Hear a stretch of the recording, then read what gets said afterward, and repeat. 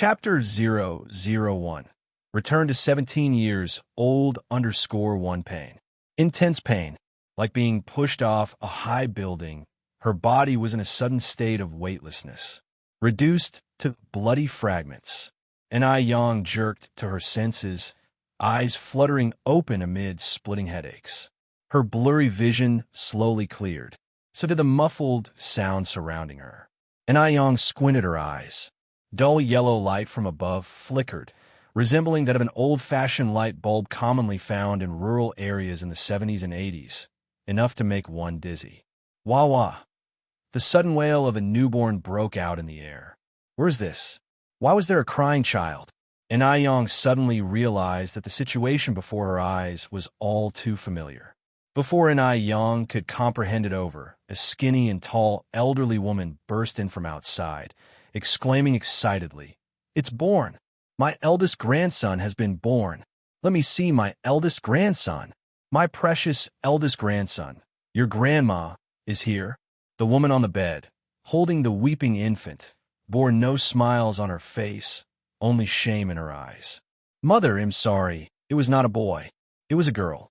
This was going to disappoint the old lady. The old Mrs. Moo swiftly pulled back the blanket covering the infant, tears streaking down her face as her countenance turned ominous. "My eldest grandson? Where is my eldest grandson? You wicked woman! Give me back my eldest grandson!" The abject weeping of the woman on the bed continued. I'm sorry, mother. I'm sorry, I have failed the Moo family. But I promise I will give birth to a son for our Moo family in the next pregnancy." "Next one? You have a nerve to talk about the next one. Think, how many liabilities have you birthed? You old barren hen who can't produce sons." Mrs. Moo harshly stated, "Get rid of it immediately. We, the Moo family, can't afford such a liability." These unspeakable words echoed in her ears, and En-Yang rubbed her temples with her hand. Suddenly, En-Yang froze. This pair of hands was creamy and delicate, slender beyond measure. Her hands, scarred from time and trials, couldn't possibly be this beautiful. However, the small red birthmark on the tiger's mouth was undoubtedly hers. En-Yang swiftly understood. These were her hands from when she was younger. If this wasn't a dream, then it was the summer of 1983, the year when she lost everything. At that time, her name was Muyang. En-Yang was the name she chose after escaping from this hellish ordeal. She was born into a family that favored sons over daughters. Her mother, En-Suehua, gave birth to 4 daughters, 3 of whom were cast away. Her father, Mu Jinbao, desired a son so much that he kept a mistress. En-Suehua not only served like cattle and horse for the mistress, but ultimately died under the heavy torment of that family. And her. She was sold to an old bachelor from the neighboring village by the mistress, suffering endless torment. And that ferocious, foul-mouthed person was her grandmother, Mrs. Moo. Previously, she failed to protect her mother and youngest sister. This time, even if it's just a dream, she will protect her mother and sister. "Grandmother, please don't. Don't throw away my sister." En-Yang shielded her mother and sister with her arms. A harsh slap swung towards En-Yang from Mrs. Moo, and a bright imprint was left on En-Yang's face. "Shut up, lost-generating child. How dare you defy me? Do you want to die?" It hurts so much. A trickle of blood flowed from the corner of her mouth. En-Yang covered her left cheek. Disbelief filled her eyes. Would a dream cause pain? This was not a dream. She had been reborn. She was back. Despite the dire situation, En-Yang was still elated. This time, she was determined to take charge of her own destiny, to protect the ones around her, and resist Mrs. Moo to the end. En-Yang looked up at Mrs. Moo and said, "Grandma, I am your own granddaughter. When you curse me as a loss, have you ever considered your own standing?" Mrs. Moo, a woman herself who despised women, was utterly disgusting to En-Yang. Mrs. Moo was speechless. Her murky eyes seemed like they might pop out. This little burden dared to talk back. However, this time, Mrs. Moo held back a reprimand. If she were to reprimand En-Yang, Doesn't it indirectly admit that she herself was a loss as well? You're utterly ungrateful. Move aside, or else he'll kill you. Mrs. Mu pushed away Ni Yong and grabbed the baby girl from Ni Huihua's hold. Grandma, she's also your granddaughter. Please don't throw her away. Faced with this situation, Ni Yong decided to plead with Mrs. Mu. Her sister, just born, would be nothing more than a meal for wild dogs if she was abandoned in the mountains. If you find any errors, ads pop up, ads redirect, broken links, non-standard content, etc., please let us know report so we can fix it as soon as possible. Chapter 1 Return to 17 years old _ one pain. Intense pain. Like being pushed off a high building, her body was in a sudden state of weightlessness, reduced to bloody fragments. Ni Yong jerked to her senses, eyes fluttering open amid splitting headaches. Her blurry vision slowly cleared. So did the muffled sound surrounding her. Ni Yong squinted her eyes. Dull yellow light from above flickered, resembling that of an old-fashioned light bulb commonly found in rural areas in the 70s and 80s, enough to make one dizzy. Wah wah, the sudden wail of a newborn broke out in the air. Where was this? Why was there a crying child? Ni Yong suddenly realized that the situation before her eyes was all too familiar. Before Ni Yong could comprehend it over, a skinny and tall elderly woman burst in from outside, exclaiming excitedly, "It's born! My eldest grandson has been born! Let me see my eldest grandson! My precious eldest grandson, your grandma, is here." The woman on the bed, holding the weeping infant, bore no smiles on her face, only shame in her eyes. "Mother, I'm sorry. It was not a boy. It was a girl." This was going to disappoint the old lady. The old Mrs. Mu swiftly pulled back the blanket covering the infant, tears streaking down her face as her countenance turned ominous. "My eldest grandson. Where's my eldest grandson? You wicked woman, give me back my eldest grandson." The abject weeping of the woman on the bed continued. I'm sorry, mother. I'm sorry, I have failed the Mu family. But I promise I will give birth to a son for our Mu family in the next pregnancy. Next one. You have the nerve to talk about the next one. Think, how many liabilities have you birthed? You old barren hen who can't produce sons. Mrs. Mu harshly stated, "Get rid of it immediately. We, the Mu family, can't afford such a liability." These unspeakable words echoed in her ears. Ni Yong rubbed her temples with her hand. Suddenly, Ni Yong froze. This pair of hands was creamy and delicate, slender beyond measure. Her hands, scarred from time and trials, couldn't possibly be this beautiful. However, the small red birthmark on the tiger's mouth was undoubtedly hers. Ni Yong swiftly understood. These were her hands from when she was younger. If this wasn't a dream, then it was the summer of 1983, the year when she lost everything. At that time, her name was Mu Yong. Ni Yong was the name she chose after escaping from this hellish ordeal. She was born into a family that favored sons over daughters. Her mother, Ni Tsuehua, gave birth to 4 daughters, 3 of whom were cast away. Her father, Mu Jinbao, desired a son so much that he kept a mistress. Ni Tsuehua not only served like cattle and horse for the mistress, but ultimately died under the heavy torment of that family. And her.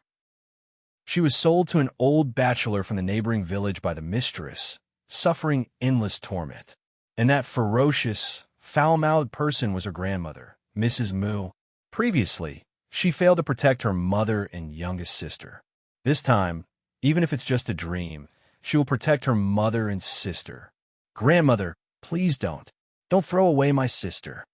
Ni Yong shielded her mother and sister with her arms. A harsh slap swung towards Ni Yong from Mrs. Mu, and a bright imprint was left on Ni Yang's face. "Shut up, lost-generating child. How dare you defy me? Do you want to die?" It hurts so much. A trickle of blood flowed from the corner of her mouth. Ni Yong covered her left cheek. Disbelief filled her eyes. Would a dream cause pain? This was not a dream. She had been reborn. She was back. Despite the dire situation, Ni Yong was still elated. This time, she was determined to take charge of her own destiny, to protect the ones around her and resist Mrs. Moo to the end. And I Yang looked up at Mrs. Moo and said, "Grandma, I am your own granddaughter. When you curse me as a loss, have you ever considered your own standing?" Mrs. Moo, a woman herself who despised women, was utterly disgusting to An Yang. Mrs. Moo was speechless. Her murky eyes seemed like they might pop out. This little burden dared to talk back. However, this time, Mrs. Moo held back a reprimand. If she were to reprimand An Yang, doesn't it indirectly admit that she herself was a loss as well? "You're utterly ungrateful.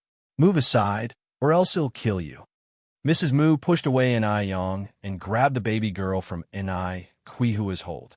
"Grandma, she's also your granddaughter. Please, don't throw her away." Faced with this situation, An Yang decided to plead with Mrs. Moo. Her sister, just born, would be nothing more than a meal for wild dogs if she was abandoned in the mountains. Chapter 2 returned to 17 years old _2. And Suehua, crawled up from the bed, kneeling in front of elderly Moo, crying out, "Mom, I beg you, don't throw her away, I beg you.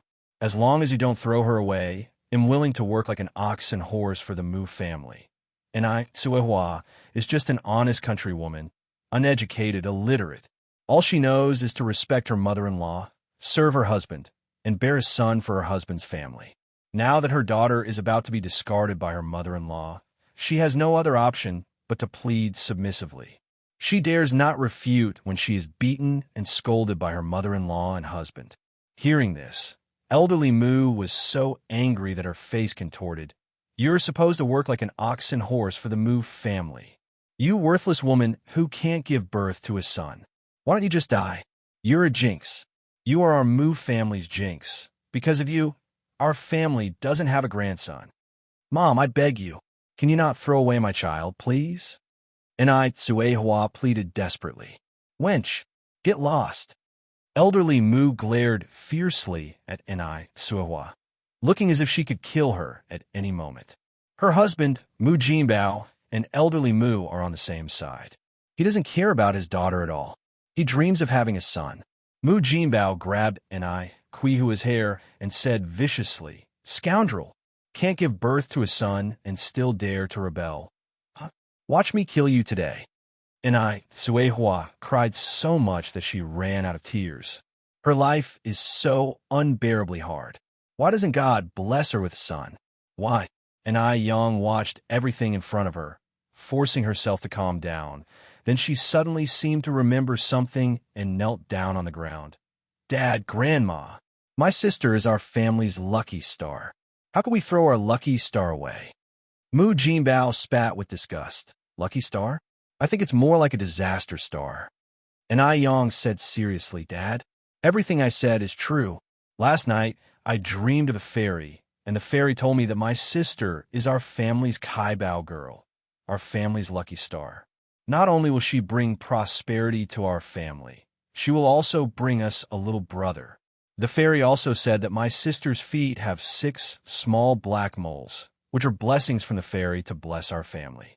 If you don't believe it, you can go and see if my sister's feet have 6 black moles." In her past life, when elderly Moo was about to throw her sister away, she heard elderly Moo say, "This worthless child even has 6 black moles on her feet."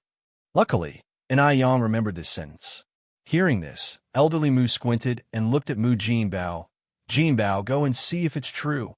Moo Jinbao immediately walked to the bedside to look. After a while, he joyfully said, "It's true. Mom, it's true. There are really 6 black moles. This is truly miraculous." People are somewhat superstitious in this era. After hearing this, the facial expression on elderly Moo's face changes. "May God bless us. Does this mean the Moo family will finally have descendants?" Elderly Moo was very excited. And Yang seized the opportunity to fan the flames. "Grandma, the fairy also said that the little brother has a special connection with Li Shu, and said that the little brother will be coming to our family in a few days." Li Shu. Elderly Moo immediately changed her tone and laughed. Good. We won't throw her away for now. Let's name her Li Fuxing. Li Shu is pregnant now. Isn't Li Shu the same as Li Shu? Oh my God, the child Li Shu's carrying really is a boy. Thinking about this, elderly Mu was overjoyed. Finally, the Mu family is going to have descendants. This is really a blessing from the gods. Hearing this, and Quihua's face lit up with joy. Holding her child, she quickly kowtowed. Thank you, Mom. Thank you, Mom. Fuxing, let's thank Grandma quickly. Thank you, Grandma. Tsuehua knew that they owed their gratitude to Yang for what happened today. If not for Yang, her little daughter probably wouldn't have been able to escape the fate of being thrown away. But how did Yang know that her sister had 6 small black moles on her feet? After all, she wasn't there when the baby was born, and the baby had been wrapped up in swaddling all this time, so Yang couldn't have seen her feet. Elderly Mu looked at Toan kneeling on the ground. Her face didn't look good. Enough, enough. Get up now. The clothes from last night have not been washed yet. Go wash them quickly. Do you expect me to wash them? Gave birth to a worthless child and still want to enjoy postpartum rest. That was impossible. Suehua had given birth to 5 children, 3 of which were abandoned. She always returned to work immediately after giving birth. The idea of sitting the month was a distant dream for her, and Yin felt sorry for her mother. It's bad for a woman who just gave birth to do laundry. She interrupted, Grandma, let me wash the clothes. The old lady Mu picked up a stick and hit Yin with it. You stupid girl, born of low status. You think you're off the hook? Go cut grass on the back hill right now. The few goats of our house are still waiting for food. And Yin did not dodge, but took the stick's hit. Only in the deepest pain could she see the reality. Thinking about it was indeed laughable. She and her mother combined were worth less than the goats at home. It was extremely ironic. Worried that the old lady Mu would continue to hit Yin, Tsuehua placed the child in her arms on the bed, reached out to grab the stick, and said timidly, Mom, don't be angry. I'm going to wash the clothes right away. While she was talking, she was signaling to Yin, hoping that Yin would not talk back anymore. Yin's gaze was lowered, and nothing could be seen in her eyes. Go cut the grass already. Mu Jinbao pushed Yin out. Wretched thing. Go as far as possible. Yin's hand, hidden in her sleeve, clenched into a fist. Because of excessive force, her knuckles had already turned slightly white. Wait for it. This time, she would definitely take her mother and sister away from this living hell. Definitely. The old lady Mu gave Mu Jinbao a look, and he immediately understood, following her out. After the mother-in-law and husband left, Suehua breathed a sigh of relief, gently placing the sleeping child on the bed, and she then got up to wash the clothes. Arriving at the back hill, Yin cut the vegetables while sorting out the memories in her mind. In her previous life, she was schemed by a mistress to marry an old bachelor from a neighboring village. After the old bachelor died, she went to Beijing. Her life in Beijing was very hard, but she never forgot to study hard. She not only went to university, but also became a famous female entrepreneur, often appearing on television. In her previous life, she was killed, but she did not see who the murderer was, and she even had some difficulty remembering the cause of her death. However, considering the weightless state when she just woke up, she seemed to have died from falling from a building. But there was a very suspicious person in Yin's mind. That person was Li Xianxian, and Yin's thoughts ran deep. However, she and Li Xianxian did not meet often, only 2 or 3 times. If Li Xianxian hadn't acted so strangely, she might not even remember what Li Xianxian looked like. And Yin squinted her eyes, a glimmer of light flashing in her clear eyes. Now, since God has given her another chance to start over, she will cherish it. She will revenge the enemies. She will repay kindness. She will rewrite her past life's fate and compose a prosperous era. Just when Yin was about to go home after mowing the grass, a heavy object suddenly rushed towards her from behind. Bang, bang, the two rolled down the hill and directly to the bottom of the slope. Yin looked at the heavy object pressing on her, her face slightly white. It was a man of about 25 years old, with a pair of exquisite phoenix eyes. Danger lurked in the depths of his eyes. Shush! The man covered an Ai Yan's mouth with one hand and made a gesture of silence with the other hand, placed against his lips. Chapter 3 Divorce. _1 The man and the woman were very close to each other, able to clearly see each other's faces. The man's hand was tied around her waist, and with a flip, their positions were changed. The man was now below, and she was on top. The only thing that did not change was his hand, still clenching at her slim waist. The girl had really white skin. She had perfect peach blossom eyes that were clear and flawless. Her long eyelashes, like little fans, fluttered, easily able to hook the souls of people with a casual glance. Although her left cheek bore a clear handprint, it did not detract from her beauty, but instead added a unique charm. Fortunately, an Ai Yang was wearing a green dress today, hidden within the dense grass. With the green color as camouflage, there was no trace to be found. Thud, thud, thud. Neat footsteps rang from the slope, the sound of boots stepping on the grass field. No need to think, the people above were definitely searching for the man. In such a strict situation, even if she jumped into the Yellow River, she couldn't wash away the fact that she was hiding with a man if she were spotted. An Ai Yang bit her lip, her face turned ghastly pale, her heartbeat quickened. What should she do now? At that moment, a loud voice rang from the slope. He disappeared just around here. Search everywhere. The footsteps immediately scattered. Nothing here. Nothing here either. The person slightly furrowed his brows, asking, "Have you searched down below?" "No." "Then go down there and check." "Okay." "They're coming down." What should she do? And Ayang almost lost her mind in anxiety. Chirp! Hiss, hiss! Suddenly, sounds of fluttering bird wings echoed in the air, along with the hissing noise of a snake. There's a snake below. A snake can bite people. The approaching steps at this point halted. Hiss! Chirp! Chirp! The chirping of the bird weakened. The snake's hisses became increasingly forceful. And if the sound was any indication, the snake didn't seem small either. If bitten, a person could die, right? The person who originally intended to go down immediately retreated, heading upwards. There's no one down below. Let's check over there. Swish, swish. The steady footsteps moved further and further away. However, an Ai Yang was still holding her breath, fearing the others might double back, careful to listen to the movement above. The man beneath her slightly narrowed his eyes, just watching on. The person who had made those sounds just now was none other than this village girl. He truly couldn't believe that a simple village girl could have such superb mimicry skills. These sort of skills would take decades to perfect under the guidance of a master. But the girl in front of him, she looked no more than 16 or 17. Even if there had been a genuine snake and bird present, one wouldn't have been able to tell the difference. She was that convincing, truly impressive, and Ai Yang didn't have the leisure to pay attention to his expressions. She only stepped off him after all the men above had left completely. Sitting on the ground, she was panting heavily. She was very smart, extremely smart, and at the same time, very calm. How should she put it? She didn't really seem like a typical 16 or 17-year-old village girl. Her appearance was exceptional. Could an ordinary village girl possess such looks and adaptability? The man stood up from the ground, squinting his eyes. What's your name? Yang Yang.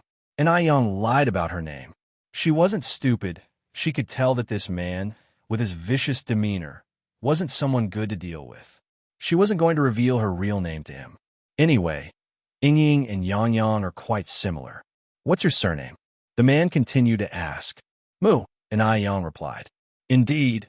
Her surname is Mu now. She wasn't lying this time. How did you learn to mimic voices?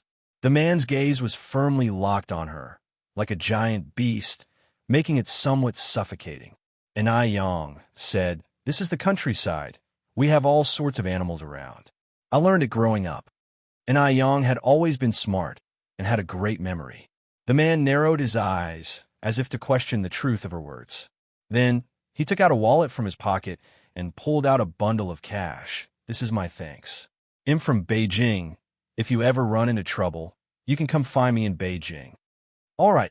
And Ai Yang reached out to take the money. her expression obedient, but a flash of mockery passed through her downcast eyes. How could she ever seek out this kind of man that she wanted to avoid so badly? As for the money, of course she wouldn't refuse. It was rightfully hers after all. At the very least, she did save his life. If it weren't for her, this man might have been nabbed a long time ago. Moreover, she was in dire need of money right now. The man didn't linger around after giving the money. He left hurriedly. Just as he was about to disappear from Enai Yang's sight, he suddenly turned back to look at Enai Yang. Under the sunlight, the young girl stood there, slender and beautiful with skin as white as snow, as if she had just stepped out of a painting. Even the rich young ladies in the city couldn't compare to her. After one last glance, the man left. Once the man's figure disappeared out of sight, Enai Yang exhaled. At this moment, a dazzling reflection caught her eye. When she looked closely, she realized it was a watch in the grass. Enai Yang picked up the watch, casually putting it into her basket, and returned home with the green grass. When Enai Yang returned home to the Mu family, a faint aroma of food wafted from the courtyard. Naturally, the one cooking was Enai Suehua. Though Enai Suehua had just given birth, she didn't have a moment to rest. "Mom, let me help you. You go and check on my little sister." Enai Yang picked up the spatula and skillfully flipped the potato pancake in the pan. "Yang Yang, I can handle this." Enai Suehua watched Enai Yang and suddenly realized that her daughter had grown up quite a lot. The Enai Yang of the past was extremely timid, scared half to death at the sight of a mouse. But today, she dares to challenge both Jinbao and the Moon Matriarch. After flipping the potato pancake, Enai Yang looked up at Enai Suehua.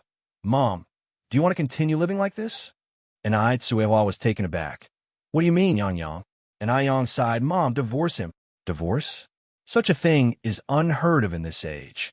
Furthermore, this is a secluded rural area. How could Enai Suehua, a traditional rural woman, even consider such a thing? In Enai Kuihua's eyes, divorcees are immoral, flirtatious, bad women. What good woman would divorce? Enai Kuihua's voice turned cold. "What nonsense are you spouting?" Enai Yang took a deep breath. "Mom, think about it. What kind of life have you been leading in the Mu family? Do Grandma and Dad treat you like a human being? To them, you're just a tool for reproduction, only doing all the dirty and exhausting work. Mom, think carefully, what's the point of staying in this family? If this continues, it's not just my 3 younger sisters who will be thrown out. We might all end up dead." Enai Yang hoped that her mother would come to her senses soon. But she didn't. Enai Suehua simply couldn't accept these words because she was used to enduring hardships.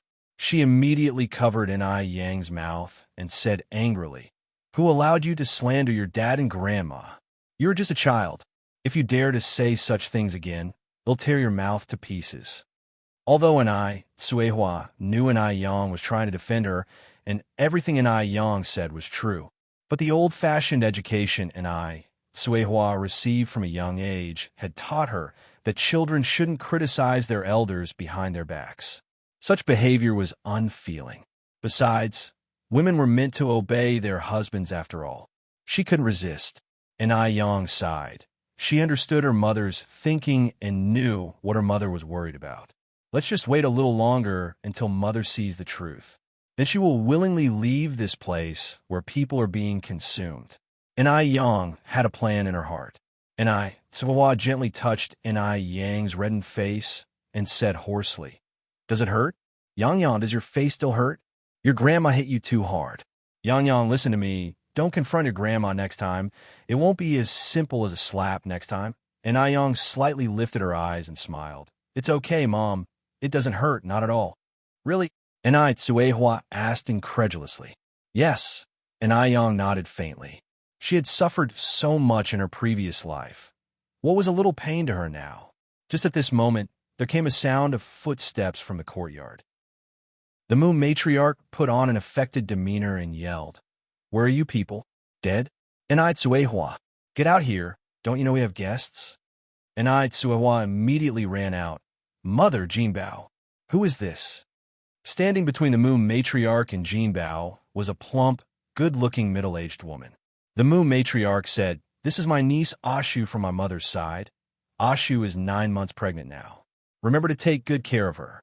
Since Ashu is expecting, any good food or drink in our house should be given to her first. Understand? Chapter 4 Aunt Ashu _1 The noise outside was quite loud. And Young walked to the window, took a glance outside, and a chilling curve from her lips to her mouth. Just like ice in the 12th lunar month, it makes people shiver without being cold. She would recognize the person outside, even if they turned to ashes.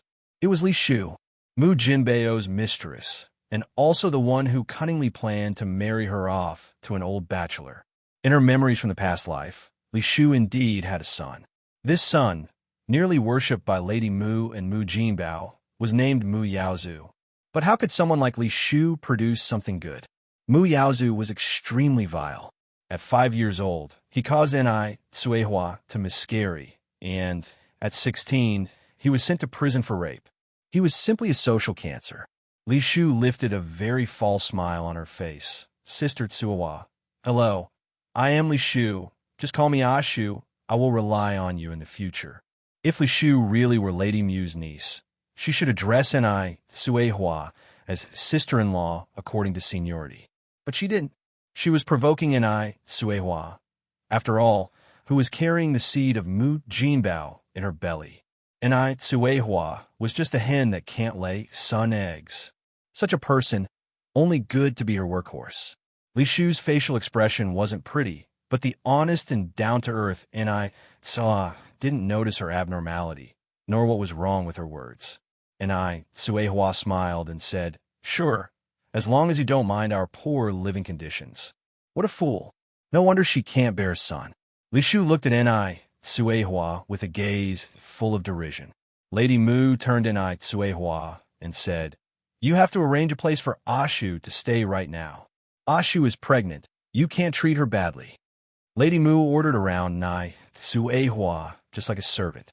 In fact, in Lady Mu's eyes, Ni Cuihua was even lower than a servant. She was an animal that anyone could bully at will. Ni Yang stood by the window, watching what was happening in the courtyard with cold eyes, a pale smile hooking at her bright red lips. Ni Cuihua then says, "Then let Ashu and Yang Yang sleep in the same room. Yang Yang's bed is big enough, and Ashu is pregnant, so she can have someone to help her at night. Ni Cuihua is just too kind, always thinking of others, but unfortunately, she was dealing with monsters. She would not get a good end." Hearing this, Lady Mu almost jumped in anger, shouting, "You bitch! I knew you were up to no good. Are you wishing something bad to happen to Ashu? To actually let Ashu sleep with that piece of trash?" If Li Shu and Ni Yang, that piece of trash, slept together, what if Li Shu also gave birth to good-for-nothing? Lady Mu didn't want to take such a risk. She couldn't risk it. Ni Cuihua went pale with fright. "Mother, we don't have any other rooms. Although the Mu's living condition in the village was considered okay, it's still a rural area. No matter how good it was, it couldn't be that good, right?" Lady Mu was glaring at Ni Cuihua. "Of course, Ashu needs to stay alone in that piece of trash's room. How does a piece of trash qualify to live in a room? What about Yang Yang?" Ni Cuihua asked. "Let that piece of trash roll into the woodshed, or the sheepfold will do too," spat Lady Mu savagely. Ni Cuihua looked at Lady Mu and said, "Mother, how can people live in the woodshed? Furthermore, Ni Yang was already so big. How convenient would it be for her to live in the woodshed?" Lady Mu didn't expect Ni Cuihua to be defiant and scolded directly. "You barren old hen, you're out of control now. Now you dare to talk back to me. If I ask you to move, you move." Mu Jinbao came over, not wasting even one word, and went straight to action. Ni Cuihua was kicked to the ground. "You worthless woman! You dare argue with my mother! I think you are in need of a good beating. Don't hit me anymore. Don't hit me, Jinbao. I want dare." Ni Cuihua begged for mercy repeatedly. Mu Jinbao rolls up his sleeves. "Don't waste time. Go and clean the room now." Ni Cuihua immediately stands up from the ground without uttering a word and goes to clean Ni Yang's room. Watching the happenings in the courtyard, Ni Yang could feel a surge of wrath boiling in her. She wished she could march out right now and kill those people outside. But reason told her she couldn't. She couldn't do this. She had to escape safely with her mother and sister from here. Soon, she would be able to leave with her mother and sister soon. Just hold on a little longer. Mu Jinbao took Li Shu to rest. In front of Anai Tsuwa, Mu Jinbao was an incredibly brutal and abusive man. But in front of Li Shu, he wished he could give his heart to her.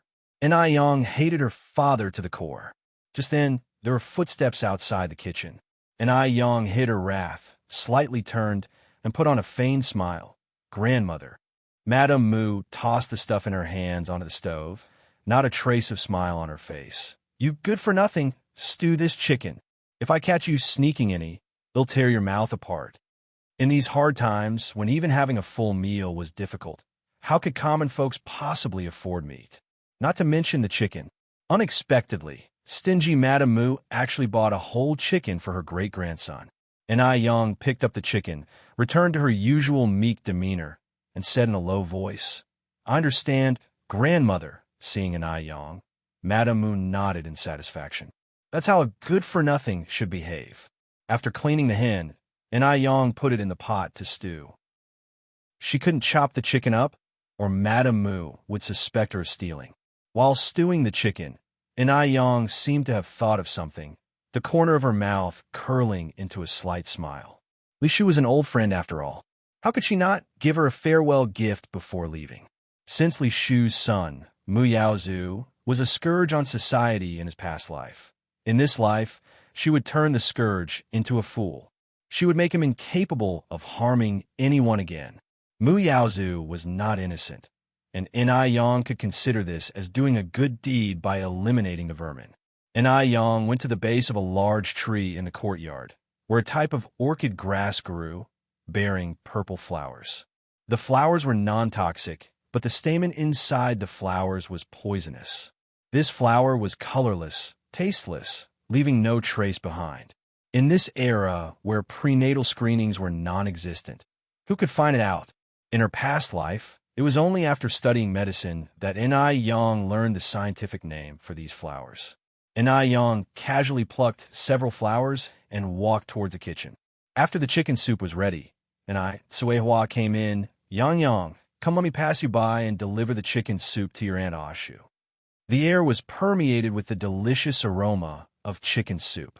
Anai Tsuehua couldn't help but swallow saliva. She had never smelled such a savory chicken soup before. It must be delicious. Anai Yang checked that there was nobody behind Anai Tsuehua, carefully took out a bowl of oily chicken soup. Mom, I secretly poured this out. Nobody will find out. Drink it while it's hot. Chicken soup is beneficial for Anai Tsuehua, who has just given birth. But how could the ever-obliging Anai Tsuehua sneak a sip of a guest's soup? I want to drink it. Mom's in good health. There's no need for this. Pour it back quickly. I have to deliver it to your Aunt Ashu. Anai Yang didn't say much in response. She lifted the chicken soup and finished it in one gulp. Such a good chicken soup. How could Li Shu benefit from it? Yang, how could you do something like this? Anai Tsuehua slightly frowned. Anai Yang's eyes bore a serious look. Her words were earnest and filled with emotion. Mom, that Li Shu is not a good person at all. I'm telling you, the child in her belly is most likely my dad's. They're fooling you. Mom, wake up. Chapter 5. There is a conspiracy _1. Anai Yang's words were well-reasoned and justified. Li Shu is just a pregnant woman. The two from a Mu family, who had thrown their own daughter and granddaughter to feed the wolves, would they actually slaughter a chicken and mutton to entertain another's pregnant woman? But Anai Tsuehua is inherently kind-hearted. She believes that the world is as good-hearted as her, since she is. At the same time, she also believes that the old Mu lady and Mu Jinbao aren't like that. And besides, she had brought disgrace to the Mu family by not giving birth to a son. How could she dare to question the old Mu lady and Mu Jinbao now? Anai Tsuehua immediately covered Anai Yang's mouth. Yang, you can't talk nonsense like this. They're your grandparents and your father. You, as a daughter, how can you talk about them this way? It's just a chicken, right? Aunt Ashu is pregnant, So your grandmother buying a chicken for her is only appropriate. You can't say such things in the future. If your father and grandmother heard this, they would beat you up. Do you understand? And Yang sighed again. Stupid. And Tsuehua is truly foolish. No wonder she was bullied to death in her previous life. And Yang sighed. Li Shu is just pregnant, but my grandmother has made chicken soup for her and asked you to take care of her. Mom, you've just given birth to my little sister. You're weaker than Li Shu right now. But has Grandma made chicken soup for you? Haven't you ever wondered why? Why can't you wake up? And Yang closed her eyes, finding it hard to breathe. And Tsuehua also sighed. It's all my fault. I didn't give birth to a brother for you. If I could have had a son, perhaps things would not be this way. She took all the blame onto herself. And Yang continued. It's not your fault that you didn't give birth to a son. It's not your mistake. The sex of a child depends on the father. It has nothing to do with you. Besides, these days everyone is equal. So what's the difference between a boy and a girl? But there's a big difference. Boys can carry on the family name. What can girls do? Haven't you heard the saying, a daughter married is like a bucket of water thrown away? The idea that men are superior to women has deeply ingrained in Quihua's mind, and it's hard to eradicate. And Yang's eyes were cold. Mom, you're a woman too. You can't belittle women. If you look down on yourself, who will respect you?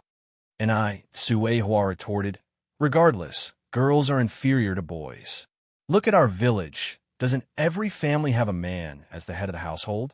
Yang, you're still young, and it's normal that you don't understand these things. You'll understand when you get married and have your own family. And Yang closed her eyes. The one who is stubborn now is you. What paper? And Tsuehua was bewildered. She's illiterate and lacks formal education. How would she know what being stubborn meant? And Yang sighed. Forget it. Anyway, and Tsuehua will see the reality soon. There's no point in talking more at this point. Seeing that Yang didn't continue, and Tsuehua said, Yang, I'm sorry. Your room is being occupied by your Aunt Ashu, as per your grandmother's orders. You might have to stay in the firewood room for now. I'm sorry, I failed to protect you. Your mother is not competent. And Yang wiped the tears off Quihua's face, her voice flat. It's okay, Mom. I'm not scared. Don't cry. It's just a firewood room. What's there to be afraid of? After all, she won't be staying there long. And Tsuehua looked up at Yang. Yang, you shouldn't resent your grandmother either. It's just that our home doesn't have enough rooms. It's my fault too. If I could have given you a brother, you wouldn't have had to suffer these indignities, and you wouldn't have had to drop out of school. And Yang, only 17, had already dropped out of school. It wasn't that the family couldn't afford Yang's schooling. It was the old lady Mu who didn't allow her to continue. In the old lady Mu's eyes, Yang was a losing bet. Why would she waste money on a losing bet? And Tsuehua thought, if she could have a son, the old lady Mu would definitely not be like this. Alas, it's her incompetence, causing her daughter to suffer alongside her. And Yang said, it's not your fault, Mom. Really, it's not your fault. And Tsuehua wiped her tears and took the pot of chicken soup that was already cooked. I'll go and deliver this chicken soup to your Aunt Ashu. You clean your mouth properly. Don't let your grandmother find out you've been sipping the soup. If the old lady Mu knew that Yang was sneaking sips of chicken soup, she would certainly beat Yang to death. I remember before, Madame Mu once beat Yang half to death. And Tsuehua brought the chicken soup to Li Shu's room. Seeing the chicken soup, Li Shu laughed. Sister Tsuehua, I want to stand on ceremony with you then. And Tsuehua laughed. We are all family. No need to be polite. Even though there was a whole chicken and a big bowl of chicken soup, Li Shu finished it all by herself with ease. Because people in this era generally didn't have much to eat, they all had a healthy appetite. After she finished the chicken soup, Li Shu went for a walk in the village, and before she knew it, she arrived at the village office. Why did she go to the village office? Because the village office had a phone. But at that time, calling charge was quite expensive, 5 cents per minute. Li Shu paid for 5 minutes. Picking up the handset, she lowered her voice. Xian, I've made it to Mu Jinbeo's house now. The person on the other end of the call was nobody else but Li Shu's daughter, Li Xianxian. Li Xianxian was pleased. That's good, Mom. You have to give birth to my little brother in the Mu family.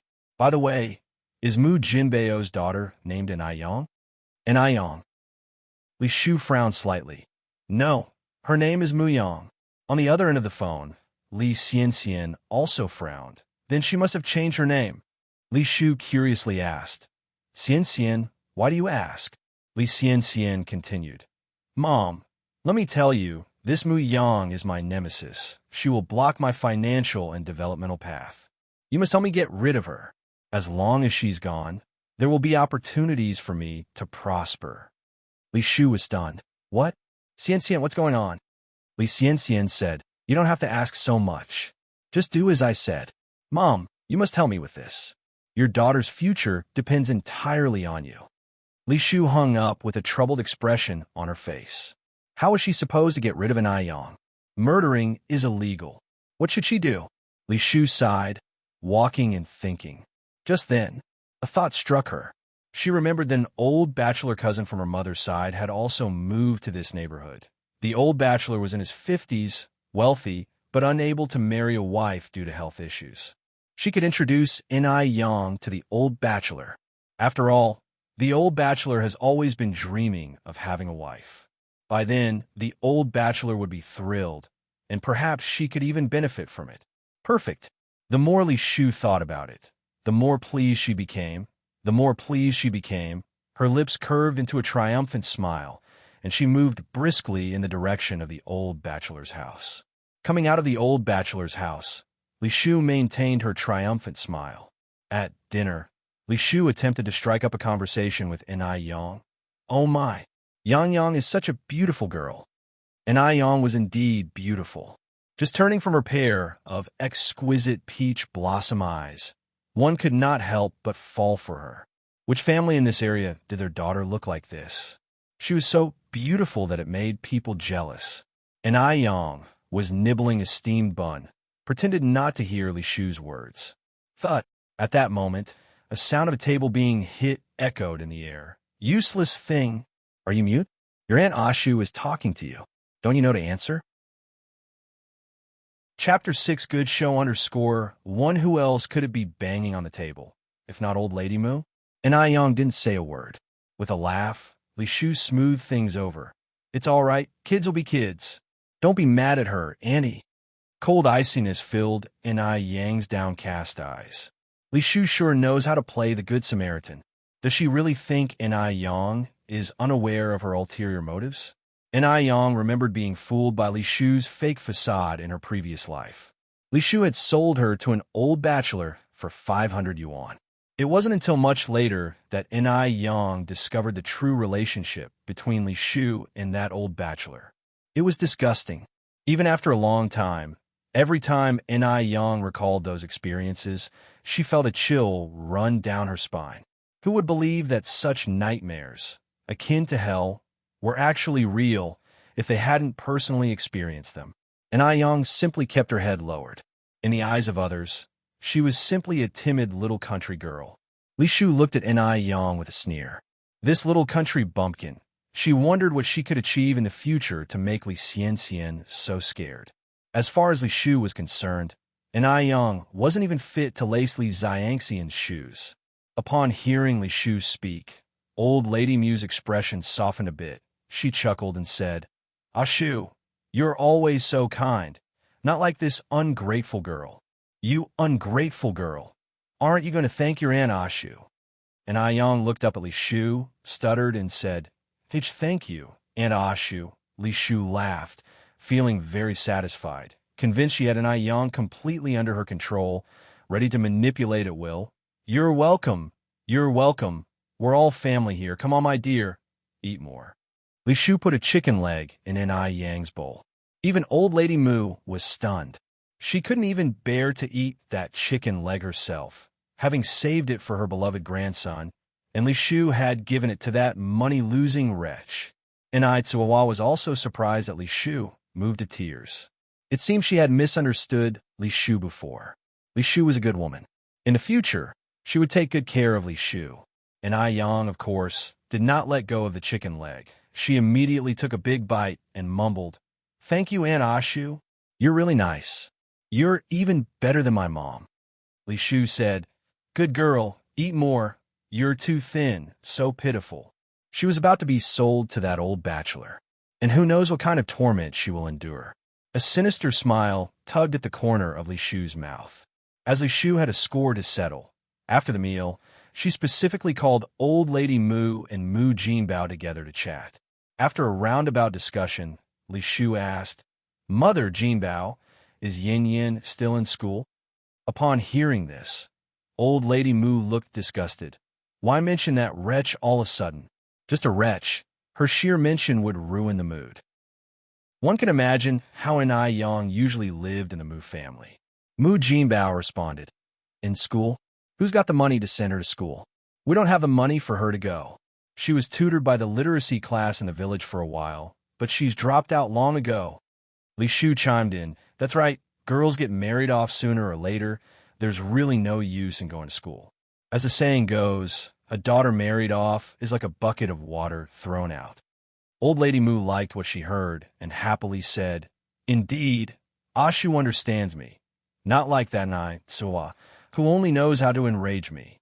She even had the audacity to ask me to pay for that wretch's education. She's shameless. Her money was for her beloved grandson's upbringing, not for a hopeless cause. Li Shu then asked, If Yin Yin is not going to school, then is she engaged? In the rural areas of this era, girls had no status at home. Their parents, fearing a wastage of food, mostly married them off early.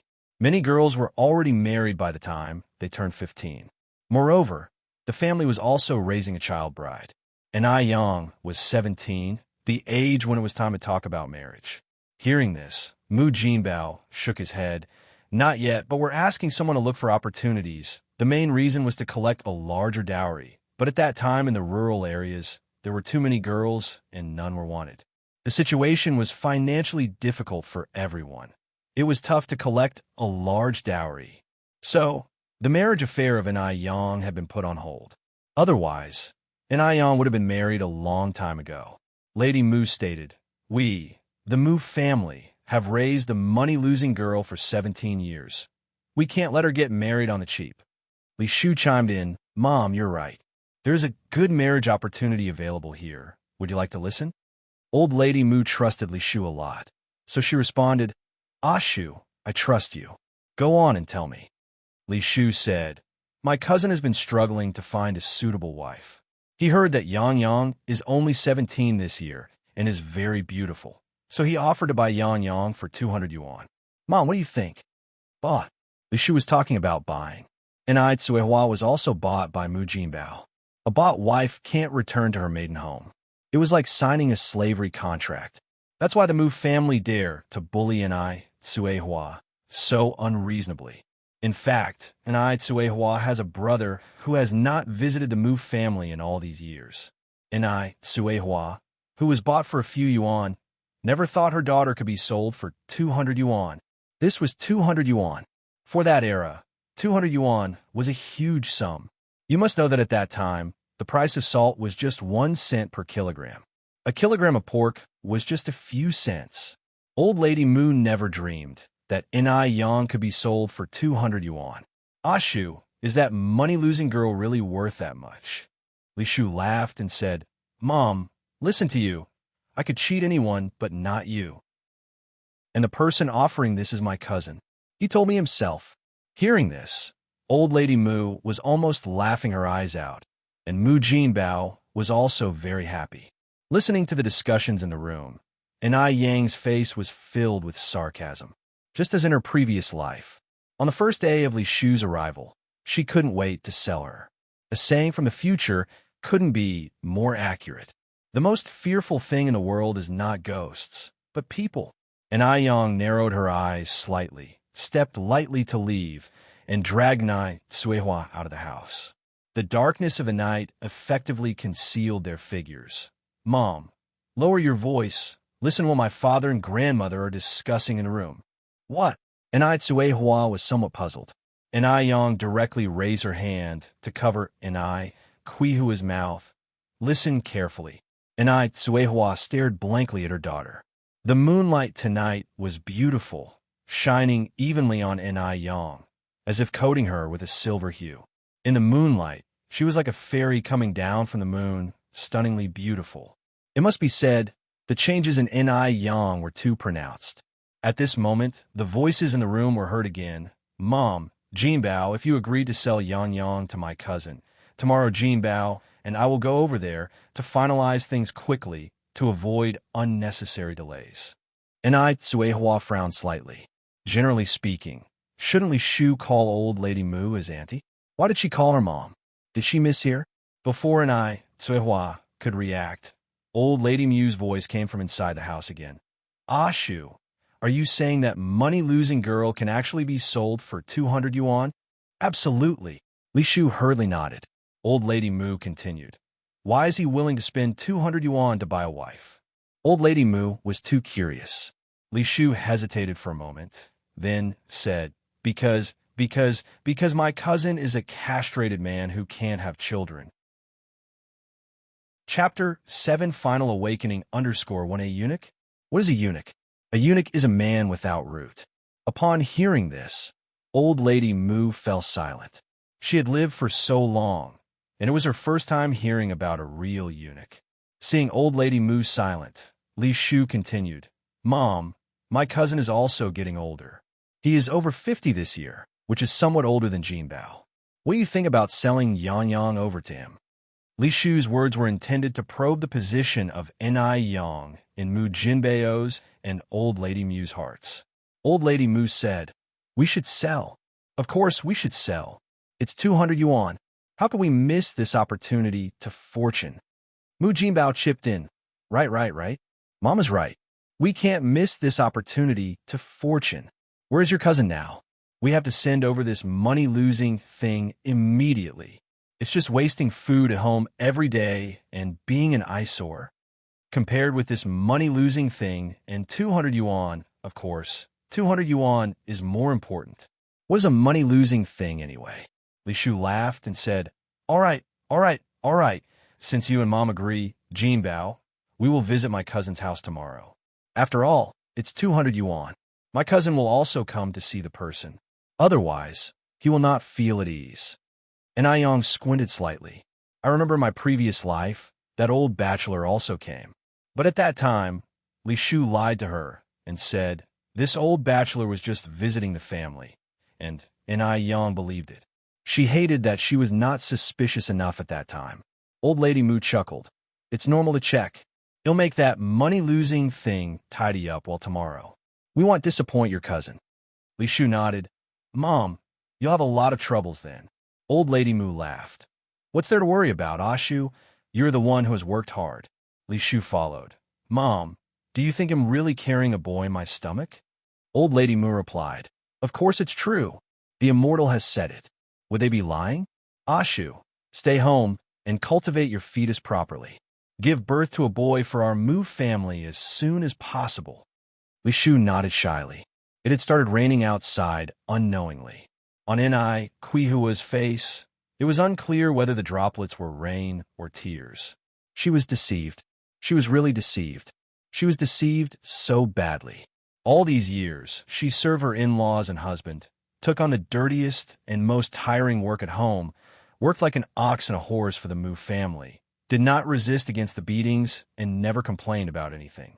Even if she was wearing the worst clothes and eating pig food, she never hated anyone.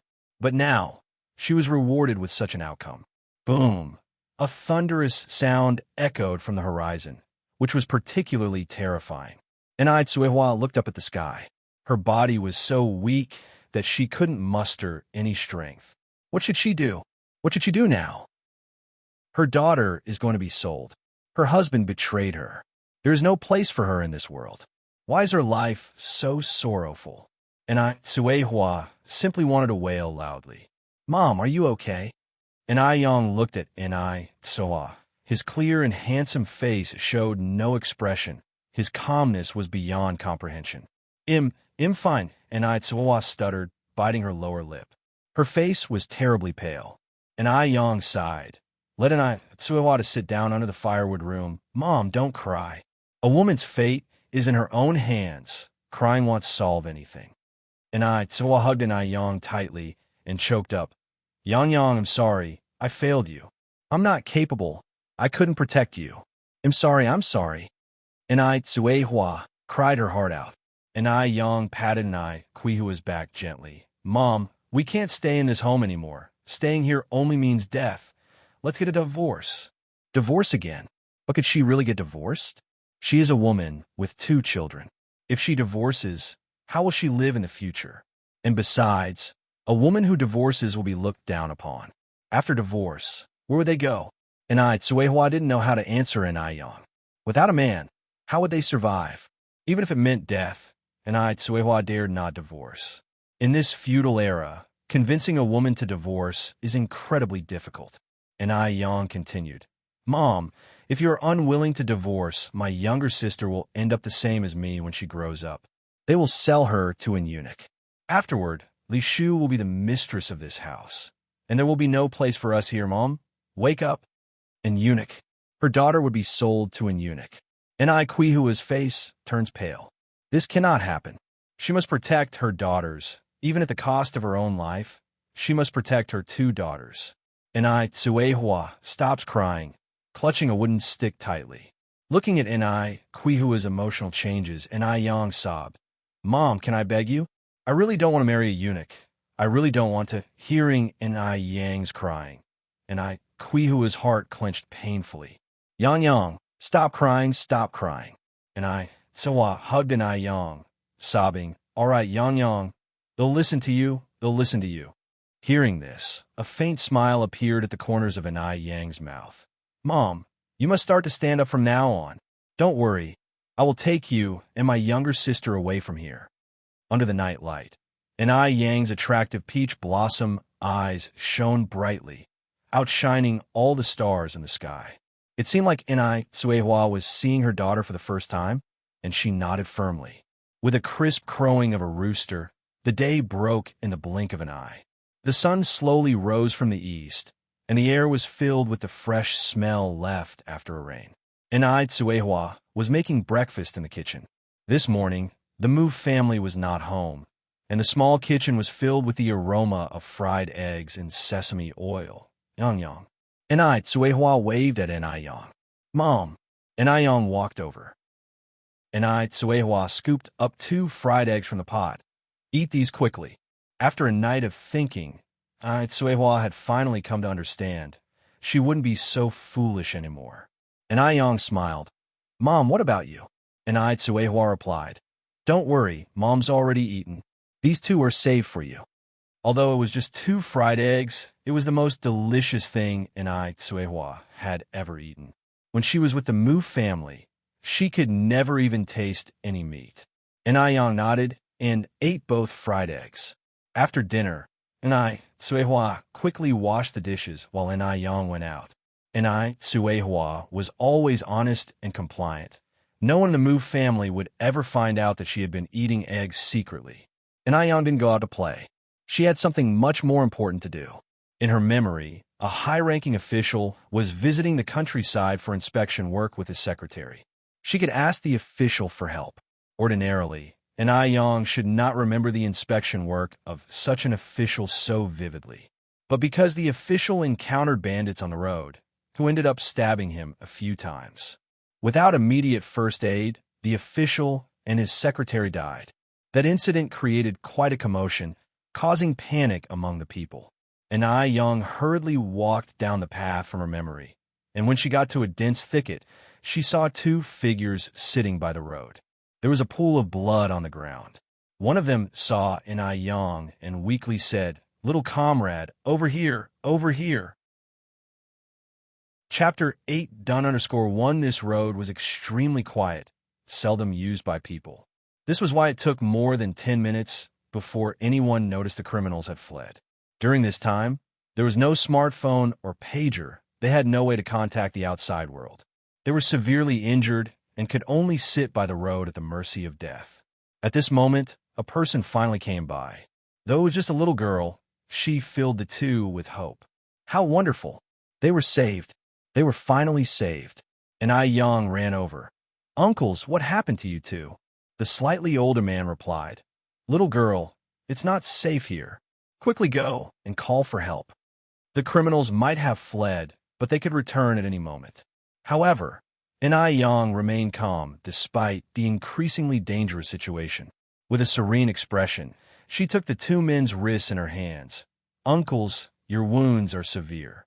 If I run back now to call for help, it may be too late for you." Upon hearing this, the middle-aged man was taken aback. "Yo, young comrade, do you possess medical skills?" It was inconceivable that such a young girl would have such knowledge. They were destined not to die, and Ai Yang nodded.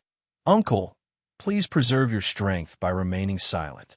In her previous life, she was in the catering industry, where medical skills were indispensable. Among the two men, one was more seriously injured than the other, and Ai Yang chose to treat the more severely injured first. The most important thing for knife wounds was to stop bleeding and stitch up the wound. Because she had come prepared, and Ai Yang had brought 2 sewing needles and some herbal medicine for hemostasis and analgesia from her home. Given the limited conditions, she could only make do with the sewing needles. She took out a sewing needle and then said, "I'm going to stitch your wound now. It might hurt a bit, so bear with it." "Okay," the man responded with a nod, and Ai Yang calmly stitched the man's wounds, her face showing a level of calm that was devoid of any extraneous expression, as if she was merely sewing clothing. After stitching the wound, Ai Yang applied the hemostasis herbal medicine to it. The man sucked in a cold breath due to the pain, but the wound indeed stopped bleeding. After treating this man, Ai Yang then cared for the middle-aged man. About 10 minutes later, Ai Yang wiped the sweat from her forehead. "Uncles, your lives are no longer in danger." After receiving treatment, their physical condition improved considerably. The middle-aged man expressed his gratitude. "Comrade, you are truly remarkable. Could I trouble you for one more thing?" "Go ahead," Ai Yang responded. The middle-aged man then said, "My surname is Zhou. My name is Zhou Changzheng. I came from the township. Could you help me to make a trip to the township?" At present, they could still not walk due to the severity of their wounds. Ai Yang nodded. "No problem." Zhou Changzheng pointed to the bicycle roadside. "Young comrade, you can ride my bicycle. Just go to the police station. After explaining the situation, they will come back with you." "Okay, I will go now." Ai Yang hopped on the bicycle and pedaled swiftly toward the township. Ai Yang successfully arrived at the police station.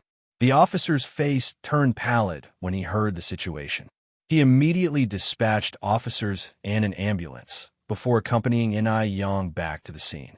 After examination, the doctor exclaimed in fear, "Mr. Zhou, thank goodness that young lady treated you in time. If it was any later, your life could have been in danger." Zhou Changzheng asked, "How is Secretary Wu?" The doctor soothed, "You don't need to worry. Secretary Wu is also fine." "That's good." Zhou Changzheng sighed with relief. "We must thank that young comrade. Where's she now?" The doctor said, "She's outside. They'll call her in," and Ai Yang was summoned to the ambulance. Zhou Changzheng asked, "Young comrade, what's your name?" Ai Yang replied, "Uncle Zhou. My name is Ai Yang. I live in Dam Village." After hearing Ai Yang's words, Zhou Changzheng nodded. "Young comrade, don't worry. I will definitely ensure justice is served for you and give you your freedom." "Thank you." Ai Yang bowed to Zhou Changzheng. When Ai Yang returned to the Mu family, there was a faint smile on her face. "Yang Yang is back." Ai Tsuehua came out from inside. Ai Yang nodded. "Where are the others?" Ai Tsuehua looked at the gate of the yard. "They're not back yet."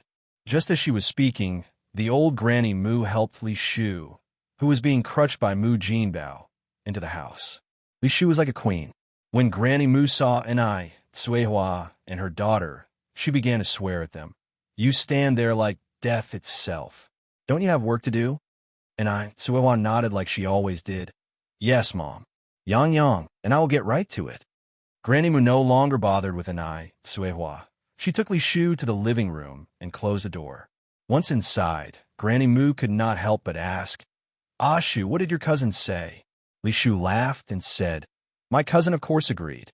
He will be coming over to pick up Yang tomorrow." Upon hearing this, Granny Moo was taken aback. Tomorrow? So soon? Li Shu nodded. Mu Jinbao chuckled. Mom, are you not willing to let go of that useless girl? Reluctant? How could that be possible? What was there to be reluctant about a useless girl? Granny Moo said, we are during the busiest farming season at the moment. If that useless girl is gone, who will harvest our paddy?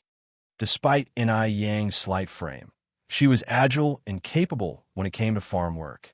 If Ni Yang left, who would harvest their rice? That was Granny Moo's concern. Was she supposed to go down to the field in her old age? Mu Jinbao chimed in. Mom, don't forget, we still have an old work ox in our house. This old work ox was naturally an I, Suahua. Granny Moo countered. How long it would take her to do it all by herself. By then, the rice is probably all eaten by sparrows. The ripe rice was most attractive to sparrows. Upon saying that, Granny Moo continued. Ah Shu, can you discuss with your cousin if it's possible to take that useless girl away later? That might not be possible, Li Shu said with some difficulty. Moreover, my cousin has already given a deposit of 50 yuan. With that said, Li Shu took out 50 yuan and put it on the table. Seeing the 50 yuan note, Granny Moo's eyes sparkled. She quickly pocketed the money. That's settled then. Let your cousin pick her up tomorrow. Okay. Li Shu was very pleased with herself. After she said that, Li Shu asked, Mom, how do we break the news of this to Yang Yang? Granny Moo responded, leave that to me. That brat wouldn't dare to make any trouble. Li Shu nodded. He'll leave it to you. With the problematic Ni Yang finally out of the way, Li Shu was very pleased with herself. She quickly made an excuse and went to the village department to call Li Xian and give him good news. Xian, I've taken care of the problem. Chapter 9, Are You Crazy _1 Li Shu adored her daughter, Li Xian, immensely. Li Xian was quite remarkable herself. Not only had she attended university at a very young age, she had also accomplished a lot.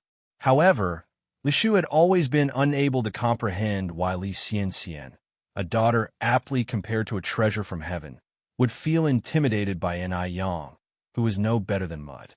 How could Ni Yang possibly influence Li Xian? But, since it was something her daughter had instructed, she was naturally going to do it flawlessly. Now she had successfully wed Ni Yang off to a eunuch and even made a profit from it. Li Shu was extremely pleased. Is it done? On the other end of the call, Li Xian narrowed her eyes before asking, Mom, how did you handle Ni Yang? Li Shu looked around as she spoke. Xian, do you still remember your distant cousin, Wang Dazhuang? There was a moment of silence on the other line. Mom, are you implying Li Xian had a fairly strong impression of her cousin, Wang Dazhuang? Wang Dazhuang, who was more than 50 years old, had never married. He had a physical disability, and because of it, his mentality was quite distorted. Often, he would abuse animals. If Ni Yang were married to him, it would be like plunging into a fiery pit. She would never see the light again in her life. A sinister smile curved at the corners of Li Xianxian's lips. Li Shu laughed and nodded. Exactly, that's what I mean. Li Xian continued. What if she runs away? Don't worry, with Mom here, that wild girl won't be able to escape. Reassured Li Shu confidently. Li Xian replied, All right, Mom. This matter is up to you. You must keep an eye on her. As the cost of phone calls was exorbitant back then, the mother-daughter conversation ended shortly. Li Shu returned to the Mu family home. The Mu family was all seated at the dining table, waiting for her to come back for dinner. Ah Shu is back. Let's sit down for dinner. Elder Mrs. Mu beckoned Li Shu to sit down. Mu Jinbao pulled out a chair for Li Shu.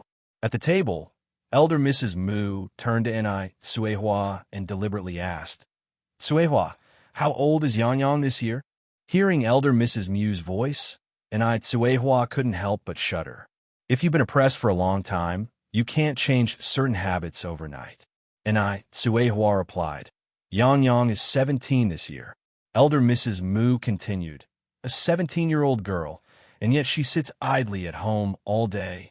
When I was 17, Jinbao was already 3 years old.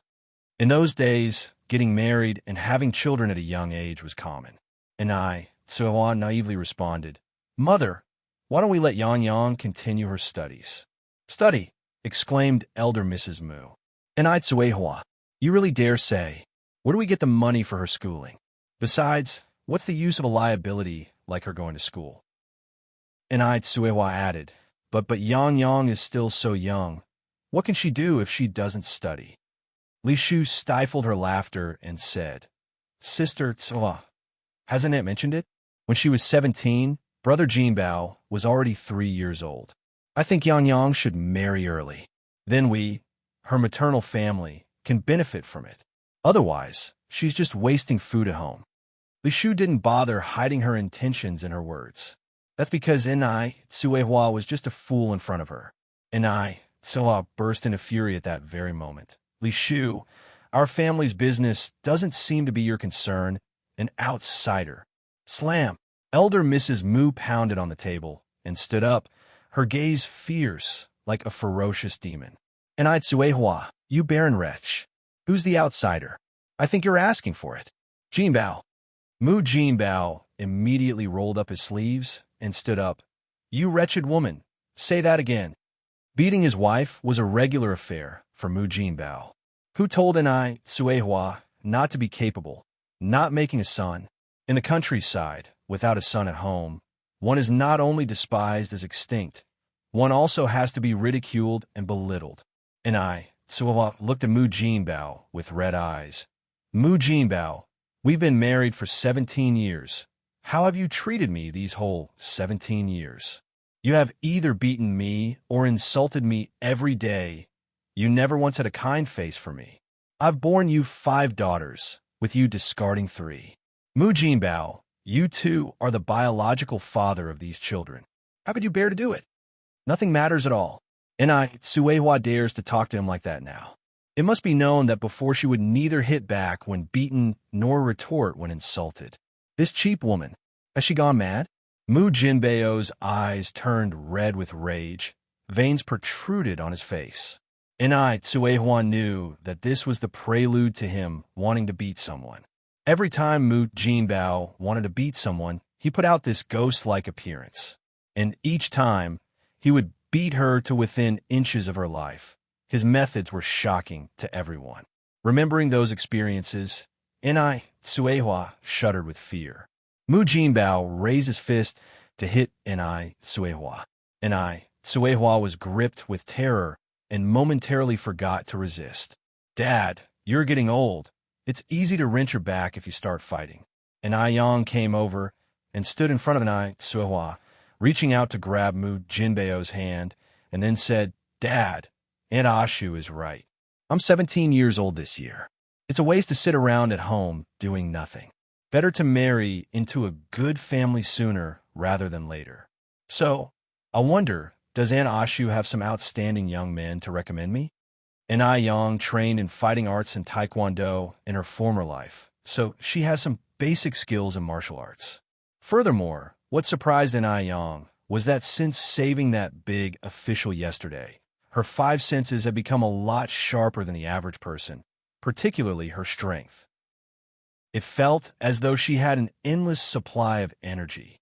Otherwise, she wouldn't have held Mu Jinbao's arm so effortlessly. Mu Jinbao looked at Enai Yang incredulously. How is it that this useless creature's strength could be so great? His expression was a bit unnatural as he said, Your Aunt Ashu treats you so well, she would definitely not harm you. Relax. She has introduced you to a good family. Not only is the young man handsome, but his family also has money. When you marry and go there, you can enjoy your life. Enai Yang smirked slightly. Aunt Ashu will not harm me. Dad, you are my biological father. Will you harm me? He had introduced her to a good family? A young man? Huh. Mu Jinbao sure knows how to tell lies with his eyes wide open. Seeing Enai Yang like this somehow made Mu Jinbao feel a bit panicked, especially when Enai Yang said the words biological father. It was clear that he was the elder, but it felt as if Enai Yang was the elder. It was really too strange. Stammering, Mu Jinbao said, I am your biological father. How could I harm you? Enai Yang gave a faint smile, releasing Mu Jinbao's wrist right You are my biological father. How could a biological father harm his own daughter? In the past, she also did not believe that a biological father would harm his own daughter. Later, the reality told her how ridiculous her ideas were. Li Shu came over from the other side, smiling and saying, Yang Yang, since you have agreed, then let's settle this. Aunt Ashu has already spoken to the young man. He will be coming over tomorrow morning. You should dress up nicely. You better not disappoint him. And Ai Yang looked up to Li Shu, smiling and saying, All right, Aunt Ashu, rest assured, I promise I won't disappoint them. Chapter 10, Big Shot. _1 Li Shu looked at Ai Yang, her eyes full of mockery. This little girl is just too stupid, even more stupid than she had imagined. Someone sells her, and she still counts the money for them. Even Li Xianxian was scared of her. Li Xianxian smiled and said, Good, Yang Yang, that's what it is. A girl should be obedient so that she can have good days after she gets married. And Ai Yang nodded, Aunt Ashu is right. And Tsuehua looked at Ai Yang somewhat unbelievably from the side. What's going on with this kid? How could she agree to meet that eunuch? Didn't she say she wanted to leave this place with her mother and sister? And Tsuehua anxiously looked at Ai Yang, her eyes seeming to have 1,000 words to say. And Ai Yang slightly raised her eyes, met Quihua's gaze with a faint smile in her eyes. Oddly, Tsuehua felt a sense of assurance seeing the look in her eyes. The deal was settled. Old Lady Mu slapped the table and said, All right, let's start the meal. Because she was about to sell Ai Yang to the old bachelor, Old Lady Mu didn't make it hard for Tsuehua at the dinner table. She even graciously allowed Tsuehua to eat an extra bowl of porridge. After the meal, Old Lady Mu took out a pink dress and handed it to Ai Yang. Yang, this is a dress that Grandma especially asked someone to buy in the city. It cost 2 yuan. You should wear it tomorrow. At any other time, where would Old Lady Mu be willing to spend money to buy new clothes for Ai Yang? But now it's different. Ai Yang can now be sold for 200 yuan. What if she looks dirty and the man doesn't like her? Between 200 yuan and 2 yuan, of course, 200 yuan is more important. Ai Yang joyfully took the clothes. Wow, such a beautiful dress. Thank you, Grandma. You're so good. This sentence, you're so good, Grandma, made Old Lady Mu feel a bit uneasy for some reason. What's up with this little brat Ai Yang? Old Lady Mu looked at Ai Yang and said, I'm your grandma. How can I not be good? No matter what, Ai Yang can't change the fact that she is her grandma. She is her grandma. She can sell Ai Yang to whomever she wants. Thinking this way, Old Lady Mu felt a little relieved. Ai Yang gave a faint smile. Yes, Grandma, you're the best. If there's nothing else, Mom and I will go wash the dishes in the kitchen. Go ahead. Old Lady Mu waved her hand casually. By the way, feed the sheep. Understood. Ai Yang obediently answered. Watching the retreating figures of Ai Yang and Tsuehua disappearing into the kitchen, Old Lady Mu looked at Li Shu, somewhat unsure. Ashu, are you sure you and your distant cousin have discussed everything clearly? She didn't know why, but Old Lady Mu always felt her heart keep thumping, like something big was about to happen. Li Shu laughed. Mom, rest assured, my cousin will come early tomorrow morning, and Yang Yang is so pretty. This marriage contract won't escape. Old Lady Mu nodded. That's good. In the kitchen, Tsuehua looked at Ai Yang with a worried expression. Yang, why did you agree to your grandma just now? If we really meet the man tomorrow, can we still get away? The Mu family treats her as a free workhorse, and Ai Yang as a money tree. Under these circumstances, can she really successfully divorce Mu Jinbao? Ai Yang patted Quihua's hand. Mom, don't worry. What I did just now was just a delaying tactic. As soon as tomorrow is over, it'll immediately take you and my sister away from here, and we'll start a new life. Can the three of them really start a new life? Tsuehua was very worried. Tsuehua gripped Ai Yang's hand, her gaze firm. Yang, why don't we take your sister and escape together? Ai Yang was delighted that Tsuehua had such an awareness. Shaking her head, she said, No, Mom, we won't run away. You're divorcing Dad. We're leaving openly.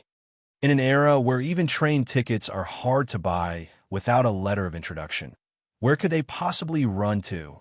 If they could flee, Enai Yang would have taken Enai Tsuehua and escaped a long time ago. Why would they go through all these troubles then? Enai Tsuehua still seemed somewhat worried. Enai Yang comforted her with a smile. Mom, don't worry. Go back and rest. We should leave tomorrow after a good rest tonight. All right. Enai Tsuehua nodded in agreement. Well, she might as well trust her daughter this time. The night breeze was gentle. Enai Yang lay on a hay bed in the firewood room, a piece of dogtail grass hanging from her mouth, gazing at the starry sky in a trance. In the 1980s, without pollution from factories, the sky was extremely brilliant. The stars of Altair and Vega could be seen. Croak, croak, croak. The sounds of frogs and insects filled the ears, and the air was full of the fragrance of ripe paddy. Such a night was so peaceful. The faint glow of fireflies interlaced with the starlight, casting a soft glow on Enai Yang, making her look like a banished immortal who descended from the moon. Underneath her long eyelashes hid a pair of charming peach blossom eyes, giving off a gleam as brilliant as the Milky Way. Such a beautiful woman. At that moment, Enai Yang suddenly felt something hard against her back. She felt around in the hay and pulled out a delicate wristwatch. If she guessed correctly, this watch should belong to that man. Successful people all fancy watches. Enai Yang was no exception. Furthermore, Enai Yang in her previous life studied watches specially. This was an extremely valuable watch. A model like this was almost extinct in the future. Even now, this watch was a limited edition one, with no more than 3 in existence worldwide. It was worth 100,000 renminbi. What did 100,000 renminbi mean at that time? It meant enormous wealth. One could tell from this that the owner of the watch was not an ordinary person at all. However, it didn't matter who he was. She couldn't afford to mess with a guy covered in blood like him. Enai Yang placed the watch back into the hay, squinted her eyes, and started to sleep. Thinking that she could leave this hellhole the next day, a faint smile appeared on Enai Yang's face. The time passed quickly, and in the blink of an eye, it was the next morning. The golden sunlight filled the earth. Early in the morning, Enai Tsuehua was already busy in the kitchen. The air was filled with the sweet aroma of steamed sweet potatoes and the fragrance of steamed buns. Seeing Enai Yang come in, Enai Tsuehua secretly handed her 2 boiled eggs. Yang Yang, here you go. Enai Yang calmly put the boiled eggs in her pocket. Enai Tsuehua continued, Yang Yang, can we really leave here today? Enai Yang nodded slightly. Mom, remember to follow my lead later. I will definitely take you and Sis away from here. Enai Tsuehua wiped her hands on her apron. Okay, what should I do to help you? Enai Yang leaned over and whispered into Enai Kuihua's ear. This version of Enai Yang, brilliant and confident, with a voice as calming as a spell, put people at ease. Enai Tsuehua slowly calmed down. Looking at Enai Yang, she said, Yang Yang, I got it. Don't worry, they'll definitely cooperate with you. As long as she could take her 2 daughters away from here, she was willing to do anything. It took a while before the people of the Mu family got up for breakfast. Suddenly, after the meal, there was a frantic knock on the door from outside. Is anyone there? Is anyone home? Chapter 11. Want to marry me? _1 Li Shu immediately put down her chopsticks. Brother Jinbao, my cousin is here. You better go open the door. Lady Mu urged anxiously. Hurry up. Don't keep him waiting. Lady Mu was afraid that the 200 yuan would sprout wings and fly away. All right. Mu Jinbao put down his bowl and chopsticks and quickly ran to the door. Li Shu looked up at Enai Yang, a triumphant glimmer in her eyes. Little wretch, you have nowhere to run now, do you? You're going to be taken away by an old bachelor today. Suddenly, she met a pair of radiant eyes, shining bright like the stars. Enai Yang gave a faint smile, the corners of her mouth curling up into a light arc. This pure, untainted smile could reveal the true nature of anything sordid. Her eyes were filled with clarity, so radiant and confident. She doesn't look like a naive girl brought up in a tiny village. Li Shu felt an inexplicable shiver and quickly averted her gaze, her hollowed-out throat swallowing as if she were a child who had done something wrong. This is insanity. How can this little village girl possess such a gaze? Li Shu frowned. Filled with bewilderment, she found it hard to discern whether that scene was an illusion or real. Li Shu suppressed her chills and looked at Enai Yang again. Li Shu, with her forehead crinkled, looked back at Enai Yang, who sat opposite her. Today, Enai Yang wore that pink dress gifted by Lady Mu. The dress was rather simple with long sleeves and a doll collar, reaching down to her ankles. Yet, such an old-fashioned dress somehow made Enai Yang look vibrantly classic. The sunlight streaming in from outside illuminated her, making her seem like a fairy high up in the clouds. Li Shu always believed her beloved daughter, Li Xianxian, was the most beautiful, but at this moment, she had to admit that if Li Xianxian were to stand beside Enai Yang, she'd probably go unnoticed. At this moment, the sounds outside the door became increasingly clear. This way, follow me." That was Mu Jinbao's fawning voice. In a short while, Mu Jinbao ushered the man in. The man standing next to Mu Jinbao looked about 60 years old, with a belly bigger than Li Shu's.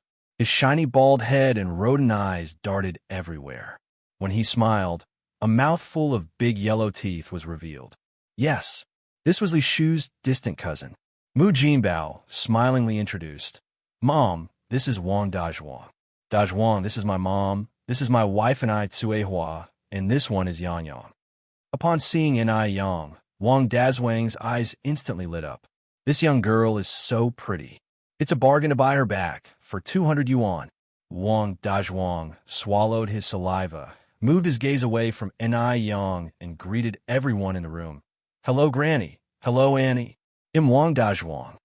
Being addressed as Granny by someone of a similar age didn't bother Lady Mu at all. She even reciprocated with a smile. "Very good. So you're Dazhuang. You're quite a spirited young man." Enai Yang almost laughed at this comment. A spirited young man? Lady Mu doesn't feel guilty for saying this? Seeing Wang Dazhuang, Tsuehua was so terrified, she found herself shaking uncontrollably. This is too much. Lady Mu and Mu Jinbao are too heartless. Do they even have a conscience? They're actually selling their own granddaughter, their own daughter, to a man like this. Fortunately, she had already decided to divorce Mu Jinbao. Once again seeing Wang Dazhuang, Enai Yang looked calm on the outside, but a storm was brewing within. She wishes she could rip Wang Dazhuang into pieces with her bare hands. But reason tells her she can't. Wang Dazhuang turns his gaze to Enai Yang. "Yang Yang, I'm Wang Dazhuang. I'm here to take you home." Enai Yang slightly lifts her head. "Sir, why did you come alone? Didn't your son come with you?" "Sir?" She actually called him sir. Wang Dazhuang looks at Enai Yang in disbelief. Enai Yang says in surprise, "Sir, aren't you here for your son's matchmaking event?" Wang Dazhuang becomes incredibly embarrassed. He's a eunuch. Where'd he get a son from? The matriarch of the Mu family looks at Enai Yang unhappily. "How could you speak like that? Dazhuang is your intended match." Then she turns to Wang Dazhuang with a compassionate look. "Dazhuang, don't be upset. Yang Yang speaks without intending to hurt you. She is afraid that Enai Yang has ticked off Wang Dazhuang, and that 200 yuan will be wasted." Wang Dazhuang laughs. "Why would I be angry? There's nothing to be upset about. Enai Yang is so beautiful. It's probably impossible to find another like her in 10 miles. If he could really take Enai Yang back, he would be the one who's benefited. At that time, who knows how envious the other men in the village will be." "Oh," Enai Yang looks at Wang Dazhuang. "So you're Wang Dazhu, right?" Yes, I am." Wang Dazhu hastily nods. Enai Yang looks Wang Dazhu up and down, her eyes filled with ridicule. "Someone like you, also dreaming to touch a swan? What are you babbling about, you ungrateful girl?" The old lady from the Mu family stands up in anger. "I think you and Dazhuang are a match made in heaven. A perfect couple. Dazhuang is a very promising young man. How could he not be good enough for you? If anyone's not good enough, it's you who's not good enough for Dazhuang." Li Shu quickly says, "That's right, cousin. My aunt is right. Don't be angry. Yang Yang is still a child." She speaks without thinking. Wang Dazhuang won't get angry. He casually waves his hand, slaps 200 yuan on the table, and then says, "Can I take her away now?" No matter how tough or thorny an ai Yang is right now, he has his ways to handle her. Hold on. The old lady from a Mu family speaks up at a critical moment. What's wrong? Wang Dazhuang says, I've paid the money. Do you have any doubts? The old lady from the Mu family continues. You can't take her away right now. Why? Wang Dazhuang becomes impatient. The old lady from the Mu family says righteously, although our Mu family is poor, we can't resort to selling our daughters. Just when Tsuhua thought that the old lady from the Mu family had a change of heart, she hears the old lady continue. If you really like Yang Yang, get a matchmaker and marry her. Selling and marrying are two different things. Once sold, the ties will be cut cleanly, but if married, Wang Dazhuang will have to call the old lady from the Mu family grandma from now on. The old lady from the Mu family has figured out that Wang Dazhuang is a man of wealth. How could the Mu family cut ties with such a wealthy man? She plans to squeeze every last bit of value out of an ai Yang. Fine. Even though Wang Dazhuang wants to hold the beauty in his arms, he's not in a rush either. Additionally, the old lady from the Mu family changes her tone. When marrying a daughter, you should give a dowry. Our Mu family is not that kind of shameless people. Just give 1,000 as the dowry. 1,000? Wang Dazhuang opens his eyes wide in surprise. This old lady from the Mu family is really asking for the moon. The old lady from the Mu family looks at Wang Dazhuang. What? You're not willing? If you're not willing, then forget about this marriage. After all, my Yang Yang is such a beauty, it's not like she can't get married. The old lady from the Mu family knows that Wang Dazhuang is definitely reluctant to let go of an ai Yang. That's why she dared to ask for a sky-high price of 1,000 yuan. Li Shu also looks at the old lady from the Mu family in shock. She really didn't expect this old lady to be so cruel, asking for 1,000 yuan right off the bat. Wang Dazhuang hesitates for a moment, then grits his teeth and says, All right, 1,000 it is.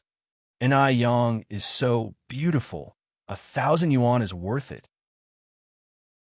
Chapter 12. Need to refund relative _1 NI. Tsuhua listened as the old Mrs. Mu sold an ai Yang to Wang Dazhuang for the price of 1,000 yuan, just as if she was selling a piece of merchandise. She was shaking all over with anger. An ai Yang is her own granddaughter. How could she bear to do such a thing? Quite a few times, and Tsuhua almost couldn't stand it any longer, wanting to risk her life to confront old Mrs. Mu, but an ai Yang gently held her hand. Mom, don't worry. Even though an ai Yang's voice was faint, it had a calming effect, and N.I. Tsuhua managed to calm down. On hearing Wang Dazhuang agree to pay the bride price of 1,000 yuan, old Mrs. Mu was overjoyed. Smilingly, she said, Dazhuang, please sit down. We'll be family from now on. Make yourself at home. Sit? Wang Dazhuang had no wish to sit at the moment. He had parted with 1,000 yuan. Now he wants to check the goods to see if his 1,000 yuan was well spent. Wang Dazhuang's eyes kept darting around an ai Yang's body, brimming with lasciviousness. An ai Tsuehua slightly frowned, protectively standing in front of an ai Yang, glaring at Wang Dazhuang. Actually, an ai Tsuehua was a little scared of Wang Dazhuang herself, but because of motherhood, she grew strong. At this moment, she could not be afraid, because if she was scared, what would an ai Yang do? She must protect an ai Yang.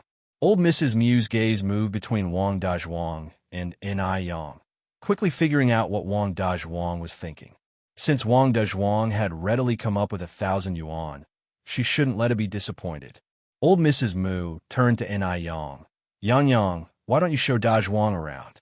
The two of you young people should get to know each other better. Young people? If an ai Yang remembered correctly, Wang Dazhuang was about Mrs. Mu's age. People of this era generally marry early. Old Mrs. Mu had become a grandmother at 40. By estimation, Wang Dazhuang was even a year older than Mrs. Mu. How could Mrs. Mu have the nerve to use the term young people? There was a flicker of sarcasm in N.I. Yang's eyes as she looked down. Hearing this, Wang Dazhuang rubbed his palms together, eagerly looking at N.I. Yang, muttering, Auntie, you're absolutely right. Old Mrs. Mu was indeed a shrewd woman. She knew perfectly well what he was thinking. Seeing Inai Yang hadn't moved, old Mrs. Mew's expression cooled a bit. Yang Yang, Inai Yang, grinning from ear to ear, came out from behind I. Grandma, I'm not deaf. Since you're not deaf, hurry up and take the Zhuang for a tour. Old Mrs. Mu ground out through clenched teeth. Inai Yang looked at Wang de Zhuang, the shallow dimple at the corner of her mouth deepening. There's a cornfield up front. Do you want to go look? At this time, the corn in the cornfield was thriving. If something were to happen, who would notice? Wang Dazhuang perked up at the idea, repeatedly nodding his head. All right, exactly. Let's go to the cornfield. Follow me then. As she turned, Inai Yang gave Inai Suehua a reassuring look. Wang Dazhuang immediately followed Inai Yang's steps. Seeing Inai Yang obediently following orders, old Mrs. Mu was momentarily satisfied. Inai Yang was really too naive. She actually took Wang Dazhuang away. Li Shu saw the backs of Inai Yang and Wang Dazhuang and was so pleased that she could barely stop herself from bursting into laughter. Since Wang Dazhuang was a gelded man and couldn't marry a wife, his mind had long become twisted. He was a pervert among perverts. Just wait. Today, even if Inai Yang isn't killed, she's going to have a near-death experience. Inai Yang took Wang Dazhu to the front of the cornfield. I'm going in first. Inai Yang stepped into the cornfield. I'm coming too. Wang Dazhuang immediately followed Inai Yang's pace. The sun was very high, but due to the dense corn stalks, not a sliver of sunlight penetrated the cornfield. Inside, there was even a slight chilliness. Inai Yang stopped up front, raised her head to look at Wang Dazhuang, a faint curve forming at the corner of her mouth. Despite her smile, Wang Dazhuang strangely did not feel any warmth. Instead, a sense of dread overwhelmed him. It felt too peculiar.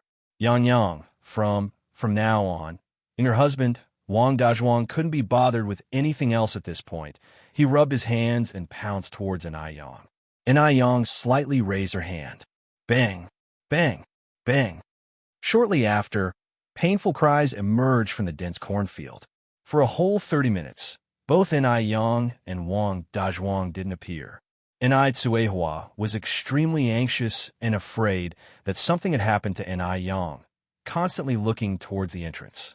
Yet, smiles could be seen on the faces of Old Lady Mu and Mu Jinbao. Li Shu relaxedly said, "They've been gone for so long. Yang Yang and Dazhuang haven't returned. They must be getting along quite well.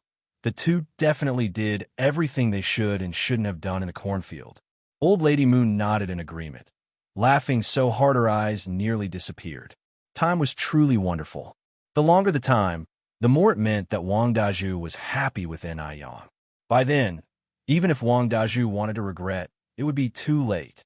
Just as Old Lady Mu was about to pick up 200 yuan from the table, a figure suddenly rushed in from outside, snatched the money away. "Give me my money back. I'm never buying a wife again. Never again." On closer inspection, Old Lady Mu realized it was none other than Wang Dazhu. Before everyone inside the house could react, Wang Dazhuang had run past the door, looking so distraught that he even ran out of one of his shoes, as if a ghost was chasing him from behind. Old Lady Mu and Mu Jinbao hastily chased after him. "Dazhuang, come back! Dazhuang! Dazhuang!" Upon hearing Old Lady Mu's words, Wang Dazhuang started running even faster. Mu Jinbao caught up with Wang Dazhuang. "Ah, good heavens! My money! My 1,000 yuan!" Old Lady Mu sat on the ground, crying and causing a ruckus. She had nearly gotten the money, only to see it slipping away from her grasp. How could she not be furious? Li Shu's eyebrows scrunched up into a frown. The situation was far from what she had imagined. What in the world was Wang Dazhuang thinking? Why did he run all of a sudden? Where was Inai Yang? Where did that sneaky Inai Yang go? Just then, Inai Yang nonchalantly walked in from outside. "Granny, what happened? Did someone upset you again?" At the sound of her words, Old Lady Mu immediately stopped crying, looked up at Inai Yang and bitterly cursed. "You shameless hussy! You dare to come back! What did you do to Dazhuang?" "I have no idea," Inai Yang shrugged, her eyes reflecting an innocent look. "There's a possibility he's mentally ill. I was even shocked." "You shameless hussy! You dare to argue back? You wretched creature. Useless junk.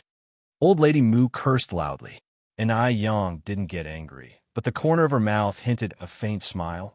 Granny, I've heard that people with filthy mouths will have their tongues severed by the king of hell after they die, especially those like you with many sins. You're not far from descending to hell. Save yourself some virtue. You. Old Lady Mu was so furious her whole body started shaking. This shameless girl was so bold, she even dared to curse her to death. Chapter 13. Village Chief arrived _1 and Ai Yang has always been a soft, docile, and submissive person. When was she ever so defiant? Li Shu felt her temple throb wildly, an ominous feeling suddenly bubbling up. No way. She couldn't let Ai Yang slip out of her control. Li Shu offered up a forced smile, her eyes focused on Ai Yang. Yang, what's gotten into you? Your grandmother is thinking of your best interests. How could you talk to her like that? Do you have any idea how wealthy my cousin is? If you marry him, you could live a luxurious life. So many girls crave this opportunity, yet you've got it. Stop angering your grandmother. Apologize to her and get my cousin back here. And Ai Yang responded with a bright, pointed smile. If your cousin is such a catch, why not marry him yourself? Isn't this perfect, seeing as how you're a widow too? Li Shu's eyes bulged, unable to conceal her fury anymore. You shameless girl, what are you babbling about? Right at that moment, Mu Jinbao rushed in from the yard, his face an image of dismay. Mom, I caught up with Dazhuang, but he refuses to return. Who knew what was going on with that Wang Dazhuang? He was clearly quite interested in Ai Yang just a while ago. However, after a romp in the cornfield, he returned as if he was a completely different person. Refuses to return? Why does he refuse to return? My 1,000 yuan. My 1,000 yuan.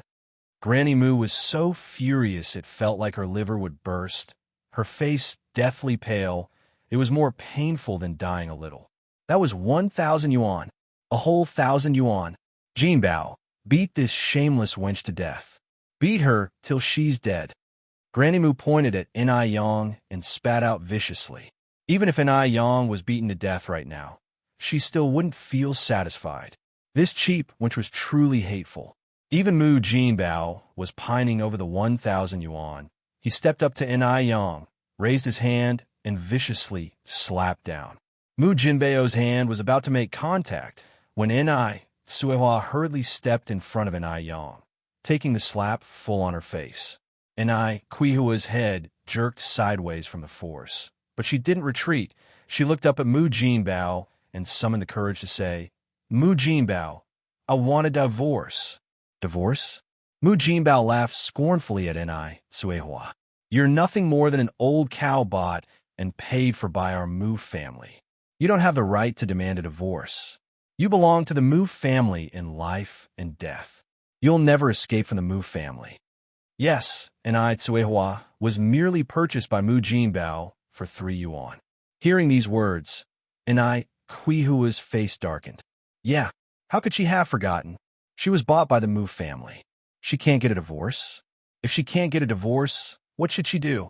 Does that mean she's doomed to spend the rest of her life with this scum? Just then, a few figures appeared outside the door, stopping to listen to the commotion inside. If Mu Jinbao raised his head to look out, he would see, amongst the group, the village chief of Dam Village. Ai Yang stepped in front of Ai Suihua. Human trafficking is illegal. My mother wants to divorce you now. You have no right to deprive her of her freedom. Since Ai Suihua had never gone through a registration process with Mu Jinbao, this matter was much easier to settle.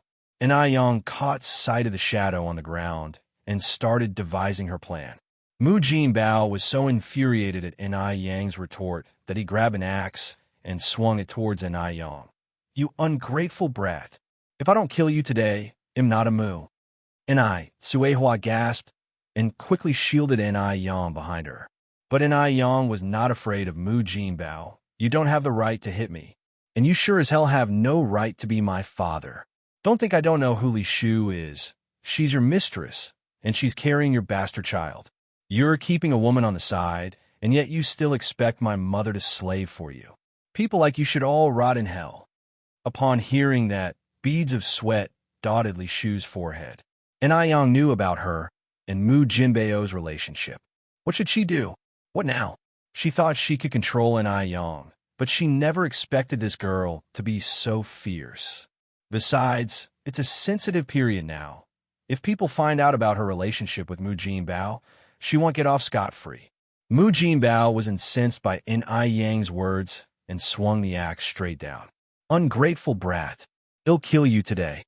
Just when he was about to strike, a figure rushed in from outside, grabbed Mu Jinbeo's hand. "What's going on? Is there no respect for law in your eyes?" The person who came in was no other than the old village chief, along with several men in suits. The one who grabbed Mu Jinbeo's wrist was indeed the old village chief. Despite his age, the village chief's strength wasn't weaker than any young man's. "Village chief, what wind blows you our way?" Mu Jinbao asked playfully as he looked towards the village chief. The village chief, also surnamed Mu and was a relative of Mu Jinbeo's, so he wasn't particularly afraid of the village chief. How bad could it be if the village chief found out that he was hitting his wife and children? Would he turn against his own family for this? Impossible.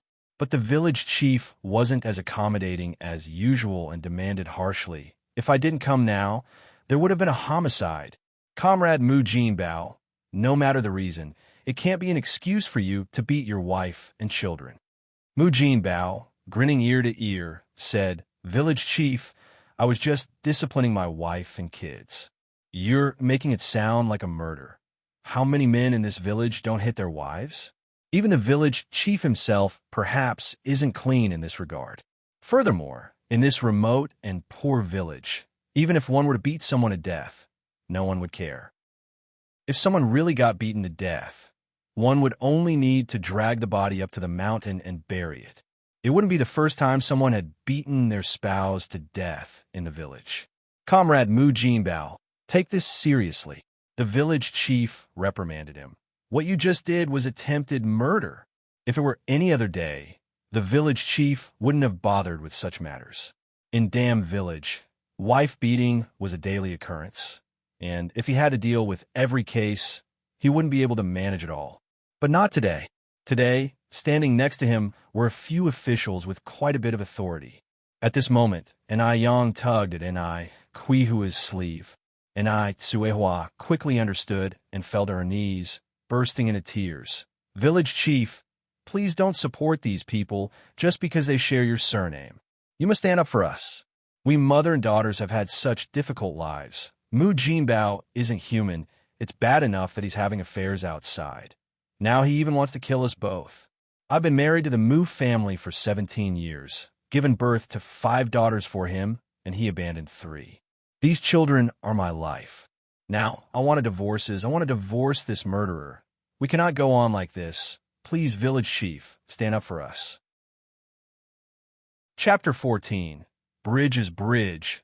Road is road _1 and Tsuehua wept woefully as she recounted all the grievances she had suffered over the years in the Mu family. She was truly wronged. The old village chief was also a Mu, and he didn't want to blow things out of proportion. Yang's mom, you can't just go around saying things like that. You claim Yang's dad has someone else on the side. Do you have any evidence? This couple and their daily life. Bumps on the road are normal. Don't mention divorce at every turn. It can hurt people. Upon hearing this, Tsuehua felt a chill in her heart. It seemed the old village chief wasn't going to help her. Just when she was about to give up, Yang glanced at her, indicating with her eyes that she should continue speaking. Tsuehua seemed encouraged, wept even more miserably. "Village chief, I know you share the same last name as the old Mu family, but you can't favor Mu Jinbao just because of that. You are the village chief, the most respected person in this village. If even you won't stand up for me, who else can I turn to? My 3 discarded children and the fact that Mu Jinbao got another woman pregnant are not false. Look, that shameless woman is right here. Women are weak, but mothers are strong. On any other day, Tsuehua would never have dared to utter such words, but today was different. because she knew that if they continued to stay in the Mu family, they, the mother and daughter trio, would be doomed. The village chief flinched at her words. The city officials were still standing behind him. Enai Tsuehua was throwing such a big hat on him. Could he bear it? The old village chief immediately helped Enai Tsuehua up, with a kind smile on his face. Yang Yang's mum, don't worry. I'm not the kind of person who covers up for his own kin. I will deal with this matter impartially. Upon hearing this, Enai Tsuehua was so moved, she cried, Thank you, village chief. Thank you, village chief. Mu Jinbao wasn't happy. He stopped referring to the village chief by his title. Uncle, don't just listen to this woman's ramblings. She's spouting nonsense. Show me the law that says I can't beat my own mother-in-law and daughter. If you've nothing else, I suggest you go back. Next time, I'll bring some meat for you as a token of respect. The old village chief had enjoyed a lot of meat from Mu Jinbao, or else Mu Jinbao wouldn't have dared to blatantly bring Li Shu back home. Upon hearing this, the old village chief's face darkened. Mu Jinbao, you clearly know what you've done. Now comrade and I, Tsuehua wants to divorce you. He'll approve it. After all, you guys never even had a marriage certificate. He'll give you a proof. You come over to press your fingerprints, and then you sever ties. No more dealings with each other. This Mu Jinbao really dares to say anything. If he continued this way, he would no longer be the village chief. Mu Jinbao looked at the village chief incredulously, somewhat bewildered. The village chief, who had always been on his side, was suddenly on Enai Tsuehua's side today. Divorcing was impossible for him. Enai Yang could be sold for a good price now, and Enai Tsuehua was like the old ox at home. If he lost these two people, it would be a huge loss for the Mu family. I want divorce. Why should I divorce? Even if you beat me to death, I want divorce. Mu Jinbao began acting like a rogue. The old lady Mu also played rogue and laid down on the ground. Want a divorce? Not unless you step over my corpse. All right, don't want a divorce? Then we'll just call the police. Suddenly, the man in the suit spoke up. Then he turned to his assistant, Xiao Zhao. Tell comrade Mu Jinbao what the consequences would be if he refuses to divorce. Xiao Zhao stepped forward and said, Based on the evidence we have at the moment, comrade Mu Jinbao is suspected of attempted murder and intentional homicide. If these charges are added up, he could be shot. It's a crackdown period now, and the threat of execution is not a joke. Mu Jinbao turned pale. Who the hell are you? Just because you say I killed, that means I did. The old village chief responded coldly. You better shut up. This man is the assistant to the secretary of the municipal party committee. The assistant to the secretary of the municipal party committee? Why on earth would the assistant to the secretary of the municipal party committee be here? Xiao Zhao was the secretary's assistant, and the man who was talking to Xiao Zhao was Yao Wei, the secretary himself. Yao Wei was sent by Zhou Changzheng. Because Zhou Changzheng was seriously injured, they could only send Yao Wei to make the trip. Mu Jinbao shuddered in fear. Uncle, please don't joke with me. What on earth could the secretary of the municipal party committee be doing in their dirt-poor village? Before the village chief could speak, Xiao Zhao continued. Mu Jinbao, you were just about to attack your daughter with an axe. If it wasn't for the timely intervention of village chief Mu, your daughter would be dead. That's attempted murder, and we're all witnesses. Plus, the 3 children you abandoned all died unnaturally. That's deliberate murder, and Enai Tsuehua is the witness. As for the affair, comrade Li Shu is pregnant. Need I say more? Hearing this, Li Shu was terrified, cold sweat trickling down her forehead. If they really reported him, Mu Jinbao wouldn't be the only one sentenced to death by firing squad. She would be an accomplice. The old village chief continued. Mu Jinbao, think about it carefully. Would you rather be shot or get a divorce? Mrs. Mu was startled and quickly stood up from the ground. Divorce. Jinbao will get a divorce. At this point, of course, life was more important. Furthermore, if they divorced, the one to suffer would be Enai Tsuehua. She's a woman, and she would have no choice but to starve out there.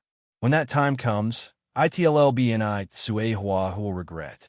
Mu Jinbao was scared out of his wits, death by firing squad. How could he not be afraid? Okay, Mom, they'll listen to you. The old village chief finally relaxed, continuing, now that you've decided to divorce, they'll issue you a divorce certificate. Although Ni, Suihua, and Mu Jinbao hadn't gotten their marriage certificate, the two had lived together for so long and had 2 children. To avoid any future complications, a certificate was necessary. And Yang stepped forward at the right time. My sister want to go with Mom. And Suihua, finally came to her senses. Right? The 2 kids are coming with me. No, I don't agree, Mrs. Mu said angrily. These 2 children are from the Mu family. Why should they go with that slut? And Suihua. The old village chief continued. Madam, currently Mu Jinbao is the one at fault. He has no right to the children.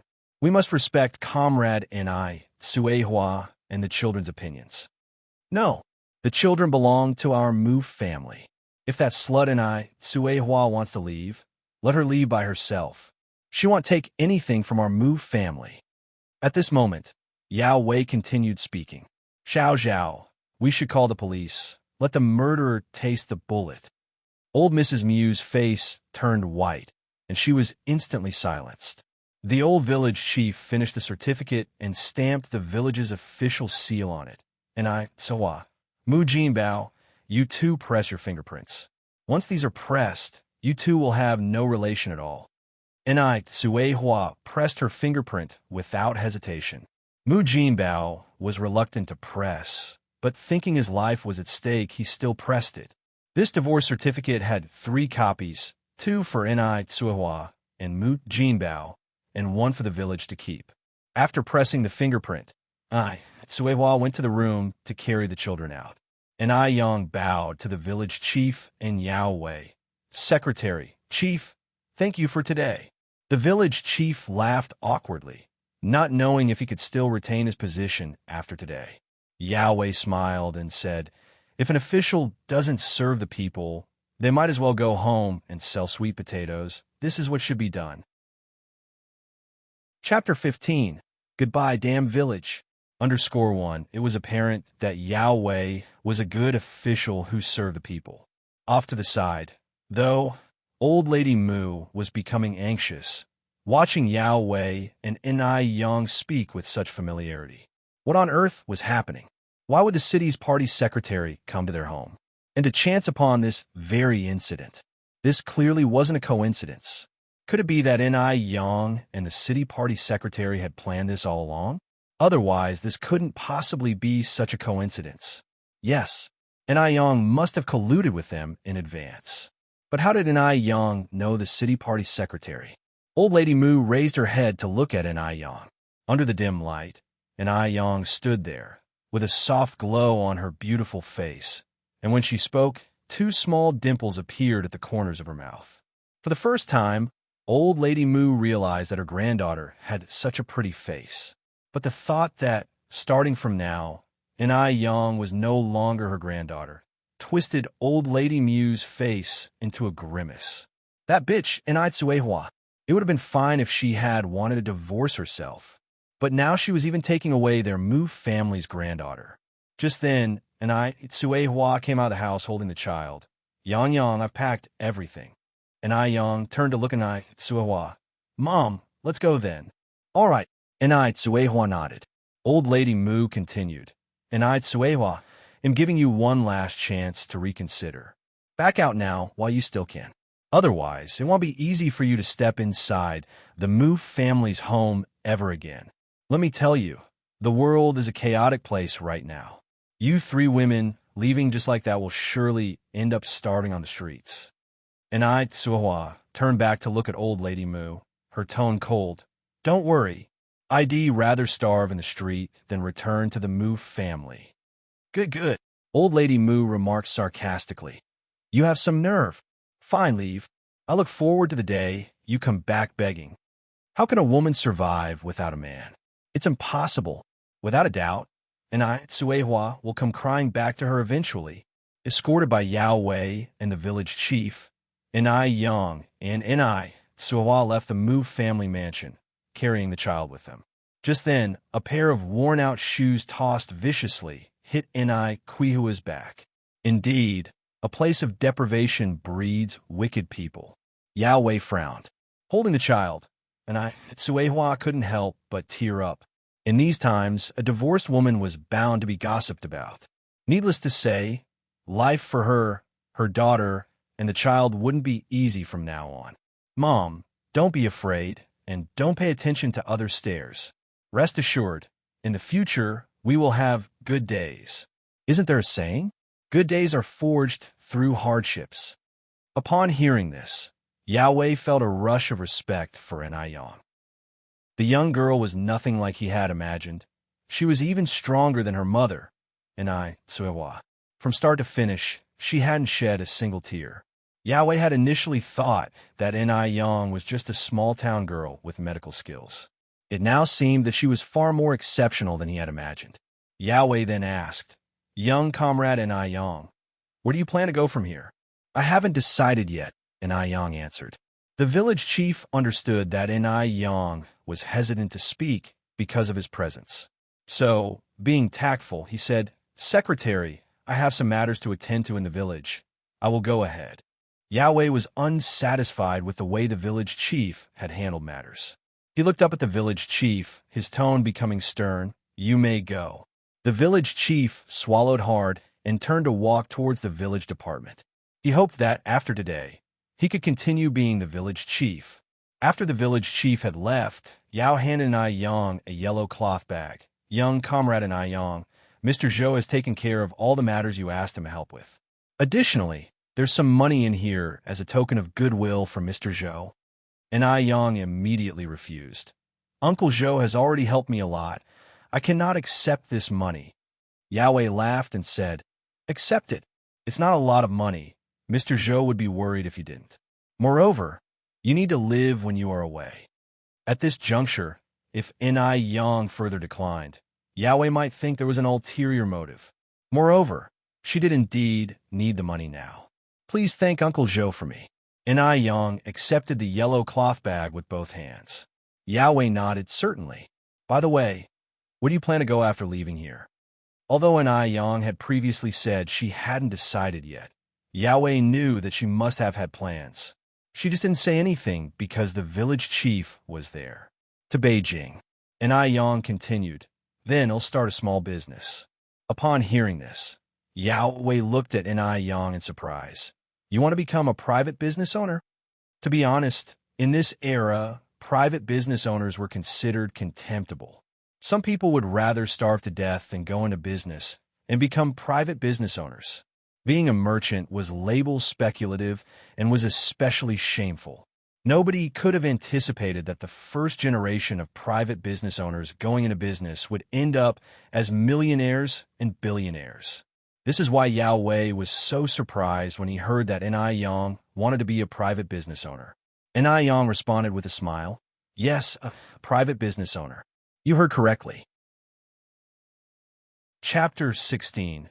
Full of curiosity _1 gazing at Enai Yang in front of him, Yao Wei was almost under the illusion that she was the one in control. This was just a 17-year-old kid, after all. Ever since Enai Yang had saved Zhou Changzheng, Yao Wei had been curious about this girl because Enai Yang had shown remarkable calmness, exhibiting a maturity that surpassed many adults when it came to handling situations. It was said that, having been saved by Enai Yang, Zhou Changzheng asked what she wanted, even if it meant a large sum of money. He would do his best to satisfy her. Surprisingly, Enai Yang's request was very simple. All she wanted was to leave the Mu household and damn village smoothly. Later on, it was heard that Zhou Changzheng investigated Enai Yang, but the results were always the same. She was just a blank slate of a country girl. Born in damn village, raised in damn village. "Uncle Yao, this is where we should part ways. Every banquet has to end eventually. I wish you every success in the future." Enai Yang bade farewell to Yao Wei at the entrance of the village. "All right, they'll take your good words. Safe travels to you too." Yao Wei stopped. "Goodbye, Uncle Yao." Enai Yang waved. "Goodbye." Yao Wei watched the departing figures of Enai, Sohua, and her daughter. After the mother and daughter turned a corner, and could no longer see Yao Wei. So I asked, Yang Yang, how do you know Secretary Zhou? Tsuehua was filled with questions. Yang told her mother the entire story, to which Tsuehua responded with a laugh. My Yang, you're amazing. Thanks to Secretary Zhou's help today, otherwise, we wouldn't have been able to leave so easily. Little did they know, the moment they left Dam Village, the villagers began to gossip. In these days without TVs, internet, or mobile phones, people could only resort to gossip to pass their time. In addition to old Lady Mu's outcry, everyone in the village knew about this incident.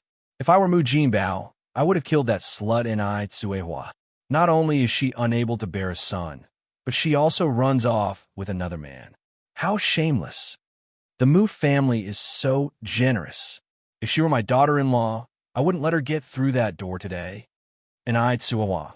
Not only did she cheat and eloped, but she also took the 2 granddaughters of the Mu family. As the old saying goes, when it comes to marriage, you need to examine the other party's 3 generations. You really can't take in a woman from outside, whose background you don't know. Another person pulled their husband's hand. Keep your voices down. I think this might not be entirely Quihua's fault. Tsuehua is always an honest person, undertaking all the heavy duties in the Mu household. Didn't you notice that the Mu family recently welcomed a new pregnant woman? There could be more to this story than meets the eye. We outsiders can't see everything clearly. And that makes sense. But no matter what, Tsuehua shouldn't have divorced. After being divorced, which man would dare to want this worn shoe? Yang didn't care about whether people gossiped or not. As long as she lived comfortably, she was fine. In any era, money is the boss. Her current wish was to earn money. Although this was a rather crude wish, money was the foundation for living. 3 hours later, the mother-daughter duo arrived at the township. The township was about 10 kilometers or so from the village. Quite clearly, the township was much livelier compared to the village, with roadside vendors peddling various goods. Despite it not being as modern as the 21st century, one could still see glimpses of more modern elements. Tsuehua had never left Dam Village for over a decade, and now, the dizzying scene left her awestruck. She had no idea how much the outside world had changed. Mom, let's find a place to eat first. It was already past 12 in the afternoon, and they had been clutching their rumbling stomachs for 3 hours. Tsuehua looked at the shops on both sides of the street and hesitated. Yang, this should be very expensive, right? Going by Yang's intentions, they might also be going to Beijing. Where would they get so much money to splurge now? Zhou Changzheng did give them money, but what about their expenses in Beijing? Tsuehua was a frugal person. It's okay, we can afford a bowl of rice. Yang, carrying her younger sister, walked into a nearby small restaurant. This restaurant was not a state-owned one, but a private business offering cheap and delicious dishes. Yang ordered a portion of braised pork, a pot of chicken soup, and a portion of stir-fried vegetables. Rice was free, and altogether, it cost less than 10 yuan in total. For the first time, Yang felt money was easy to spend. In the 21st century, this amount of food would cost at least 300 or 400 yuan. Yang, let's just eat a little. There's no need to waste money. Tsuehua felt a bit overwhelmed, looking at all the good food in front of her. When had she ever eaten such good food in her life? When she was in the Mu household, she ate the worst food. All the good stuff was left for old lady Mu and Mu Jinbao. Mom, just eat. I've paid already. Yang poured a bowl of chicken soup for Tsuehua. If we don't, it will be wasted. In the 80s, there were the few farmed broiler chickens, so the chicken soup was layered with a wax yellow oil, and the soup was delicious and savory, and the chicken melted in the mouth. It was a real treat. This was also the first proper meal Yang had since her rebirth. Listening to Yang, Tsuehua started drinking the chicken soup in large gulps. She was, at her core, not a wasteful person. People in this era didn't have a lot in their bellies, so their appetites were quite large.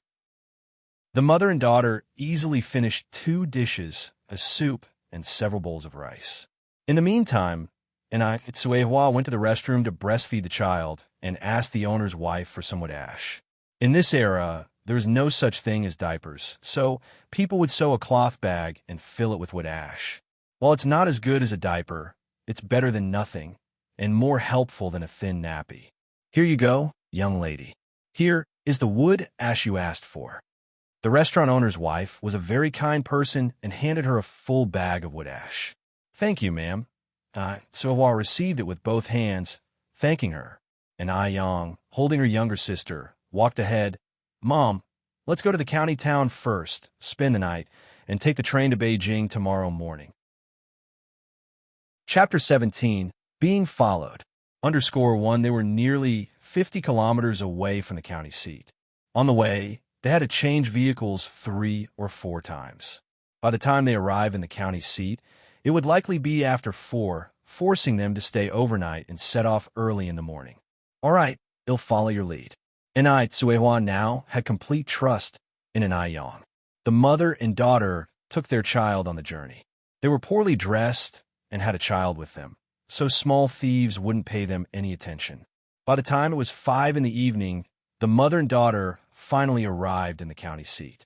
The county seat was much more prosperous than the town. Only then did Suehua truly feel her insignificance. She tightly held her child, closely following Yang, not daring to stray even half a step away. As she watched Yang walking ahead, a feeling of unfamiliarity welled up in Kuihua's heart, alongside a sense of pride. Her daughter was much more capable than her. Yang checked them into an inn. It was a twin room. The condition was not very good, but compared to the rural area, it was heaven and hell. Yang placed her package on the cabinet, took the room key, and said to Suehua, Mom, you rest in the room first. They'll go buy the train tickets. I have the key. Don't open the door to anyone else. Okay. Suehua nodded, then added, Yang, can you manage on your own? Should I go with you? No need. You rest well. They'll be back soon.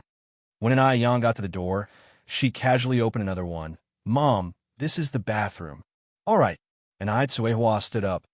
I know, be careful. Yang opened the door and left. In June, the sun at 5 o'clock was still very high in the sky. It was hot and made people sweat a thin layer. With the memories from her previous life, Yang quickly found the train station. The train station underwent several renovations in the future, but its location never changed. There weren't many people taking the train at this time of the year. Yang arrived at the ticket booth. Comrade, I would like 2 sleeper tickets. The ticket seller was a young guy who seemed almost asleep. When he heard the sound, he opened his eyes reluctantly. What? Speak up. The ticket sellers of this era had the same status as public servants of the present day. It wouldn't be easy to get this job without connections or know-how, especially in a state-owned enterprise like the Railway Bureau.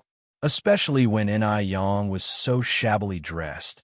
It was clear that she was from the countryside. Yang didn't pay attention to the ticket seller's attitude, smilingly saying, Hello, I need 2 sleeping berths to Beijing. It's not worth getting angry with such people. Seeing Yang not getting angry, but instead being so polite, the ticket seller was indeed a little embarrassed. Especially since this girl was so pretty. He scolded himself for his poor eyesight earlier. He hadn't noticed how pretty this girl was. Do you have an introduction letter? The guy's attitude didn't about-face in an instant. Yes.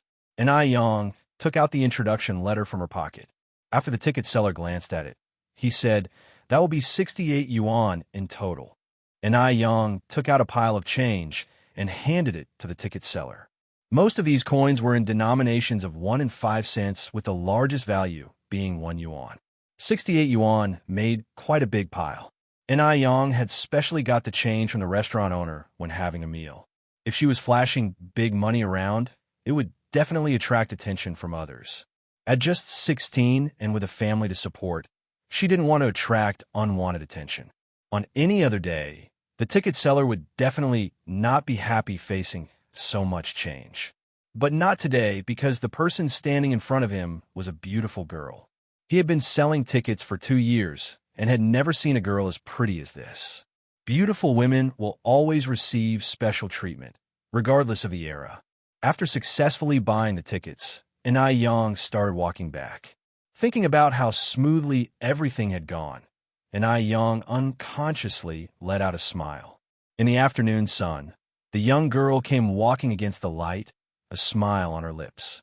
Her stunning beauty made the city traffic in the background seem to pale in comparison. Little did she know, 3 good-for-nothing hoodlums already had their eyes on her from afar. They just hadn't found the opportunity to make a move, as this was the bustling city area. And I Yang might not be dressed impressively, but someone who buys 2 sleeper train tickets without batting an eyelid, how could she possibly be poor? They were sure they could squeeze something out of her. Moreover, she was gorgeous. A young girl, if anything happened to her, would unlikely voice it out loud. In this era, women are very conservative and value their own reputation. Normal women would rather suffer silently when insulted than to make it public. Otherwise, even if they get married in the future, they would still be looked down upon by their in-laws' family. By this time, the county and the village were quite different. In the village, to purchase daily necessities, one would need all sorts of coupons, but in the county, as long as you have money, it's fine. So Anayang bought an extra 2 cups for drinking water, a bag of milk powder, some biscuits and dry food for the journey. The milk powder was for her sister to drink, as Anai wasn't producing enough milk, especially since she hadn't had the proper rest period after giving birth and hadn't really eaten anything nutritious. Moreover, after getting off the train, they would still need to take the tram. It would be a bumpy ride, and the journey would take at least 2 days. As Anai Yang left the supply and marketing co-op, she felt that something was off. With her heightened senses, she could easily tell that 3 people were following her. Anai Yang's ears twitched slightly, and then she quickened her pace, turned a corner, and her figure disappeared in an instant.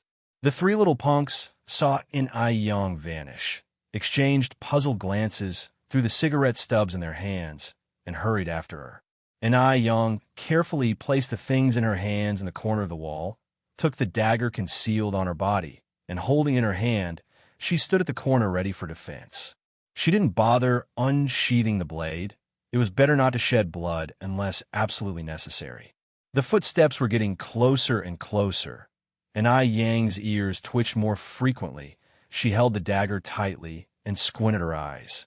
3, 2, 1. Now, she swung her arm, directly knocking down the first thug who rushed out, following it with a backspin kick, the tip of her foot perfectly hitting the chin of a punk behind, knocking him to the ground. In the blink of an eye, only 2 out of 3 punks were remaining. Anai Yang narrowed her eyes slightly, about to hit the thug with her dagger. However, the thug surprisingly laid down himself, crying for mercy, "Miss! Heroine, I was wrong. I'm lying down myself. Please spare me and my brothers." A wise man knows when to retreat. This punk was no fool. He knew he had encountered a formidable opponent, but he couldn't understand how an ordinary-looking peasant girl could be so skilled. This was just unbelievable.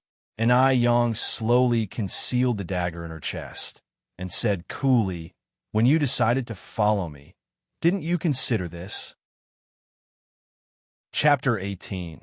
Encounter_1. If she had been just a powerless young girl today, she probably would have suffered irreparable harm by now. "Sister, I really dare not anymore. Please spare me." The thug cried and begged for mercy. The other 2 thugs also quickly got up and knelt in front of this girl who was younger than them but stronger. Anai Yang casually put away the dagger, looking down at the 3 thugs with a slight smirk, then slightly bent over and reached out her slender hand to them, handed over. Although she was smiling, there was not the slightest hint of amusement in her eyes. Instead, the icy glint was utterly intimidating. "Well, what?" One of the thugs shivered in fear. "The stick in your hand." Anai Yang spoke indifferently. The thug, trembling all over, handed over the stick in his hand to Anai Yang. In truth, it wasn't a stick but a Real iron pipe, about as thick as 2 thumbs. Anai Yang took the iron pipe, lightly bent it with both hands, and, with a muffled sound, the pipe was easily broken into 2 pieces by her.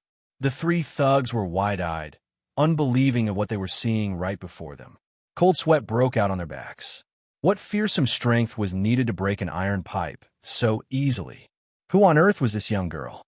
However, the one who broke the iron pipe was unperturbed, the corners of her mouth upturned in a small smile, speaking to the thugs. If I catch you guys messing with the women of this city again, this pipe will be your fate. Do you understand? Her tone was cold and chilling, her presence commanding. She was not an ordinary girl. She seemed more like a person of high standing who had experienced many things. Understood, understood. The thugs were so scared their faces turned pale and answered shakily. And I Yang casually threw the pipe to the ground. If you've understood, then get lost. At her words, the thugs felt as if a huge burden had been lifted, and they scampered away immediately. And I Yang did not linger, as her sister and mother were waiting for her at the inn, and she immediately turned around to move on. Unbeknownst to her, shortly after she left, two figures, one tall and one short, appeared in the previously deserted alleyway. One of the figures was tall and slender, standing casually with his hands in his pockets, radiating an irresistible aura of dominance. Sporting an army cap, beneath the brim of the cap were eyes that carried a dangerous glint. His lips curled in a barely noticeable smile, giving no hint to his thoughts. Anyone could see that this man was not someone to be trifled with. The two men had witnessed every bit of what had just happened. The slightly shorter one ran forward and picked up a white ticket that had fallen onto the ground. Third brother, this fell off that girl. The man took the ticket, the curve of his lips growing larger. Beijing. No wonder Li Xian said she couldn't find her. She had secretly gone to Beijing to find him. Just a country girl. Where did she get the money for the ticket? And where did she get the courage to run to Beijing all by herself? Unless everything was part of her grand scheme. Saving him, stealing his watch, naturally going to Beijing, then coming to him and living in his old house. According to his grandfather's and grandmother's old-fashioned ideas, they would certainly let her marry him and become part of the Mo family. This man was Mo Baichuan from Beijing, also known as the third of the Mo's, and who Enai Yang had rescued from the mountain. Mo Baichuan tightly gripped the ticket. A dangerous light flashed in his eyes as he slightly turned his head towards the man next to him. Take this ticket to her. He was curious to see who had sent Enai Yang. How dare she calculate his every move? She actually went to Beijing to find him. She had quite an appetite. In hindsight, it was a strange situation from the beginning. How coincidental was it that he happened to see this young country girl when he was being pursued? Even more so, this girl surprisingly helped him get out of crisis. Imagine, a small country girl who grew up in the mountains. How could she have that kind of eloquence and courage? Mo Baichuan's eyes held a complex look. For the first time in his life, he had been schemed against by a young girl. Tang Shi took over the ticket, puzzled. Third brother, should I deliver it to her now? Tang Shi and Mo Baichuan grew up together in a big courtyard in Beijing. Mo Baichuan was 3 years older than him, and much more capable. After he graduated from the military academy, Tang Shi had always been behind Mo Baichuan. Tang Shi could tell that Mo Baichuan must know the girl just now. At this moment, the third brother should deliver the ticket himself to win the bowtie's heart. What's the point of having him deliver it? Third brother is already quite old and hasn't yet found a wife. He can't delay his good fortune. Third brother, why don't you deliver it yourself? Tang Shi handed the ticket back to Mo Baichuan and muttered, if I deliver it and she mistakenly fancies me, what should I do? You couldn't get in the way of other people's love. If she fancies you, then you can marry her. Mo Baichuan gave him a swift kick. Stop talking nonsense. And Yang was clearly coming for him. How could she possibly fancy Tang Shi, this naive boy? But now, he could only let Yang go safely to Beijing to find out what she was really up to. Tang Shi touched his backside, limped in the direction that Yang had disappeared off to. Comrade at the front, please wait. As Tang Shi ran, he called out. Yang was already aware that someone was chasing her from behind. She turned around in confusion. Are you calling me? Yes. Tang Shi stopped, gasping for breath. You are Comrade in Suihua, aren't you? Yang shook her head slightly. No, I'm not Suihua, but I know her. Only then did Tang sure get a clear look at N.I. Yang's face. He stood there stunned, presenting the ticket. He said shyly, "Well, as long as you know her, this comrade, you dropped your ticket." Tang Shi, having grown up in a big courtyard in Beijing, has seen many sophisticated city girls and daughters from prestigious families. However, he had never seen anyone as beautiful as N.I. Yang. Perhaps, beautiful was not enough to describe her beauty. N.I. Yang quickly checked her pocket and realized, indeed, one of her tickets was missing. She thanked Tang Shi, "Thank you so much. If not for him returning her ticket, she wouldn't be able to get another one in time for the train tomorrow morning." No problem. It's nothing," Tang Shi blushed. At that time, the phrase, "I found a penny on the road and handed it to the police" was a household term, and people were very unsophisticated. There were none of the many scammers of later generations. And Ai Yang took the ticket and smiled. "My friend, you've been of great help. How about I treat you to a bowl of noodles?" There was a noodle restaurant nearby, and Ai Yang did not want to owe him anything. Chapter 19. Start a new journey _1 at these words. Tang Shi felt a sudden jolt in his heart. This isn't good. Could Ai Yang really be interested in him? Otherwise, why would she invite him for dinner on her own? This woman belongs to his third brother. He doesn't dare to mess with her. No need.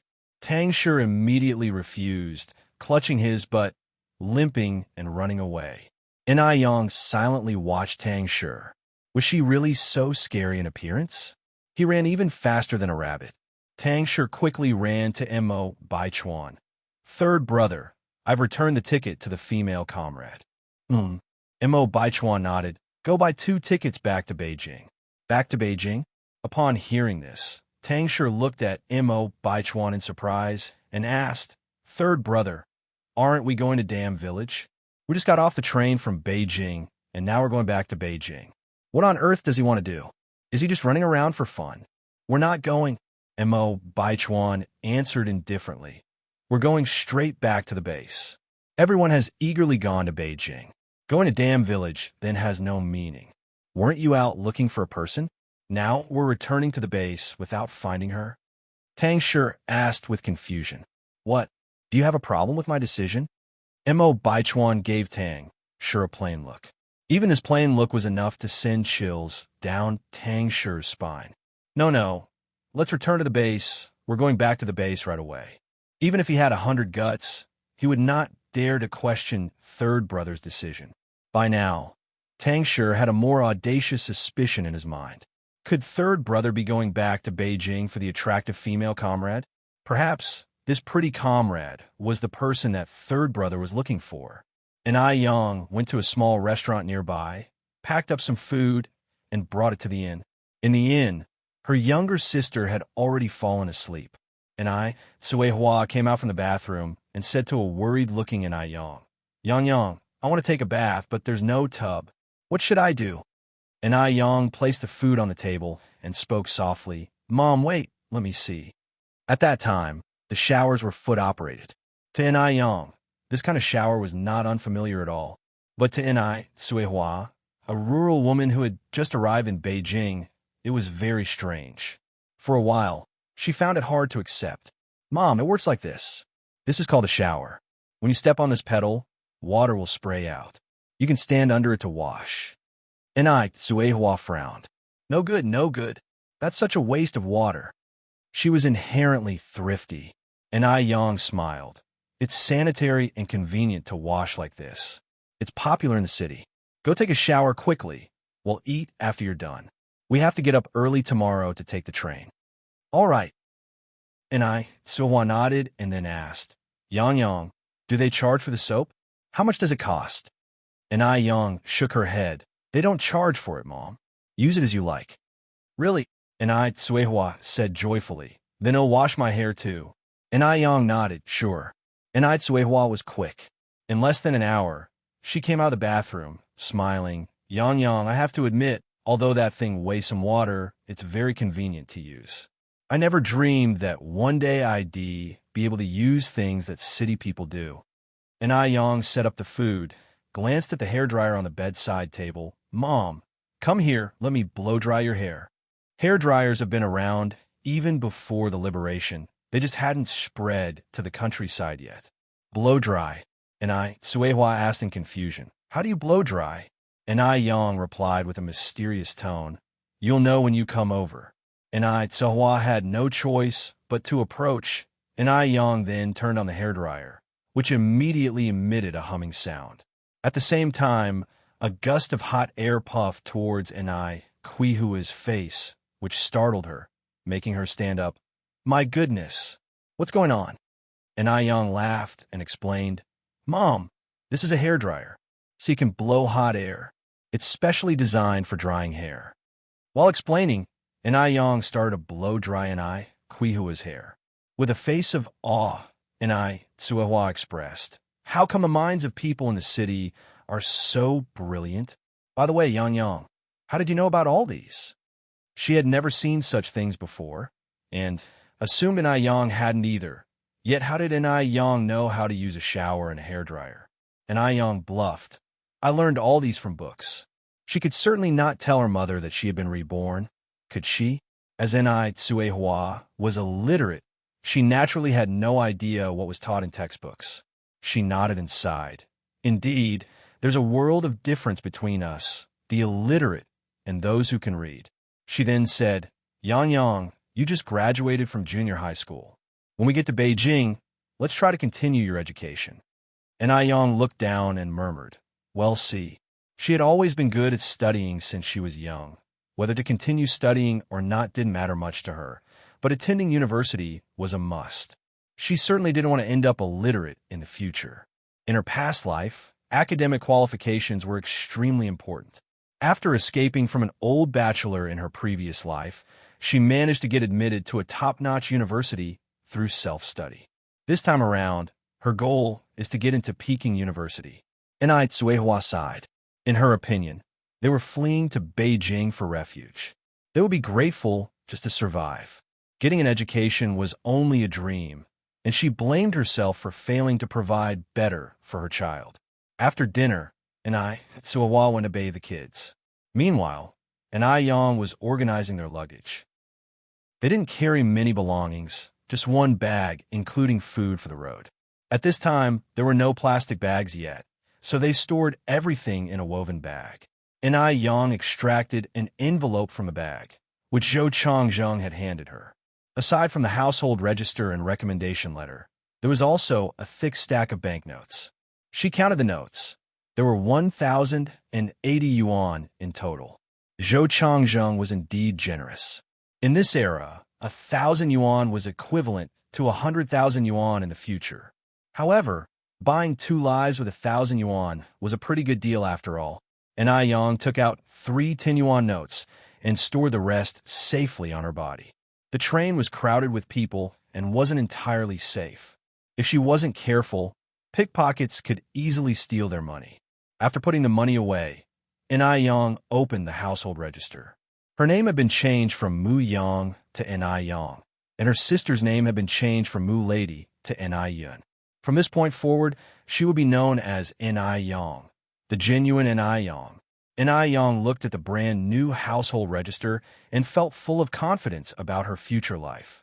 The next morning, the mother and daughter duo woke up at 5 o'clock. They were catching a train that departed at 6:30. After eating some noodles downstairs, they carried the kid and set off for the train station. Not many people were buying tickets yesterday, but today the train was packed. The crowd was tremendously dense. Mom, be careful, Yang said, forging a way through the crowd for Suehua. There were all sorts of people on the train, including women and children and farmers with livestock. Even the sounds of chickens and ducks could be heard, and the smell was quite unpleasant. Yang held their luggage in one hand and tightly held on to Suehua with the other. They made their way through the crowd before finally finding their sleeper compartment. The sleeper compartment was much quieter. The train's bunk beds were arranged in an upper and lower formation. Yang had purchased 2 lower bunk tickets. The beds were situated face-to-face, which was very convenient. When they arrived, the passengers for the top bunks hadn't arrived yet.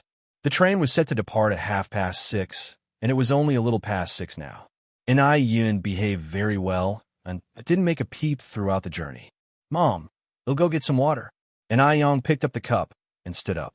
And I Tsuehua nodded. By the time and I Yang returned with the hot water, the passenger for the upper bunk had arrived. It was a woman in her 40s. She had permed hair, drew thin, curved eyebrows, and wore lipstick. She dressed in a white blouse, the trendiest bell-bottom pants, and a pair of shiny small leather shoes. She appeared lively and spirited, unmistakably a city dweller. Her attire was undoubtedly the model of fashion for this era. And I, Tsuehua, glanced at the woman, then looked down at her own clothes, suddenly feeling a sense of inferiority. The woman appeared quite friendly. Upon seeing Enai Yang walking in, she asked, "Are you two heading to Beijing as well?" Chapter 20. Effortlessly _1 No matter what era, there are good people and bad people. In 1980s China, human traffickers were rampant. So, Enai Yang had to be vigilant. She nodded with a light smile to the enthusiastic middle-aged woman. "Yes. This is your mother, right? And the other one is your sister? Oh, she's so small, pale, and very cute," the woman said with a full-face smile. "Thank you." And Ai Yang responded with a faint smile, handing a cup of water to Nakatsuwa. "Mom, have some water." The woman looked at Enai Tsuehua with evident envy, saying, "Big sister, you're so fortunate to have such a filial daughter. I really envy you." And Ai Yang, with her vast experiences and exposure, could see that the middle-aged woman's envy was genuine. She really did envy her. A soft smile also appeared on Enai Kuihua's face. "This child has always been obedient. But you look younger than me, don't you?" The woman appeared to be in her 30s. Why would she call her big sister? Being complimented for looking young, the middle-aged woman was delighted. "I'm already 45 this year." 45? Enai Tsuehua looked at the middle-aged woman in surprise. Enai Tsuehua herself was only 36. She was a full 7 years younger. But by looks, Enai Tsuehua seemed at least a decade older. "Yes," the middle-aged woman nodded. "I'm 45 this year. My daughter married and lives in Dam Village. I came to visit her." Dam Village. On hearing these 3 words, Enai Tsuehua felt a deep sense of familiarity. Dam Village? Is your daughter Su Nianwang's wife? Though Dam Village was big, Su Nianwang was the only one who had a city girl as a wife. Yes, and yes. The middle-aged woman nodded quickly. "My son-in-law is Su Nianwang. My daughter is called Wang Chunhua, and my surname is Enai. Are you guys from Dam Village too?" Su Linwang was the village's only early college student. He worked in accounting now. Previously, when he was studying in Beijing, he brought back a city girl as a wife, which not only brought honor to the Su family, but was also the envy of the villagers. Back then, being a college student was a big deal. Having one in the family was more honorable than having a president. Unlike later, when college students were dime a dozen. However, when the middle-aged woman mentioned Su Nianwang, there was no trace of pride in her eyes. And I, Tsuehua, nodded immediately. "Elder sister, your surname is Enai too?" "My surname is also Enai. I used to live in Dam Village. After my divorce, I wanted to take my daughter to see Beijing." Knowing that the middle-aged woman's surname was also Enai and that her daughter was also married in Dam Village made Enai Tsuehua much more relaxed, and a little smile unconsciously appeared on her face. The 2 women chatted happily, soon divulging their life stories to each other. As it turned out, the middle-aged woman was named Enai Chengge, a native of Beijing who lived in the suburbs. Her husband died in a car accident many years ago, and she only had one daughter, Wang Chunhua, who unfortunately was married far away. This was the reason there was a lack of pride when she mentioned Su Nianwang. "Big sister, life isn't easy for a single woman like us. Do you have a place to stay in Beijing?" Enai Chengge asked as she looked at Enai Tsuehua. Being a woman without a husband, she knew the struggles of a single mother, especially one with 2 underage children. How was she going to get by in the future? Enai Tsuehua shook her head, showing a desolate look. "Not yet. We'll just have to take it one step at a time." Enai Chengge thought for a moment, then said, "I live in the suburbs of Beijing, and my house is quite big. There's also some farmland, and apart from me, there's no one else. I have to take the subway to work in the city every day. If you trust me, you can stay at my place first, and we can talk about the rent once you're settled. There were two reasons why Chengui made this offer. Firstly, since the death of her husband and the marriage of her daughter, her house had become cold and empty. She often experienced various illusions due to psychological reasons.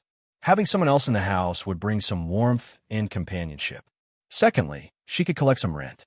And these three were honest, had a clear background, and Chengui would feel at ease with them staying. No one in the village would gossip. After all, these were two women, two birds with one stone.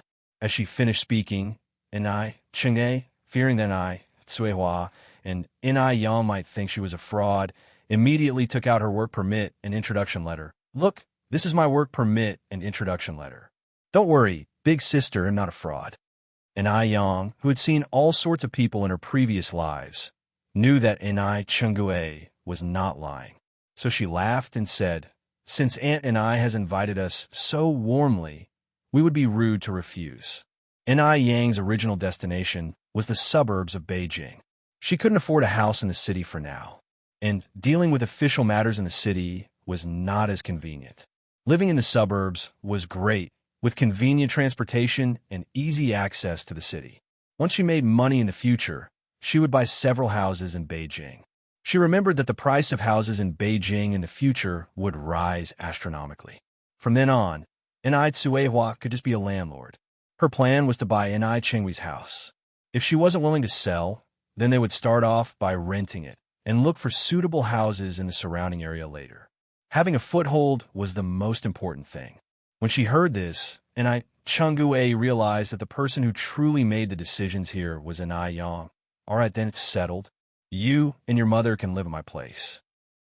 If you find it suitable, you can stay longer. Her words were quite calculated, implying they could stay longer only if it was suitable. If it wasn't, they would have to leave. Whether it was suitable or not, of course, will be decided with money. All right, Yang nodded with a smile. The train sped along, arriving at Beijing Station around 8 in the evening.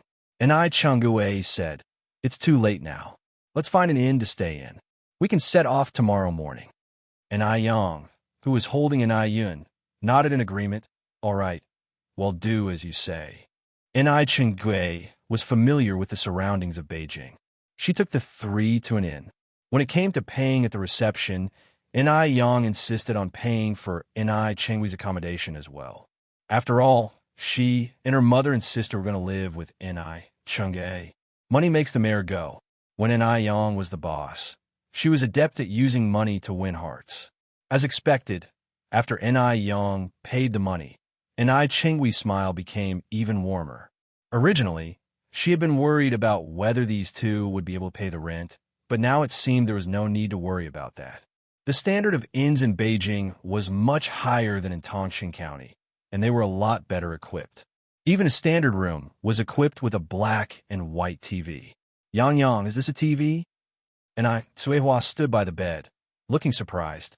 Yang nodded, turned on the TV, and the screen immediately showed a scene. The people on the screen were dressed in traditional opera costumes, singing opera arias. City folks are really ingenious. So many people can fit in this little box. Are they performing fairy couple? I've heard it on the stage in our village. Then, Cuihua started humming to the tune on the TV. Chapter 21. Settle in Beijing _1 Seeing her mother like this. Yang chuckled and said, when I start making money in the future, it'll definitely buy you a television. In this era, a black and white television costs around 500 yuan. Right now, her purse was thin, so she couldn't afford it yet. Cuihua immediately waved her hand. We don't need that. It's too much of a waste of money. Yang, if we have money, I would rather send you to school than buy this useless thing. It can neither fill your belly nor keep you warm. What's the use? Studying was the only chance for a rural person to rise above the masses. Yang smiled slightly and stopped talking. Cuihua continued. You quickly teach me how to turn on this television. Yang taught Ni Suehua to switch on the television and change the channels. At this time, televisions didn't have remotes, and all the buttons had to be manually pressed. Although Ni Suehua had never been to school, she was very smart. And Yang taught her only once, and she got it. That night, Suehua sat on the bed and watched TV until late. And Yang, on the other hand, went to sleep early. The next day, just as the sky was lightening, Ni Cheng'e, who lived next door, came knocking at the door. Yang, we'll take you all out for a special Beijing breakfast. We can set off after eating. Ni Cheng'e was still dressed stylishly today. Compared to Ni Suehua and her daughter, they were worlds apart. However, even though Ni Yang was dressed shabbily, standing in front of Ni Cheng, she did not seem inferior at all. Usually, clothes make the man, but in her case, it was just the opposite. Even in ragged clothes, the aura around her was not obscured. The four of them set off to have breakfast. At this time, Beijing still wasn't as prosperous as it became later, and the management wasn't as strict either. Many places were still undeveloped, and both sides of the road were lined with vendors selling breakfast. It was very lively. For breakfast, they had fried cakes and soybean milk, which tasted very authentic. After breakfast, the three adults and one child got on the trackless trolley and set off for Ni Chengwe's home in the suburbs. The trackless trolley was similar to the modern-day bus, offering scheduled station stops. Although the traffic in Beijing at this time wasn't congested, the buses were still filled with people, almost standing toe-to-toe. After changing buses several times and traveling for nearly 2 hours, they finally reached Ni Chengwe's home. The place was located on the northwestern edge of Beijing, bordered by Yinjiao Province in the west and Wujin City in the east. Transportation was convenient, and it only took half an hour to get to the city by trolley. Compared to the hustle and bustle of the city, this area was not much different from the countryside, except for its convenient transportation. Surrounded by mountains on all sides, people supported themselves by farming. Yang Yang's mother, this is my home, and Chenggu pointed to the four-courtyard house behind him. The four-courtyard house seemed quite old, with pink walls and gray tiles, and looked very quaint. Chenggu, your house is really grand. And Suehua looked at the four-courtyard house in front of her, eyes full of astonishment. Previously, the Mu family was considered well-off in Dam Village, but they only had 5 brick houses. A fancy four-courtyard house like this must be worth quite a lot of money. When she saw the four-courtyard house, and Yang momentarily gave up her idea of buying a house. She only had 1,000 yuan on her, nowhere near enough to buy a four-courtyard house. She decided to think about the matter when she had some spare cash on hand. And Chenggu responded with a faint smile, a hint of melancholy flashing in her eyes. What's the point of having a house when there's no one left? Switching her tone, she added, let's go, I'll show you around. The courtyard was vast, and there were over a dozen rooms inside, wrapping around nearly 1,000 square meters. And Cheng'e pointed to the main house in the north and said, I usually live on this side. You two figure out whether you want to live in the east, south, or west. Each side, including the kitchen and toilet, has 5 rooms. The rent is the same for each, 15 yuan a month. 15 yuan? So expensive. And Suehua gasped. She knew Yang had the 1,000 yuan given by Zhou Changzheng, but they had already spent nearly 200 on their trip to Beijing. If they continued spending like this, not even 1,000 yuan, but even a pile of gold could be burned through. Yang, Toa tugged at Yang's sleeve. She had instinctively started to rely on Yang to take the lead. I have a plan, Yang reassured her by patting her hand. 15 yuan was indeed relatively high, but from another perspective, 15 yuan for rent of 5 rooms, and that too in Beijing, it did not seem too expensive. Annie and I'll take the house. Let's pay a year's rent up front. And Yang took out 180 yuan from her pocket and handed it to Cheng'e. Cheng'e was astonished at how quickly Yang agreed. She had assumed Yang would bargain. After all, 180 yuan was no small amount. Who would ordinarily rent a house on the outskirts of town? To Cheng'e, Inai Yang was akin to the god of wealth, this was essentially free money. Okay, Inai Chungue chuckled as she received the money. You two can start cleaning up your rooms. You can use everything in the east rooms. If you need anything, just let me know. Now that Inai Yang had been so straightforward, she couldn't be stingy. Thank you, Annie and I. After expressing her gratitude, Inai Yang, with Inai Tawa, entered the eastern rooms. The eastern rooms were clearly uninhabited for a long time, with all the furniture piled up under a layer of dust and a web of spider webs. Inai Tsuehua first sorted out the bed for Inai Yin to sleep on, and then began to clean up the room with Inai Yang. Mom, you're still in postpartum confinement and can't touch cold water. They'll handle this. Women during this era were truly strong. Inai Tsuehua had birthed 5 children, and not once did she go through postpartum confinement. The scenario would simply be unthinkable in modern times. It could potentially cause significant health issues. I'm not made of glass, Inai Tsuehua responded as she cleaned a table. I've managed so far, haven't I? Also, I can't let you be the only one cleaning these 5 rooms. That would take ages. As a mother, Inai Tsuehua already felt guilty about not being able to protect her daughters. She didn't want to be a burden now. Inai Yang could only let her have her way. The mother-daughter duo busied themselves all day, only having biscuits for lunch. By evening, they had managed to clean up all 5 rooms. The 5 rooms were interconnected. The middle one was the living room. 2 others were bedrooms for Inai Yang and Inai Tsuehua, and then there was an empty room on the side. You two are certainly hardworking. In less than a day, you've transformed this place. Inai Chungue arrived at the doorstep with a plate in her hands and said, smiling, these are steamed buns I made. I brought them for you to try. Inai Yang, brimming with smiles, took the plate from her and said, thank you. Auntie Inai, could you do me a favor tomorrow? Could you take me to the village committee? I need to file some paperwork. After moving from an outside enclave, they aimed to stay here for a long time. Naturally, they needed to notify the local leadership and fulfill necessary formalities to smooth out future cooperation. Having been a boss, Inai Yang knew well to pay attention to such details. Sure, no problem, Inai Chungue replied, smiling.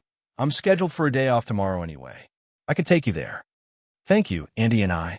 Just then, Inai Tsuehua came out of the kitchen with a bowl of noodles. Chunga, haven't had dinner yet, have you? We're having noodles tonight. Please join us.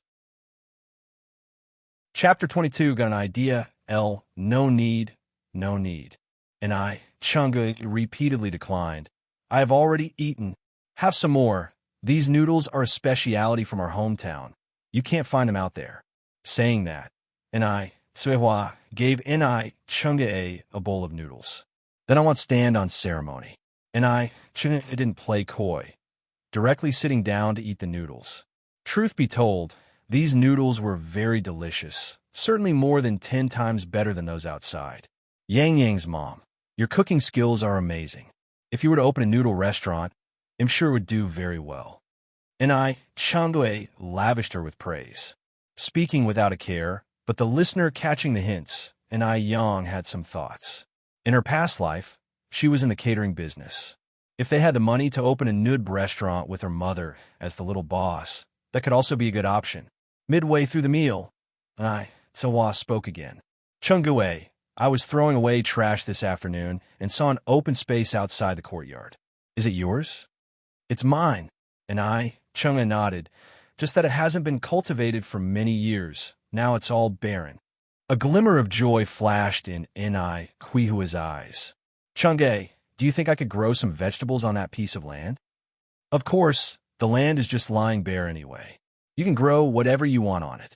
Besides that land, I have some farms in the village. You can use them too if you want. Inai Chungue was not stingy. Ever since she got a job in the city, no one had cultivated the fields at home. Chungue, you're a really good person, Inai Tsuehua said with a big smile on her face. If they hadn't ran into Inai Chungue on the train, it would not have been possible for the 3 of them to settle down in Beijing so easily. Inai Tsuehua couldn't stay idle. The next day, when Inai Yang followed Inai Chungue to the village town hall, She shouldered a hoe and started to reclaim the land in front of the courtyard, checking on her daughter every half an hour to see if she had woken up. And Yang had brought gifts with her to the town hall. Chinese people value reciprocity and the 3 points of laughter rule, so being a bit sweet-tongued and knowing how to use sugar-coated bullets never fails. How she managed to walk so successfully in her past life was because she knew how to handle people. Indeed, under Yang's various savvy methods, the village chief was successfully won over. He graciously issued her a certificate, took her around the town hall, announced that from now on, she would be a member of Jinghua Village. And so, Yang managed to successfully settle roots in Jinghua Village. As Cheng watched Yang walking beside her, her eyes filled with surprise. She didn't expect Yang not only to be beautiful, but also smart and skillful in handling affairs at such a young age, suggesting she would be a real disturber of peace when she got older. No wonder Suehua listens to this daughter all the time. Mrs. Wang, long time no see, where have you been? An approaching villager wearing a straw hat curiously asked, as his eyes fell on Yang. Who's this beautiful girl? I've never seen her before. Is she a relative of yours? Chenghua laughed. I went to visit Chunhua's family. This is my distant relative, Yang. She's currently living in our house with her mom and little sister. Yang, this is Ani Wang. The first sentence was for Ani Wang, and the second one was for Yang. Hello, Ani Wang. Yang greeted sweetly. Yang was not only pretty, she also had a very sweet voice. Who wouldn't like such a well-behaved manner? After Ani Wang's announcement, everyone knew that Chenghui's family had gained a beautiful little girl. Many people came over to visit, hence, everyone in the village slowly got acquainted with them. After Suehua cleaned up the wasteland, she needed some vegetable seeds for sowing. The task of buying seeds naturally fell on Yang. She took a trolley bus and went to the city. Actually, she could buy these vegetable seeds in the village, but Yang had other things to do in the city. She wanted to see what could bring in money the fastest. She currently had 700 yuan on her, which was entirely inadequate for larger business projects. She could only start small and work her way up. Yang's first stop was the agricultural market. Just like the vegetable markets of later times, the place was bustling with people negotiating prices. After procuring vegetable seeds, Yang went up to a meat stall, planning to cut 2 kilograms of pork to bring home. Boss, how much is the pork per kilogram? The butcher was a middle-aged man of about 200 pounds, sporting a full beard. At her question, he lazily looked up at Yang and replied, 2 yuan and 8 cents per kilogram. 2 yuan and 8 cents? Yang was somewhat shocked. Why is it so expensive? In later times, 2 yuan and 8 cents could only afford a lollipop. However, this was the 1980s. In the countryside, pork only cost 8 cents per kilogram. 2 yuan and 8 cents could buy a whole chicken. Even in Beijing, it seemed impossible for the price of meat to have increased almost threefold. Think it's expensive? The middle-aged man wore a look of disdain.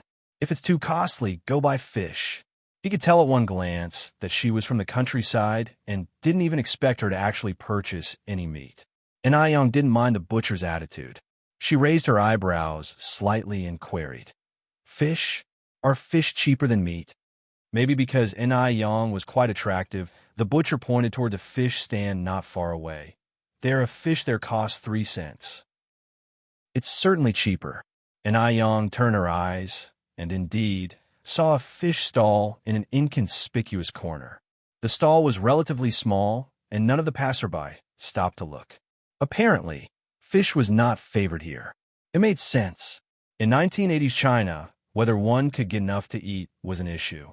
Who would bother thinking about buying fish? Preparing fish would waste a good deal of oil. If not cooked right, it could emit a strong fishy smell, totally disgusting. It would be better to eat vegetables instead. Unlike pork, you could just stir-fry in a pan and it would naturally produce oil.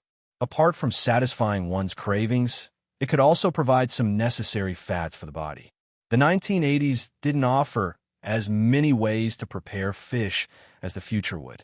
Dishes like stone pot fish, sour fish, boiling fish, water-boiled fish, grilled fish, squirrel fish, etc., were all ways of cooking fish in later times.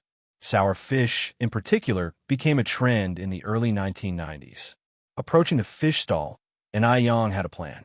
She smiled and said, "Boss, give me 3 big-head carp and 3 squid."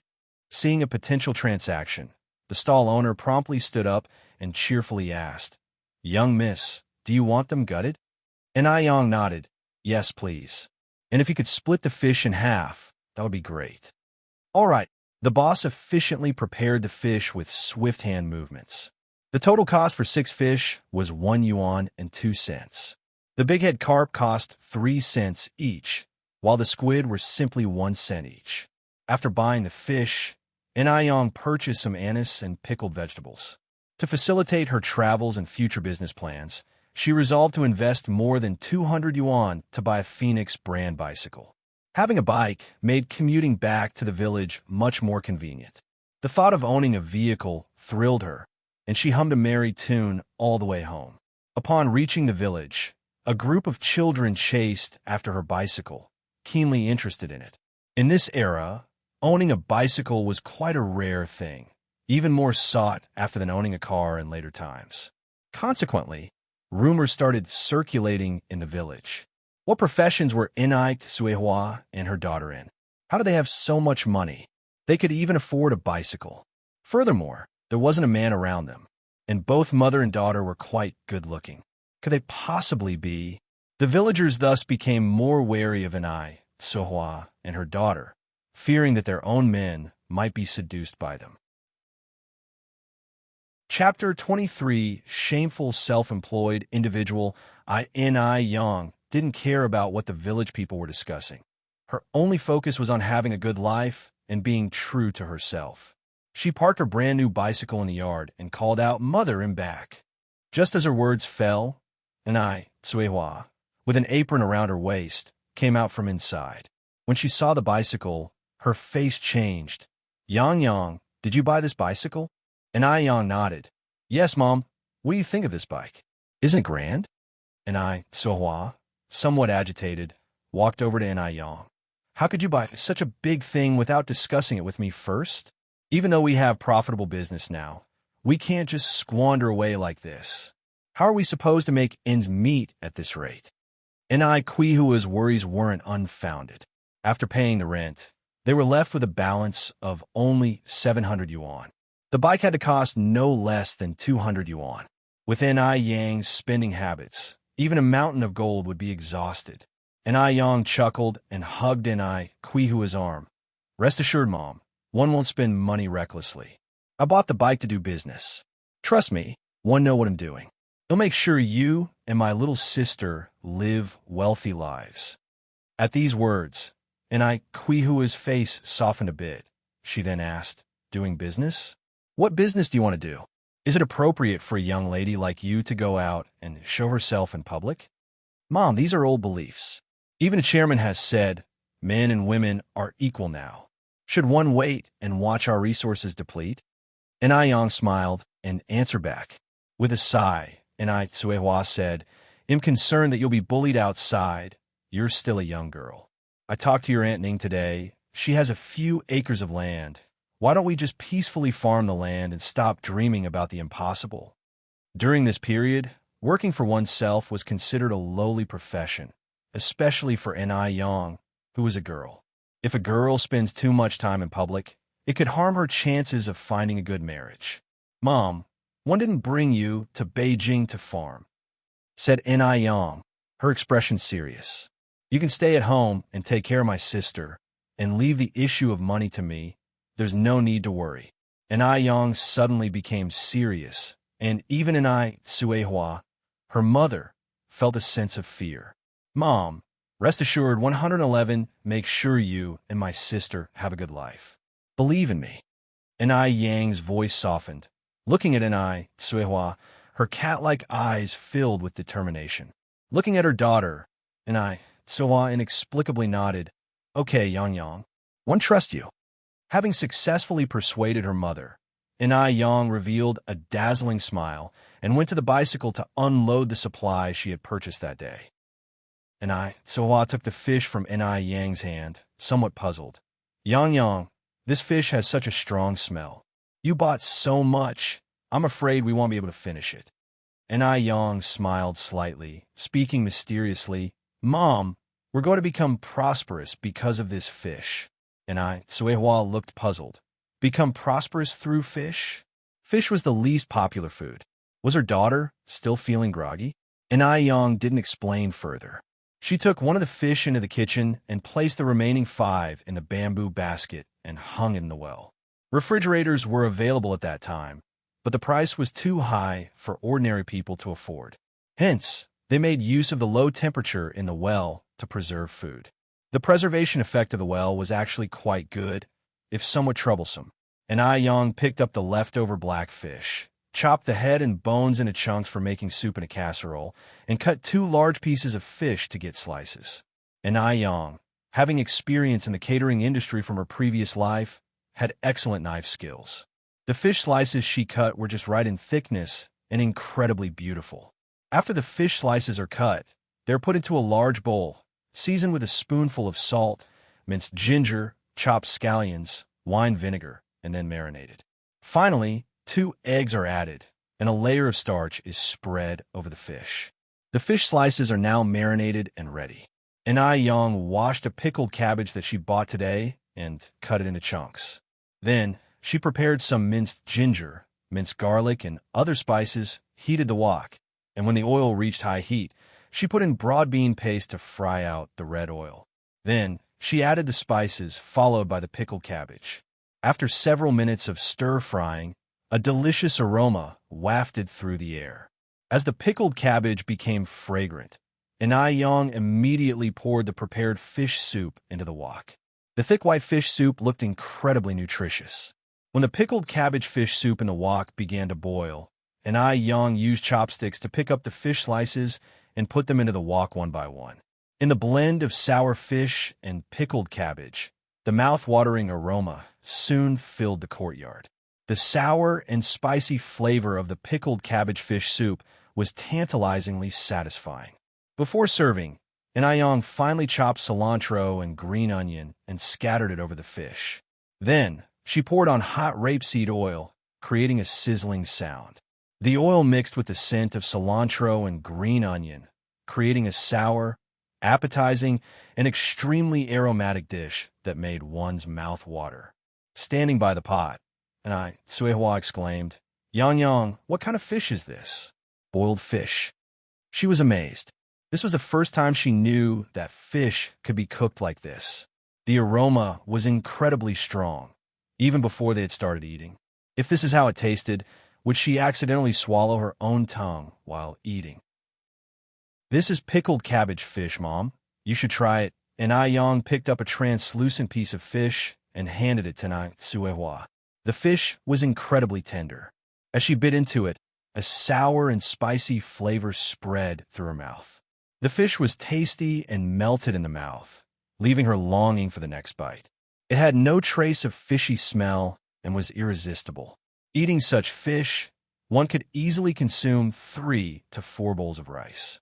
Suehua had never tasted such delicious fish in her life, and she looked at Yang with surprise. This fish tastes amazing, she exclaimed. She could hardly believe it was fish if she hadn't seen it with her own eyes. Yang gave a slight smile. If it's good, eat more. Suehua waved her hand. They'll have more with you later. What else do you need to fry? They'll get the fire going for you. The rural area still used traditional stoves that needed firewood. Although it wasn't as convenient as gas, the meals cooked on it tasted far better. Just stir-frying some green vegetables, then we can start eating, Yang said, placing the washed vegetables by the stove. They prepared 3 dishes for the evening: stir-fried green vegetables, pickled cabbage fish, and steamed egg custard. The egg custard was steamed in a rice cooker using the leftover egg yolk for making the pickled cabbage fish. After evenly mixing the egg yolk, she added some rice soup, soy sauce, sesame oil, salt, and steamed it. The resulting egg custard was incredibly delicious. For a mother and daughter, These 3 dishes were plenty. Sitting at the dining table, and Suehua suggested, "Why don't we invite your Aunt Ning over? She's always taken good care of us, and I'm sure she's never tasted this pickled cabbage fish." Sure, and Yang went into the kitchen, added another set of tableware, and went to the north wing. Initially, Chingue refused because frequent freeloading was embarrassing during these straitened times. But she couldn't resist Yang's enthusiasm, so she came over, trying not to appear shamefaced. Yang, I'm so sorry. Look, here I am again freeloading, she said. Chapter 24. Start doing business, Tsuewa said with a smile. You're being too polite, Chung. Have a seat. Try the sour fish that Yang cooked. This girl loves to experiment. Have a taste and see if it's good? Although she called it an experiment, Quihua's eyes were filled with pride. How could she not be proud to have such a capable daughter like Yang? If it were not for Yang, she would probably still be struggling in Dam Village. The life she leads now is something she had never dared to dream of before. Sour fish. Curiosity sparkled in Chengu's eyes. This is my first time trying this kind of fish. It smells delicious. I'm sure it tastes great too. Have a taste first. Yang used serving chopsticks to place a piece into Chengu's bowl. Chingue was not particularly fond of fish. Also, not all good-smelling food tasted as good. But it was hard to decline Yang's warm invitation, so she didn't refuse. Under Yang's expectant gaze, Chingue took a bite of the fish. Her expression went from indifferent to surprised. The fish was not only incredibly tender and fresh, but was also savory, sour, and spicy. It was simply delectable. Yang, is this really fish? How come there's no fishy smell at all? It's so delicious. Chengu's eyes lighted up excitedly. She had never had such tasty fish before. She was even starting to question if this was really fish. Yang nodded slightly and explained, "This is squid. I marinated the slices in cooking wine before cooking and combined it with pickled vegetables, which is why there's no fishy smell." Yang, you're really amazing. Chen turned to Suehua and laughed. Yang's mother, you've really raised a good daughter. You're certainly in for a good life in the future. Tsuehua was all smiles. This girl has been sensible since she was a kid. By the way, Yang, where did you learn to make this sour fish? I've never had it before. Chingue asked. With a calm expression, Yang replied without any hint of smugness from the praises, I saw it in a cookbook. Chingue continued to ask, what cookbook was it? Yang replied, one can't remember, it was so long ago. Sour fish seems to be a dish from Chongqing. If you want to learn, I can teach you. Even though Yang was hoping to earn money from cooking sour fish, she had no intention of keeping the recipe a secret, especially since it wasn't her original creation. I was just asking, Chingue continued. With my job keeping me busy all day, where would I find the time to learn this? In fact, Chingue had been farming at home until 5 years ago. After her husband was killed in a car accident, the trolley company not only paid her a substantial compensation, but also arranged a decent job for her with high pay and a light workload. By the way, since one live alone and only eat at home in the evenings, how about one start eating at your place from now on?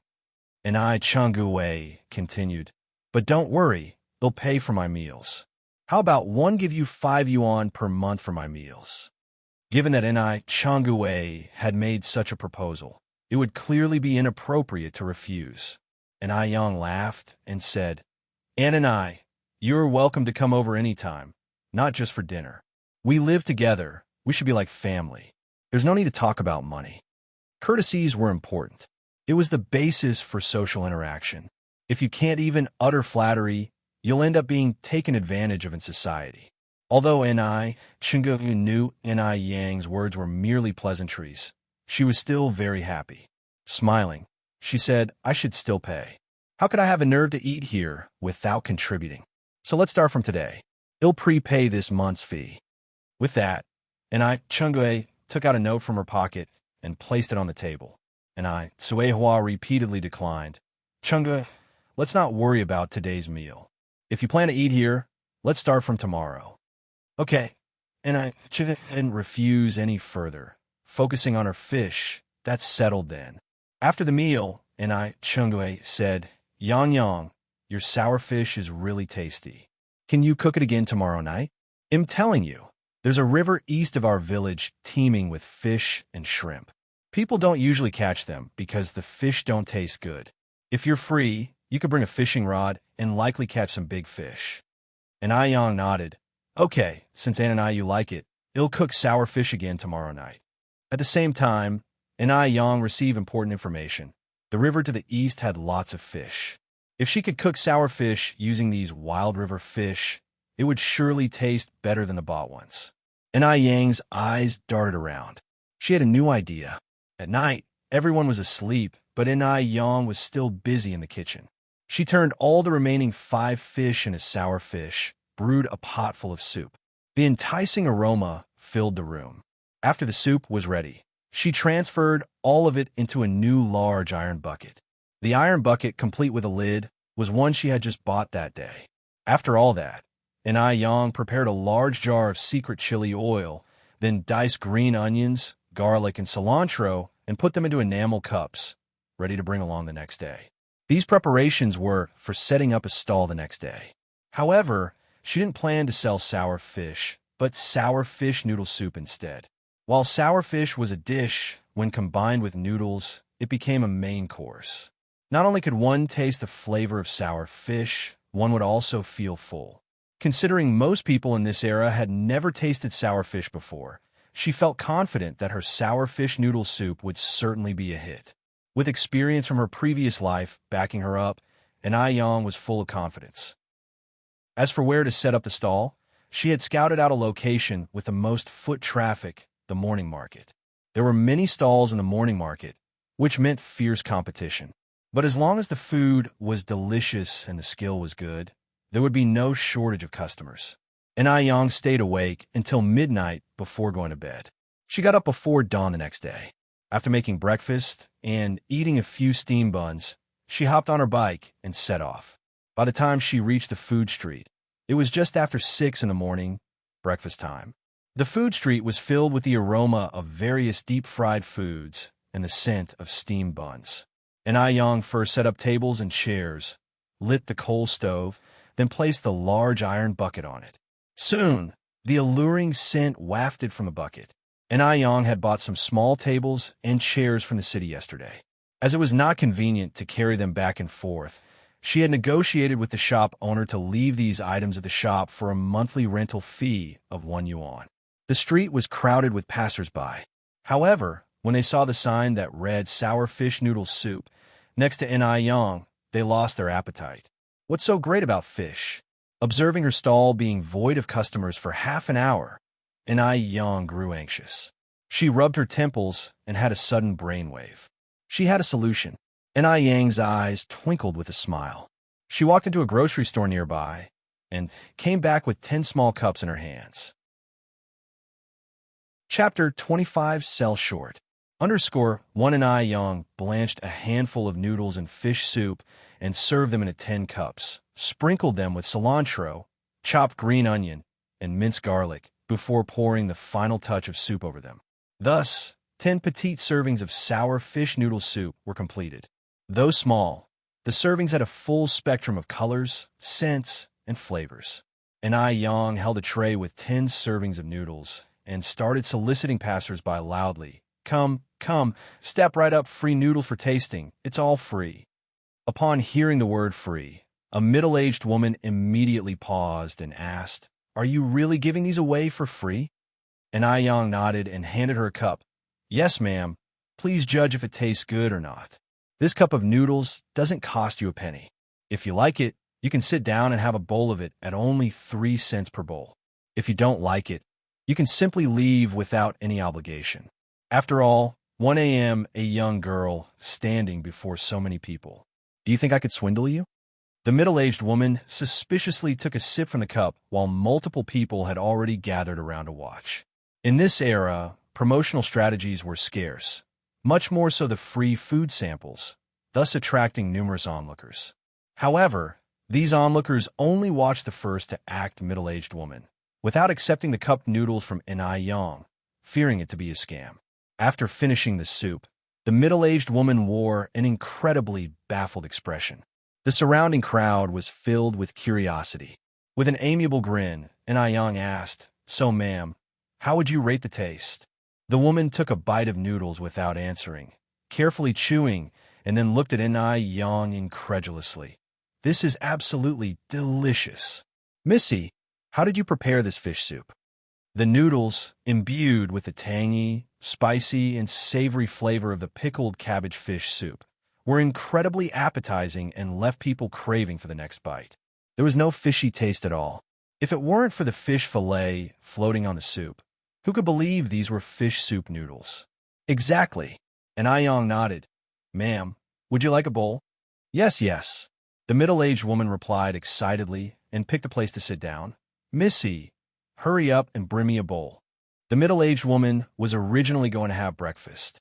She had been eating here for 3 or 4 years, but had never tasted such delicious noodles. She couldn't wait to have a bowl right away. "Sure, ma'am. Please wait for a moment." Yang acknowledged the request. Having observed the reaction of the middle-aged woman, the onlookers started clamoring for a free cup of noodles themselves. They were simply too curious. Were the noodles indeed that delicious? Yang rapidly handed out the remaining 9 cups of noodles to the others. However, many others had not gotten a share. She apologized. "I'm sorry, I've got no free samples left for today. If you would like to eat, it's 3 cents per large bowl."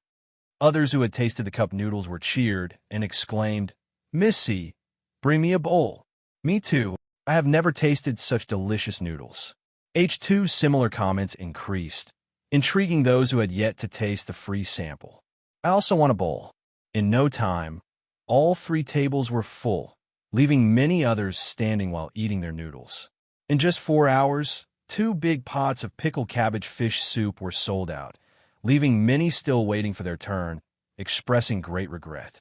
Yang explained with a smile, "Our pickled fish noodles are served with limited availability. About 200 servings a day. If you want to eat, you can come over a bit earlier tomorrow. The location is still the same." This was a hunger marketing strategy, creating an inadequate supply phenomenon to maintain product prices and profit margins. She believes there will be more people coming tomorrow morning. Yang packed up the tables and chairs and returned them to the neighboring stores. The shop owner was a middle-aged man in his 40s. Watching Yang return the tables and chairs, he asked with a chirpy smile, Yang, how's business?" Yang glanced up, a small smile playing on her lips. It went fairly well. She always wore a smile when facing people and dealt with things tactfully. These were the life lessons Yang learned from her previous life. The shop owner thought Yang was being elusive because she had encountered setbacks on her first day of business. After all, she was just a teenage girl. What kind of business could she do? She was more likely to make losses. The shop owner immediately tried to comfort her. Yang, you can't rush a business. You have to take things slow. Keep going at it. As the old saying goes, after persistence, the moon will appear through a parting sky. Look at my small shop. Despite doing pretty well now, things were very bleak a few years ago. I was on the brink of shutting it down, but now aren't all troubles past, and everything is sweet? Yang set down the tables and chairs. You're right. Seeing Yang remain so calm and unperturbed, not complaining at all, the shop owner became even more curious. Normally, people would complain a bit after facing setbacks, but Yang seemed to be taking it quite cheerfully. Unable to contain his curiosity, he asked again, Yang, how many bowls of noodles did you sell this morning? She replied, they're all sold out. Yang carefully placed the stove in a non-obstructive place, speaking lightly. So all of them were sold? The shop owner's expression became instantly astonished. Yang, are you kidding me? When he saw the 2 big iron pots, he estimated that they could contain hundreds of bowls of soup. Surely, they couldn't have all been sold. This young girl was probably too worried about losing face, so she was boasting. If it had all been sold, wouldn't she have been over the moon with joy? How could she be so calm and composed? And Yang continued, I'm not joking with you. They are really all sold out. I'm just packing my things to go home. The shop owner thought Yang was just bluffing, and he laughed and said, since they've all sold out, you should go home now. Don't worry your family. In my opinion, it's better for girls to study more. He believed that a well-read woman would make a good match, and that would be a satisfactory life. Well, 111 be going then, Uncle Lou. Goodbye. After putting everything away, Yang said goodbye to the shop owner. Shop owner Lou watched Yang's figure retreating into the distance and shook his head helplessly. The kids these days have too much vanity. Not selling the noodles is not a big deal, but pretending to have sold out all. Did she think he was too old to know better? Instead of returning home directly, Yang rode her bicycle to the agricultural market where she bought 8 fish. She also bought some fishing gear along with some fruits and vegetables, adding to the list kelp and pig's feet. By the time she reached home, it was a little past 11 in the morning. Yang is back. How was your business? How many did you sell? Inai Kwaiwa asked excitedly upon seeing Inai Yang's return. Clearly, she had been waiting anxiously at the door for a long time. Inai Yang handed over the fruits and vegetables she bought to Inai Suihua, laughing. Mom, with your daughter being so capable, how could the business not be good? Of course, they were all sold. All sold out. Inai Suihua opened her mouth wide in excitement and disbelief. Yang, you're not just saying that to make me feel better, are you? If they had agreed on a price of 3 cents per bowl the night before, how much money would they have earned if everything was sold? I didn't lie to you, Mom. They were all really sold out. Yang unloaded the pots from the back of her bicycle, lifted the lid, and said with a smile, Look, it's completely empty. Chapter 26 Picking Snails. Saving people, I seeing the empty large iron bucket. Inai Tsuehua finally realized that her daughter wasn't lying. She opened her mouth wide in astonishment. How much are we going to earn? She knew that her daughter's sour fish was delicious, but she didn't expect it to be so popular. Yang was unfazed. It's only a few dozen yuan, Mom. Let's go inside, I'm so hungry. Inai Tsuehua took the produce from Inai Yang's hands. Let's go, meal is ready. Hurry and let's eat. Lunch was 2 dishes and a soup. 1 stir-fried green vegetables, 1 braised pork, and a tomato and egg soup. Inai Quihua's culinary skills were quite good. Inai Yang finished a large bowl of white rice with the soup. Yang, eat more meat. Eating meat will help you grow taller. Inai Tsuehua kept adding meat to her daughter's bowl. Thank you, Mom. You eat too. Inai Yang also added a piece of meat to Inai Quihua's bowl. After finishing the meal, Inai Yang counted the money she made from selling noodles in the morning. It totaled out to be 76 yuan and some change, which meant that she had sold almost 256 bowls of noodles. Inai Tsuehua had never knew that you could make so much money in just one morning. She immediately said, Yang, do you need Mom's help tomorrow morning? Inai Yang gave the money to Inai Tsuehua and smiled. No need, Mom. One can handle on my own. You just need to take good care of little sister at home. Inai Tsuehua put the money away, feeling a sense of astonishment. I didn't know how easy it is to earn money in the city. Your dad and grandma would surely turn green with regret if they knew how good you are at making money now. The Mu family used to live frugally, and they couldn't even save 100 yuan over a year. But Inai Yang earned over 70 yuan in just one morning. Inai Tsuehua, a woman from deep inside the mountains, didn't know much. She thought that city money was easy to earn, unaware of how much hard work and sweat Inai Yang had put into it. Inai Yang maintained her composure and immediately corrected her mother's incorrect notions. It's not about city money being easy to earn. It's about finding the right method. If it was someone else, they might not necessarily make money. Lots of people lose money in business right now. Inai Tsuehua nodded in confusion. Inai Yang picked up her purchased fishing gear and continued, Mom, you're going to make a round by the river. All right. Your aunt and I told me the river is quite deep. He'll go with you. Inai Tsuehua knew that she was going to fish and was a bit worried. Inai Yang chuckled. It's okay, Mom. You don't need to go. We'll know how to swim. Just stay at home and rest. To the east of Jinghua village, there was a long river. During this era, there weren't any factories yet, so the river water was very clear, and occasionally you could see a few children herding cows by the riverbank. It was the busy farming season, and people were hard at work in the fields everywhere. Did you see that? That's Chingwa's relative. I heard her name is Yang Yang. The one who bought the bicycle? Yes, that's her. My gosh, she even bought a bicycle. I have no idea where the young widow and her daughter got the money from. Idle chatter began to increase throughout the fields. Yang didn't concern herself with the gossip. She carried on, believing that the rumors would be self-defeating one day. Her most important task right now was to earn money.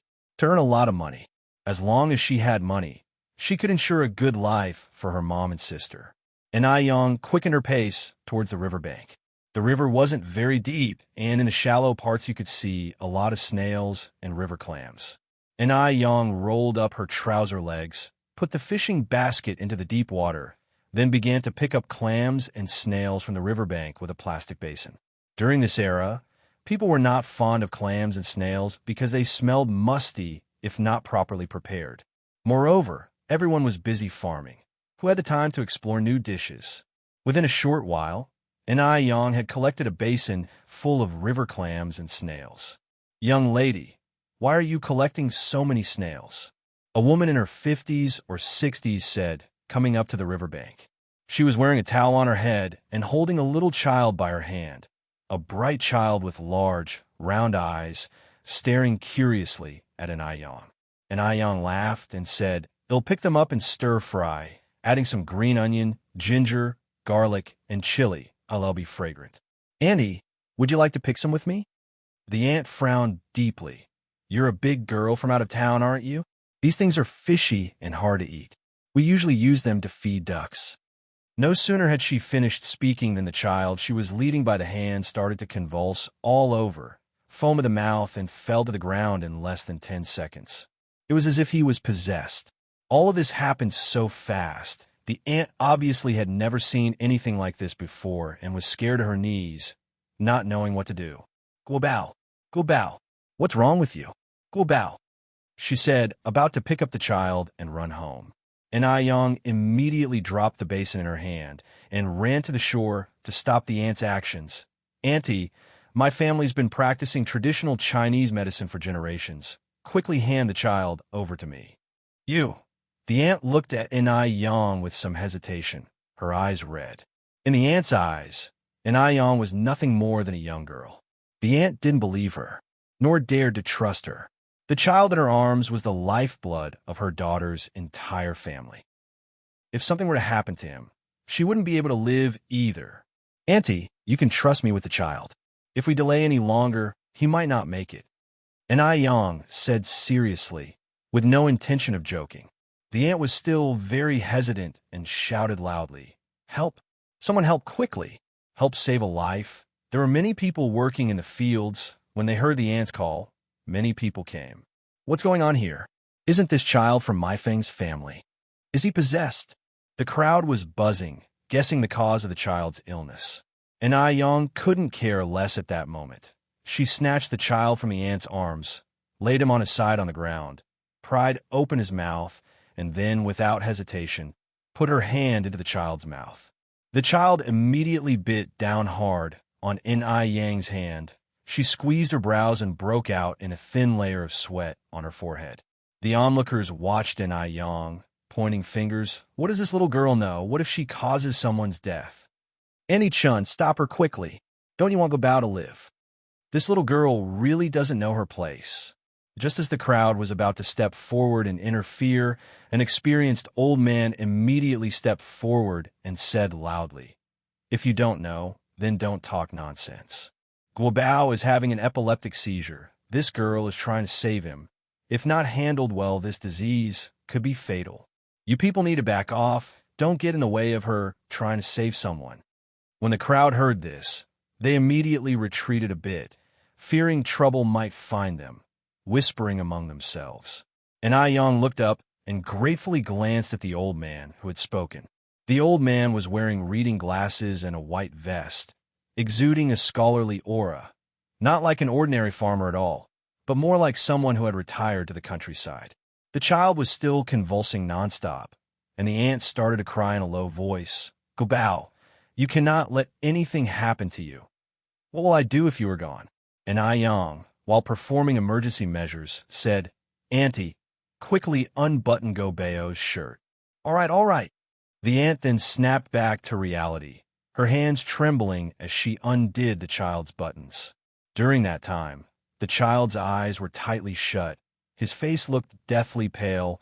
He slowly stopped convulsing. His breathing became slower and slower. There was almost no sign of life in him. The whispering on the side started up again. "Can this girl really do it? It's been so long and still no response. Could it be that Gobao is gone?" As soon as the aunt heard this, she panicked immediately. Her hands went around Yang's neck. Shaking Yang, she said in an emotional tone, "If anything happens to my Gobao today, one will fight you to the death with my own life." Chapter 27, Jealousy. If it were not for Yang's interference, she would already be taking Gobao to the clinic now. How could it be delayed till now? Yang glanced up at the elderly woman, soothing her with a warm voice. "Don't worry, Gobao is okay. I'll wake up soon." No sooner had Yang's words dropped when the child's consciousness began to gradually recover and his face turned ruddy. Yang pulled back her hand, then took out a tissue she was carrying and carefully wiped off the froth from the child's mouth. Upon seeing this, the crowd displayed varied expressions. No one had imagined that Yang really had some skills. The crowd, which had been enjoying the spectacle, quietened down abruptly. "Just a fluke?" A sarcastic voice rang out from the crowd. The speaker was a young girl named Wang Hongxiu, about 16 or 17 years old. She was pretty attractive with her clear eyes and was considered a belle in the village. Before Yang arrived, she was the prettiest woman in Jinghua village. But since Yang showed up, Yang was more beautiful than her, wealthier than her, and all the attention of the village was on Yang. Her limelight was wholly stolen. She naturally had a grudge against Yang. A lot of unfavorable rumors emanated from Wang Hongxiu. Once she spoke, others immediately nodded and echoed it. Nothing but a teenager. What could she possibly know? They, with their wealth of life experience, couldn't possibly be outdone by a kid, could they? Yang was not concerned with all these. She only cared that Gobao was safe. She helped the child sit up, and only then did the elderly woman notice the bloody bite marks on Yang's hand which Gobao had made. The old lady spoke nervously. "Dear girl, you're not hurt, are you? We agreed beforehand that you voluntarily put your hand in Gobao's mouth. One didn't force you. Some things must be clarified. Yang was a foreigner. Why is she helping her grandson out of the blue? There must be something she wants." The old woman feared being conned. "No worries," Yang said lightly with a smile. "It's no big deal. You don't have to worry about it." The old woman sighed with relief. She thought that Yang would make a big deal out of it. After all, getting bitten by someone was no small matter. She asked again, "So is Gobao all right now?" Yang nodded. "Yes, he's all right for now.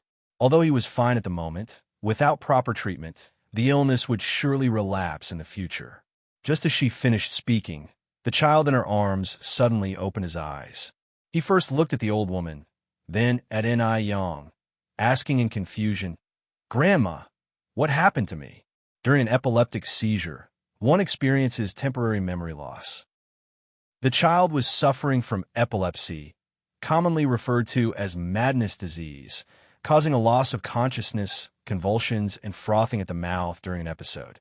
Yang had earlier put her hand in his mouth to prevent him from biting his tongue, unbuttoned his shirt, and lifted his lower jaw to prevent suffocation. These were the basic emergency measures during an epilepsy attack. Confronted with the child's question, the old woman was at a loss for words. Yang smiled and patted the child's head. "You're fine. We just played a game." His gaze drifted on to Yang's hand, a flicker of concern in his eyes. "Sister, what happened to your hand?" Yang raised her left hand, her eyes smiling as she casually replied, One accidentally hurt myself. You should get up quickly. The ground is so dirty. Picking himself up and dusting off his behind, the child introduces himself. Sister Imyangwa Bao, 7 years old. This is my grandma. Thank you for your help today. Yongo Bao's epilepsy was congenital. He was always painfully aware of his condition, and because of his disease, the other kids in the courtyard were unwilling to play with him. So, his mother had brought him to the countryside for a change of atmosphere. It seems his illness has flared up again. His sister probably hid his illness from him to spare his feelings, though in reality, he knew everything. A skeptic sauntered over, scrutinized Yang Guobao up and down, and asked with trace of suspicion, "Guobao, are you really okay?" One moment he looks on the brink of death, and the next he's fine. Yang Guobao nodded his head and turned in a small circle in place. "I'm really fine." The crowd watched Yang Guobao, all of them remarking in amazement. The elderly woman looked gratefully at Yang. "My dear, one can't thank you enough. If it wasn't for you, I wouldn't know what to do." "There's no need for thanks. It was a simple thing to do." Yang replied indifferently. Given the chance to live again, Yang valued life more than anyone else, not only her own, but also those of others. Yang Guobao looked at Yang, his big eyes filled with curiosity. "Sister, what's your name?" He really liked this beautiful sister. She was like a fairy. Not only was she beautiful, but she was also very kind-hearted. Yang smiled slightly. "My name is Yang. Li Yan." Yang Guobao cocked his cute little head to one side. "Is yin the yin of beautiful?" "No, it's Yang. An I from the beginning of the phrase in the beginning, and Yang from the phrase fire and smoke." When Yang was born, it was mealtime, and every household's chimney was emitting smoke. So Mu Jinbao named her Yang. It was fortunate that she was born at mealtime. Otherwise, she might have been given a name representing the era, such as Changzheng, Red Soldier, Chunxiang, Chunhua, etc. "Sister, can one be your friend?" Yang Guobao took Yang's hand and asked hopefully. "Of course." Yang nodded, smiling. "Guobao, let's go play together." At that moment, 2 children ran out from the audience. Immediately, adults grabbed their hands and warned them in a low voice, "Don't play with him in the future. His illness might be contagious, and whose fault will it be if he dies? Let's keep our distance from such people." At the words, Yang frowned slightly, but Yang Guobao's face remained calm. It was clear that he had experienced this sort of thing repeatedly and had grown accustomed to it. Yang looked up, about to say something, but Yang Guobao tugged at her hand and reassured her, "Sister, I'm fine." He couldn't allow his sister to offend the villagers on his account. Although Yang Guobao was young, he was very considerate. Wang Hongxi's face turned dark with frustration. She didn't expect Yang to cozy up to Yang Guobao so quickly. As far as she knew, Yang Guobao came from the city and his family was very affluent. His father was a well-known prominent figure in Beijing, and his mother was a university graduate. Yang Guobao came to the countryside to recuperate. These country bumpkins didn't know Yang Guobao's true identity and didn't allow their children to play with him. If they knew his true identity, they might live to regret it. She had wanted to get closer to Yang Guobao for a while, but never found the opportunity, and now this foreigner, Yang, had beaten her to it. Thinking this, Wang Hongxi's face twisted in jealousy, forgetting how she had avoided Yang Tianbao like a plague when his illness had started just a while ago. The elderly woman led Yang Guobao away, speaking to Yang. "My dear girl, I cannot thank you enough for today. We'll take Guobao home now." Yang Guobao had just woken up, and the old lady was a little worried. She planned to ask her daughter what was really going on when she got home. She never knew that her grandson had such an illness. Yang looked up slightly. "All right, you can just call me Yang from now on. By the way, they'll give you a prescription. Get the traditional Chinese medicine according to this prescription. Give it to Guobao for 3 months, and his condition can be completely cured." Chapter 28, Do Not Make Friends with Those with Inscrutable Intentions _1 Yang wanted to scribble a prescription for the old woman. But after patting her pocket, she realized that she didn't have any pen or paper. Suddenly, She remembered that she was no longer the same Ni Yang who always had a pen and a paper at hand. Ni Yang gave a faint smile and continued, "Why don't you come to my house to get it, grandmother? I've just moved in over there." As the only outsider in Jinghua village, it wouldn't be difficult for anyone to find her. All right, all right. The old woman quickly nodded. 111 come later. Thank you so much, Yang Yang. We'll be going now. Guobao, say goodbye to your sister. Goodbye, sister. Yang Guobao waved to her. Goodbye. And Yang took her leave with a bright smile in her eyes. Once Yang Guobao left, the onlookers dispersed. However, when they looked at Yang again, they had a distinctly different impression of her. After all, she remained calm and composed during a dangerous situation, even managing to save Yang Guobao. She did something that not many adults would be capable of doing. Consequently, Yang had a new label in the hearts of the people. This girl isn't simple. After everyone else had left, Wang Xiaohong was still standing there. She thought for a moment, then walked over to Yang and smiled. Sister Yang, my name is Wang Xiaohong. I live not far from here. Can we be friends? Given the present circumstances, she could only try to befriend Yang. Only by infiltrating the enemy's ranks could she effectively control and suppress them. Wang Xiaohong was no fool. Yang smiled lightly and looked up. Sorry, no. Wang Xiaohong was taken aback. She hadn't expected Yang to reject her outright. At that moment, her face darkened. She had taken the initiative to extend an olive branch. Yet Yang wasn't taking the hint. She must be from a small place. She lacks discernment. Why? Wang Xiaohong asked. Yang's expression was serene as she replied candidly. Because I don't befriend people with ulterior motives. She had been aware of Xiaohong for a while and was naturally aware that Wang Xiaohong didn't have good intentions. She refused to waste her time on such people. Ulterior motives? Being so openly confronted, Wang Xiaohong started trembling with anger and slapped Yang. You ill-mannered brat. Since your mother didn't teach you how to behave, allow me. With her striking looks and a group of young boys fawning over her, Wang Xiaohong was like a petty tyrant in Jinghua village.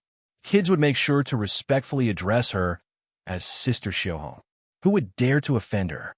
Running into a brick wall with Yang today naturally left her with a bad taste in her mouth. Since her sweet words were falling on deaf ears, she had no choice but to resort to violence. Yang caught Wang Xiaohong's swinging wrist in an instant, her voice ice-cold. Apologize.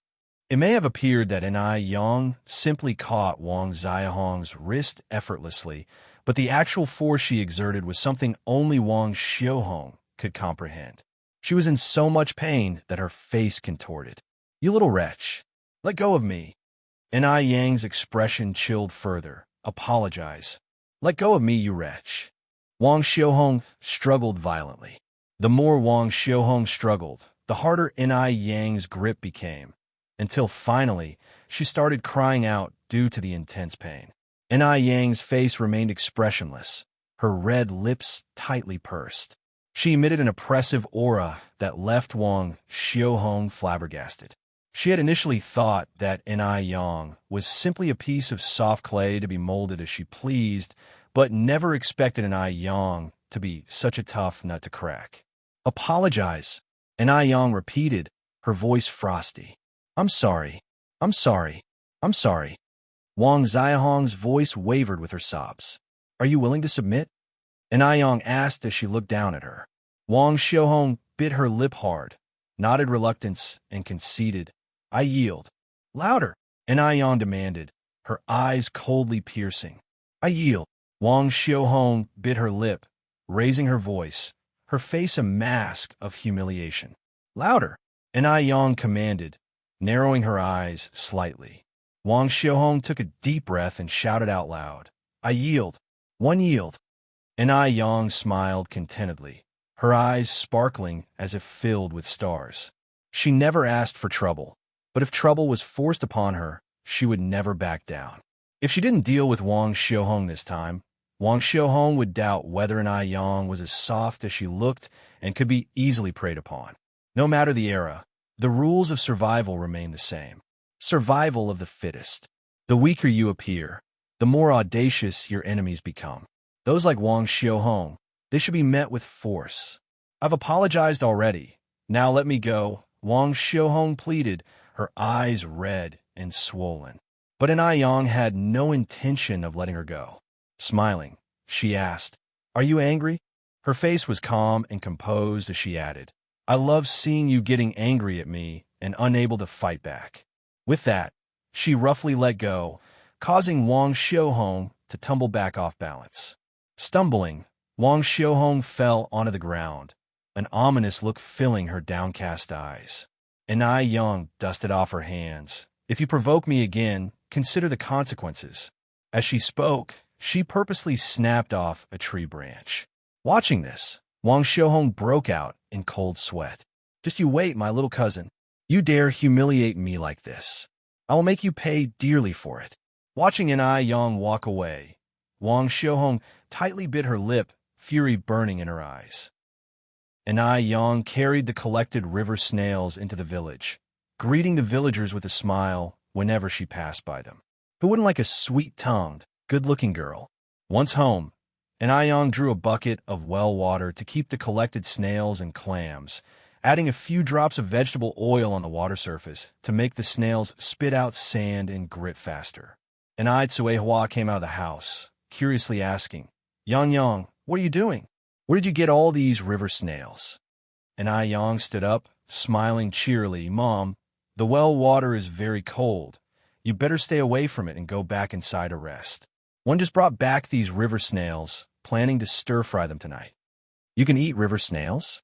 An Tsuehua asked, somewhat surprised. An Yang nodded. "Of course you can. It's a delicacy."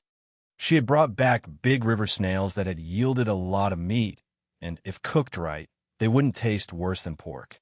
Over the past few days, An Yang had introduced many new things to An Tsuehua, who accepted them without questioning further and dragged An Yang into the kitchen. Yang, I've already cut up the fish for you. Come and see if it's all right." An Tsuehua wanted to help her daughter and had sliced several fishes into thin pieces. The pieces of fish were placed in white porcelain bowls, making a total of 20 big bowls. The fish bones and heads were already being stewed in a pot, the soup a milky white, and the air filled with a delicious aroma. "Mom," An Yang looked at An Tsuehua and said seriously, "You don't need to do all these. One can handle it. You haven't fully recovered yet. It's more important to rest and recuperate." It's fine, and Tsuehua laughed it off. "I'm not that delicate.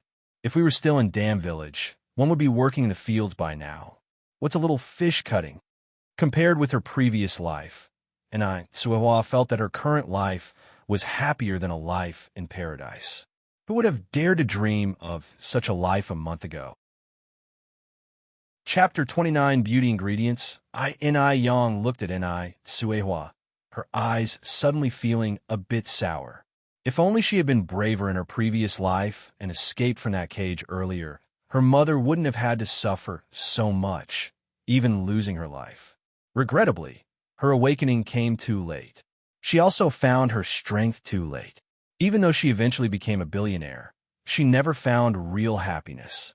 On the screen, she was the glamorous Boss N.I., but no one ever knew just how much she had given up to earn that title of Boss N.I. Actually, the old bachelor didn't die of illness. It was she who killed him with her own hands. In order to murder that old bachelor, she planned it for a whole 10 years.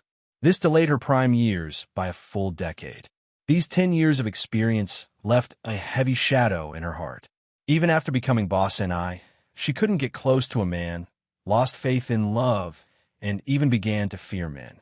For the next 30 years, she lived alone until her accidental death.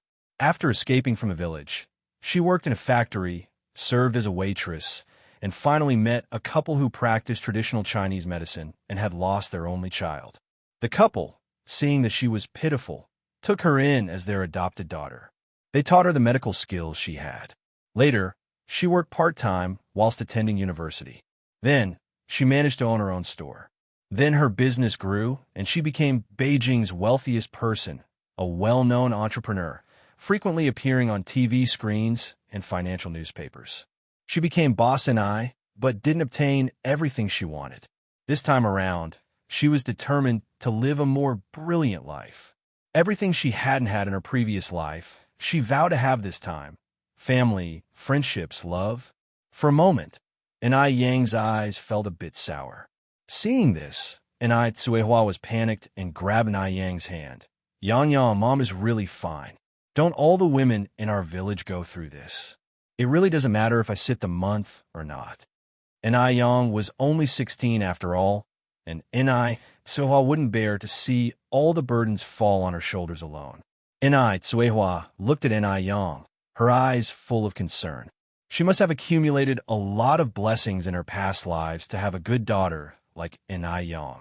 Enai Yang recovered, wiped her eyes, and said, Mom, the body is yours. If you don't want to sit the month, I won't force you. But you need to remember, don't touch anything cold. Just leave the housework to me. After you've finished sitting the month, you can work as much as you want. Having been a traditional Chinese doctor in her past life, Enai Yang naturally knew how important postpartum care was for a woman. But since her mother didn't want to stay in bed, she wouldn't force her. She would just take extra care with her mother's diet. Enai Tsuehua nodded. Okay, they'll listen to Yang Yang. Then go back to your room and see your sister. Enai Yang pushed Enai Tsuehua toward the house. There's not much work here, just leave it to me. Having no other choice, Enai Tsuehua returned to her room. Enai Yang started cooking pickled cabbage fish soup for tomorrow morning's breakfast in the kitchen. Today, Enai Yang added pig schrotters to the fish soup, resulting in a white and richly flavored soup that was incredibly delicious. People in this era, due to their meager diets, loved fatty meat. No one bought bones, allowing Enai Yang to purchase 10 kilograms of bones for only 3 yuan. After cooking the soup, Enai Yang carried a plastic bucket to the river. It was already past 5 at this point. The sun was gradually setting.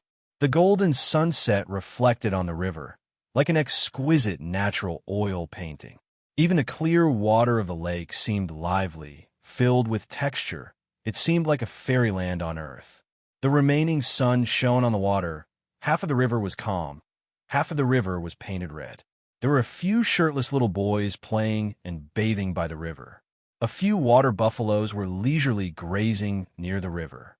Everything seemed exceptionally serene and harmonious, a kind of contentment that was lost in the later generations. Enai Yang walked to the river, rolled up her trouser legs, took off her shoes, and headed in the direction where she had set her fish trap that morning. The little boys by the river were shy when they saw Enai Yang step into the water, diving quickly and disappearing under the surface, transforming into agile fishes lurking beneath the water. Enai Yang, carrying the fish trap upon returning, had a slight smile on her face.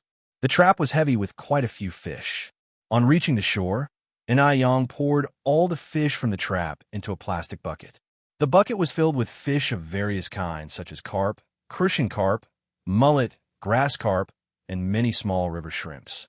This was a sight unseen in later generations.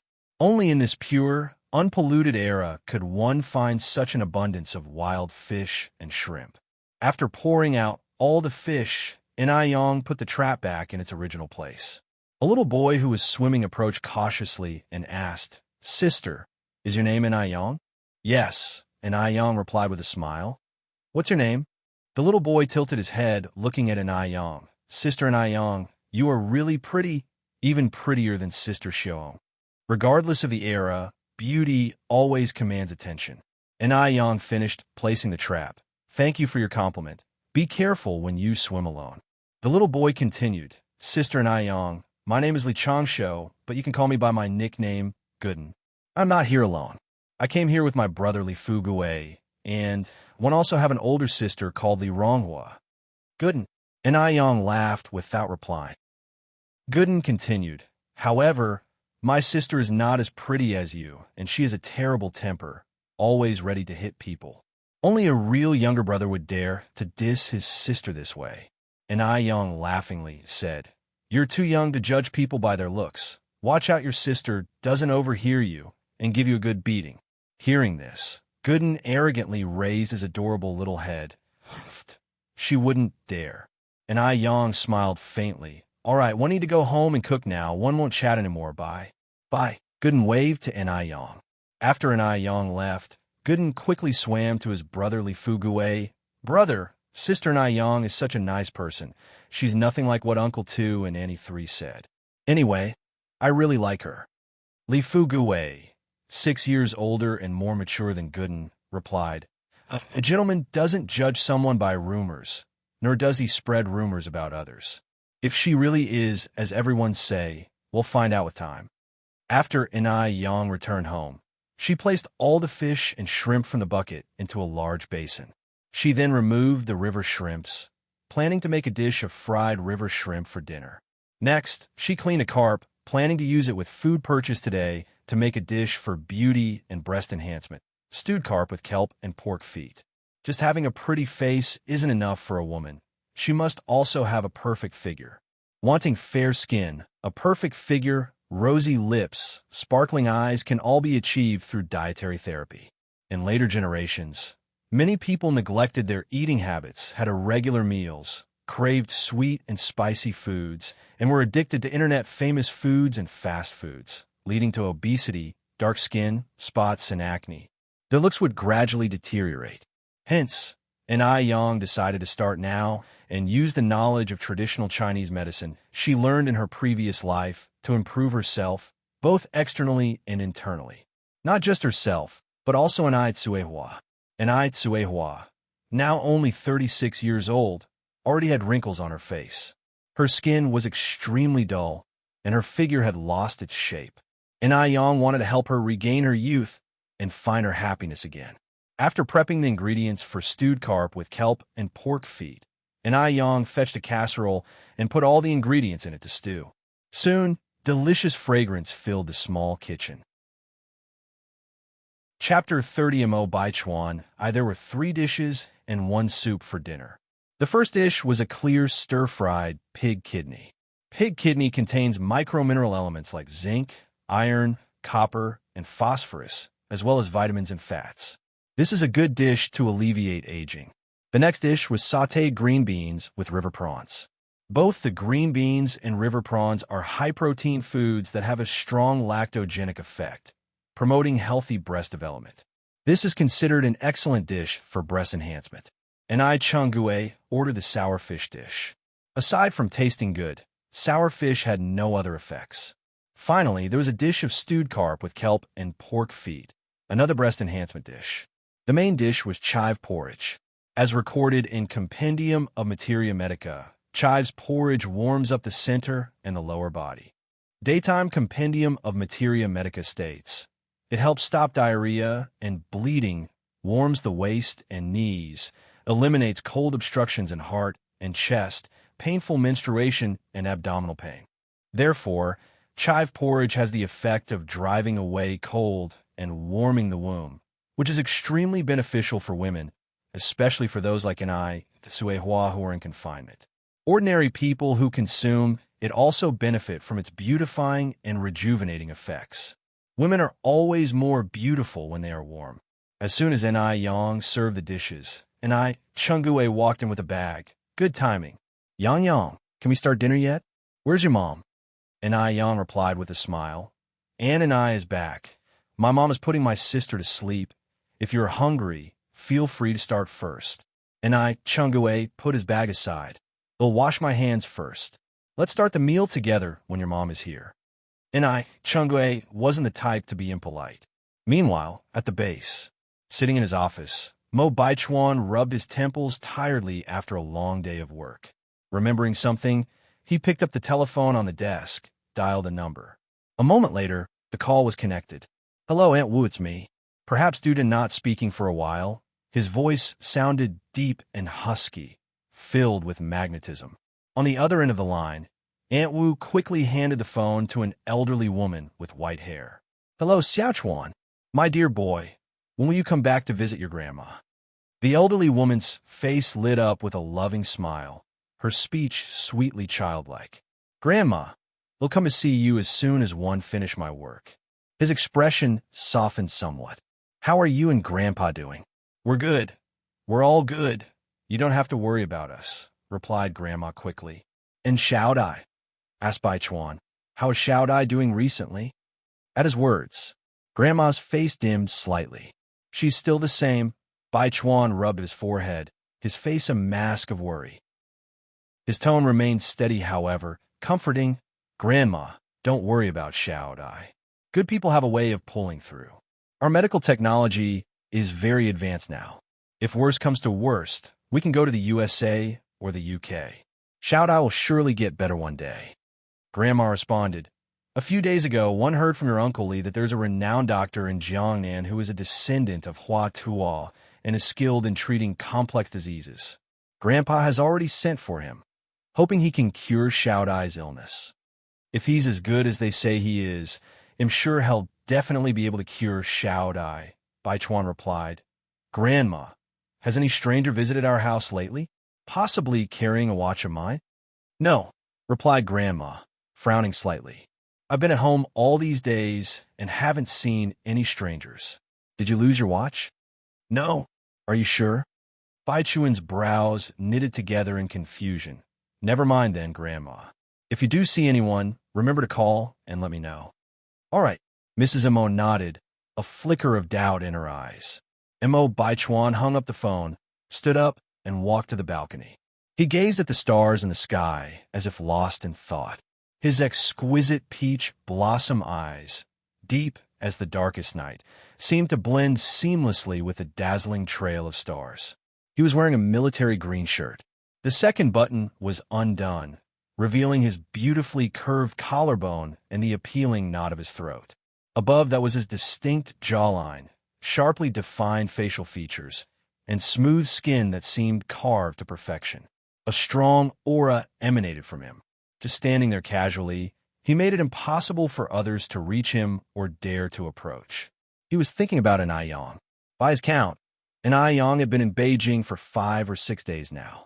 Why hadn't she come to see him at Mo family? What kind of person was An Yang, really? Mo Bai Chuan had seen countless people in his life, but An Yang was the only person he could not figure out. Though she was just a 16-year-old girl, his instincts told him she was not as simple as she appeared. Ordinary girls her age didn't have her kind of courage and determination. Mo Bai Chuan's brow furrowed as the realization dawned on him that he was becoming increasingly infatuated with the girl. This was not a good sign. He slowly pulled a pack of cigarettes from his pocket.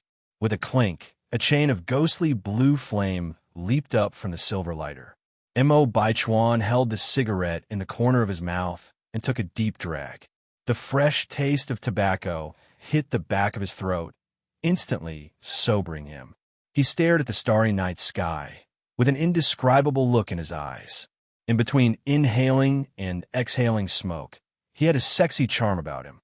No matter where such a man went, he would always be the center of attention. Li Xianxian was coming from afar.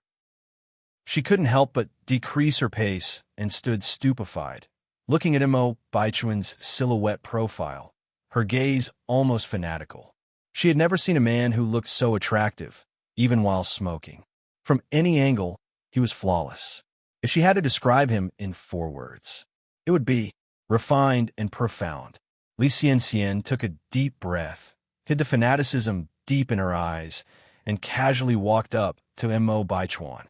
Speaking in a gentle tone, she said, Mr. Mo, the young girl you asked me to look up, she's married. If you intend to meet her, it might be a bit inconvenient. At this moment, Li Xianxian still didn't know that Mu Yang had changed her name to An Yang and had left Dam Village for Beijing. Mary, Mo Bai Chuan squinted slightly. When was this? Just a few days ago, Li Xianxian softly explained. This is often how it is in rural areas. People marry off young because of poverty. One also heard that the girl married quite well. The man may be a bit older, but he has land, a house, and money. She won't have to worry about food and clothing for the rest of her life. This statement implied that An Yang had not married a man, but had married money, because at this time, the freedom of marriage was in vogue, and even families couldn't force someone to marry against their will. Thinking of the watch that An Yang had swindled from him, a cold light flashed in Mo Bai Chuan's eyes. He must have been out of his mind to fall for someone like that. Noticing Mo Bai Chuan's change of expression, a fleeting look of satisfaction flashed in Li Xiangxian's eyes. Mr. Mo, even though it's summer, the nights can still be chilly. You should go inside and rest, Li Xianxian continued to say. Mo Baichuan flicked away the ash from his cigarette, his thin lips parted to issue a dismissal. You may go first. Li Xianxian remained where she stood, understandingly said, Mr. Mo, one noticed there are some clothes in your room that need washing. I have some laundry to do too, so I'll take them and wash them with mine. Despite the interrogative nature of her phrasing, she spoke in a declarative tone. You're tuning into the Romance Rendezvous YouTube channel. We're so grateful for your support, and don't forget to subscribe to join us on this incredible journey through captivating stories. Your generosity through donations truly makes a world of difference, as it's the primary source of revenue that allows me to expand and enhance this channel for you. Thank you from the bottom of my heart for being a part of this adventure.